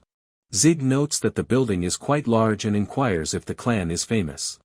Kasakabe responds that their organization is considered above average overall. Kasakabe explains that they possess powerful veteran adventurers but remain lacking compared to the top clans because they assign most of the work to the veterans to cover for the beginners. Kasakabe adds that their name currently remains in obscurity because of their heavy focus on training new members. Zig asks if that arrangement causes frustration among the long-time members, noting that the strategy seems to favor the young blood to the point of taking advantage of the veteran adventurers.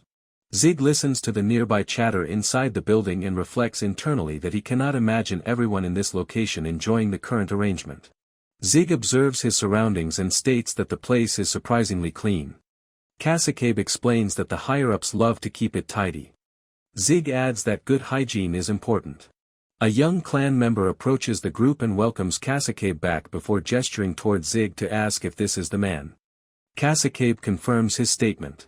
Kasakabe quietly instructs the young member to treat the guest with the utmost respect, prompting a brief nod of understanding from the boy. The young clan member steps forward and requests to hold on to the mercenary's large weapon. Zig prepares to hand over his sword and warns the boy that the weapon is very heavy, while the youth confirms that he is ready to take it. The young member suddenly stumbles under the immense weight of the massive twin blade as it shifts downward with a sharp movement. Zig watches the boy struggle and asks if he needs a hand, but the straining youth insists that he has the situation under control. The young clan member lets out a quiet gulp as he manages to steady his grip on the heavy weapon. Zig asks if there is a problem. The member clarifies that he was simply reflecting on the highly unusual design of the heavy weapon. Kasakabe stands on the steps and instructs the mercenary to follow him up the stairs. Zig observes the spacious area and points out that the clan house contains very few people despite its large size. Kasakabe explains that everyone is currently working on assignments, noting that only members on their break are likely to be seen inside the building during this time of day. Zig inquires if any of the clan members actually live inside the facility. Kasakabe chuckles and confirms that some members do reside there, explaining that the clan must remain prepared in case an unexpected event occurs. Zig deduces from the statement that a serious incident has occurred at the clan house in the past. Kasakabe looks back and confirms his assumption. Zig expresses mild surprise as Kasakabe reveals that he was left in charge of investigating the past incident and is currently in the middle of resolving the matter. Zig reaches the upper floor and finds Kasakabe standing calmly in a room filled with several armed clan members. Zig watches as the armed clan members stand ready at the top of the stairs. Kasakabe smiles and states that he must make a few inquiries before he provides any further explanation. Zig requests permission to present his own inquiry first. Kasakabe prompts the mercenary to speak. Zig observes the administrator and notes that either his own vision is failing or Kasakabe is a highly skilled actor. Zif asks which he thinks he is. Kasakabe adjusts his glasses and states his belief that choosing the second option will make them both happy. Zig expresses his complete agreement with that statement. Zig crosses his arms while surrounded by the armed men and demands to know what the group wants from him. An angry clan member steps forward to point directly at the mercenary and declares their absolute certainty that Zig committed the act. Zig states that he does not follow the accusation, while the young clan member stares at him. Kasakabe raises his hand to stop the young member, addressing him as Kane and stating that he will handle the situation. Kane tells the mercenary to stop playing dumb. Kasakabe looks forward and explains that their clan members were attacked the previous day. Kasakabe describes the victims as young, talented adventurers with promising futures, bringing up a memory of the 5 members drinking and celebrating together. Kasakabe details the aftermath of the event, stating that all 5 victims fought back but 3 of them still died. He adds that the remaining 2 are currently unconscious and in critical condition. Zig remembers the incident with the loud man at the guild earlier that morning and realizes the connection between the 2 events. He then prompts Kasakabe to state his point. Kasakabe reveals that one of the survivors woke up briefly that morning and provided a visual description of the perpetrator. Kasakabe explains that the perpetrator acted alone and possessed high combat skill.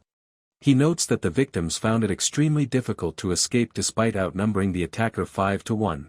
Kasakabe states the most important detail of the survivor's description, revealing that the attacker carried a large twin-blade weapon.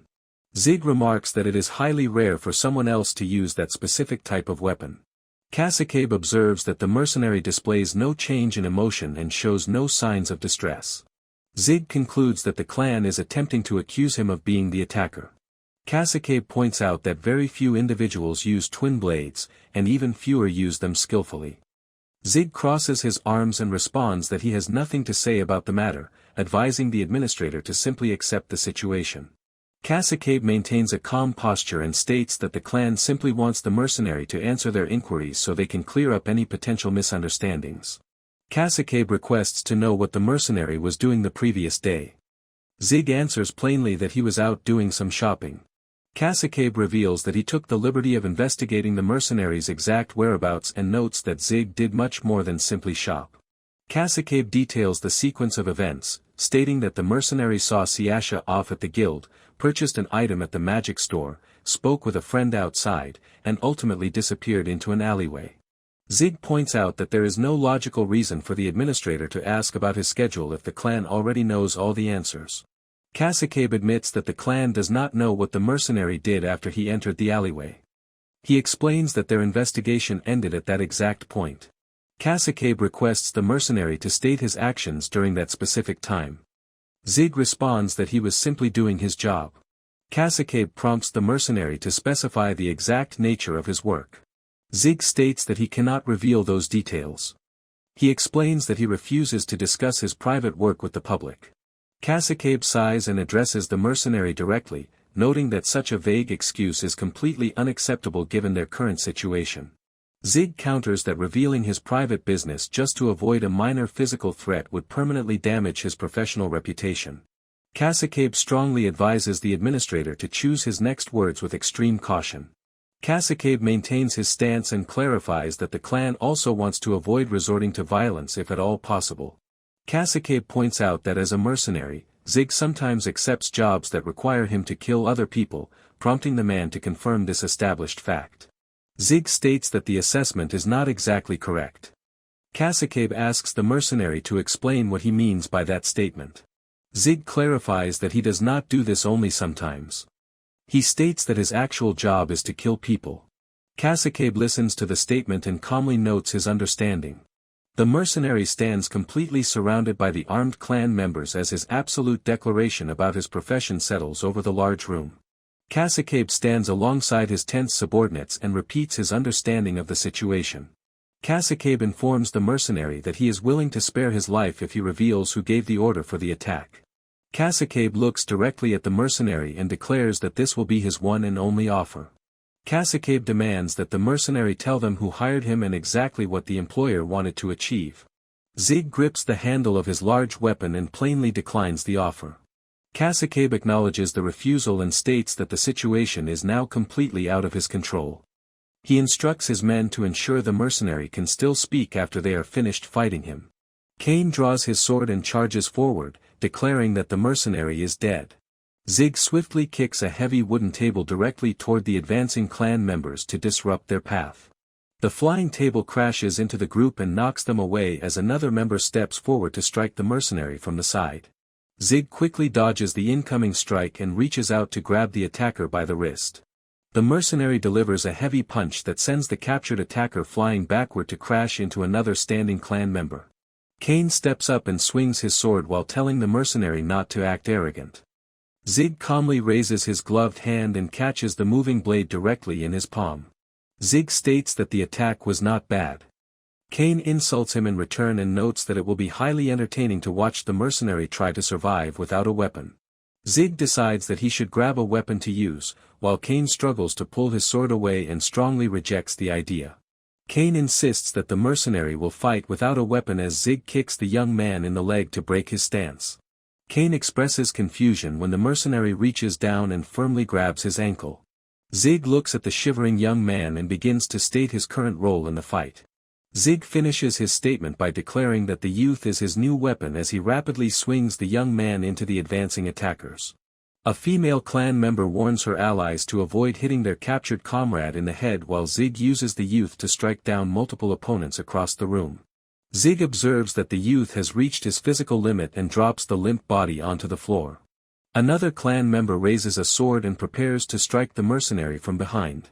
Zig evades the swinging blade and reflects internally that he wants to retrieve a proper weapon but doubts the enemies will give him the opportunity. The mercenary briefly stumbles backward, catching the immediate attention of 3 nearby clan members who carefully watch his movement. 3 clan members draw their swords and launch a simultaneous attack against the mercenary from multiple directions.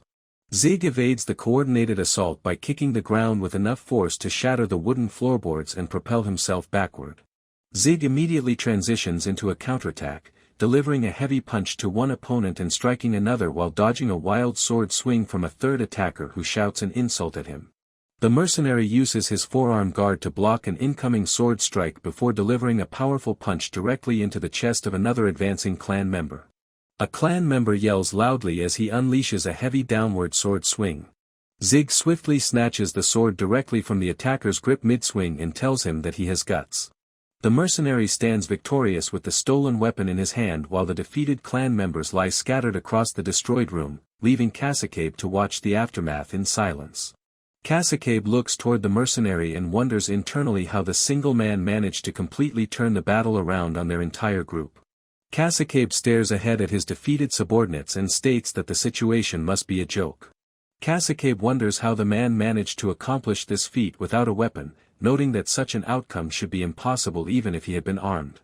Zig looks back and prompts the administrator to share his thoughts on the outcome of the battle. Cacicabe maintains a tense posture and states that he does not understand the meaning behind the mercenary's statement.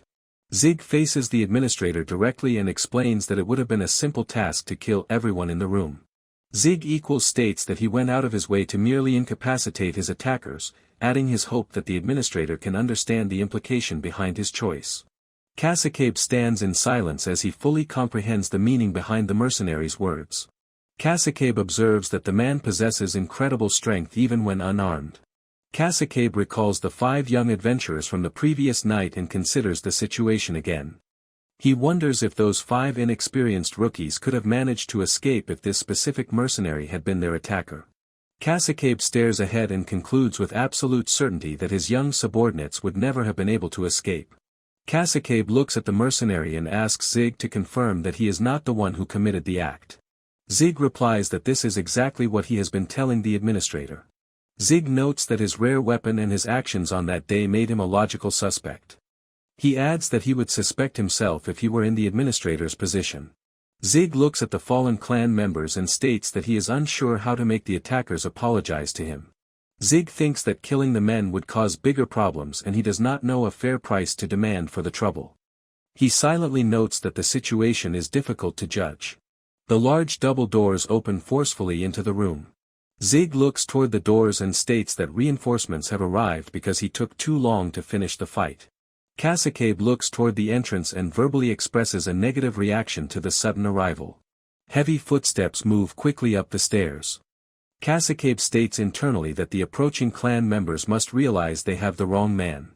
He runs forward to stop them before they cause more disrespect and ruin their trust. A female clan member grabs Cacicabe by his collar and pulls him backward while telling him to get back. Cacicabe chokes briefly as she moves him. The woman throws Kasakabe aside. He falls backward onto the wooden stairs. The woman looks down and asks a fallen member if they are unharmed. She instructs the person to go outside to safety and leave the current situation to her group. The woman states that her group will not lose to the mercenary. Kasakabe coughs from the floor and tries to tell the woman to wait. Two female clan members prepare to fight and state their intent to avenge their fallen comrades. Kasakabe watches them from behind while holding his throat. Kasakabe coughs again and reaches his hand forward while telling the women no.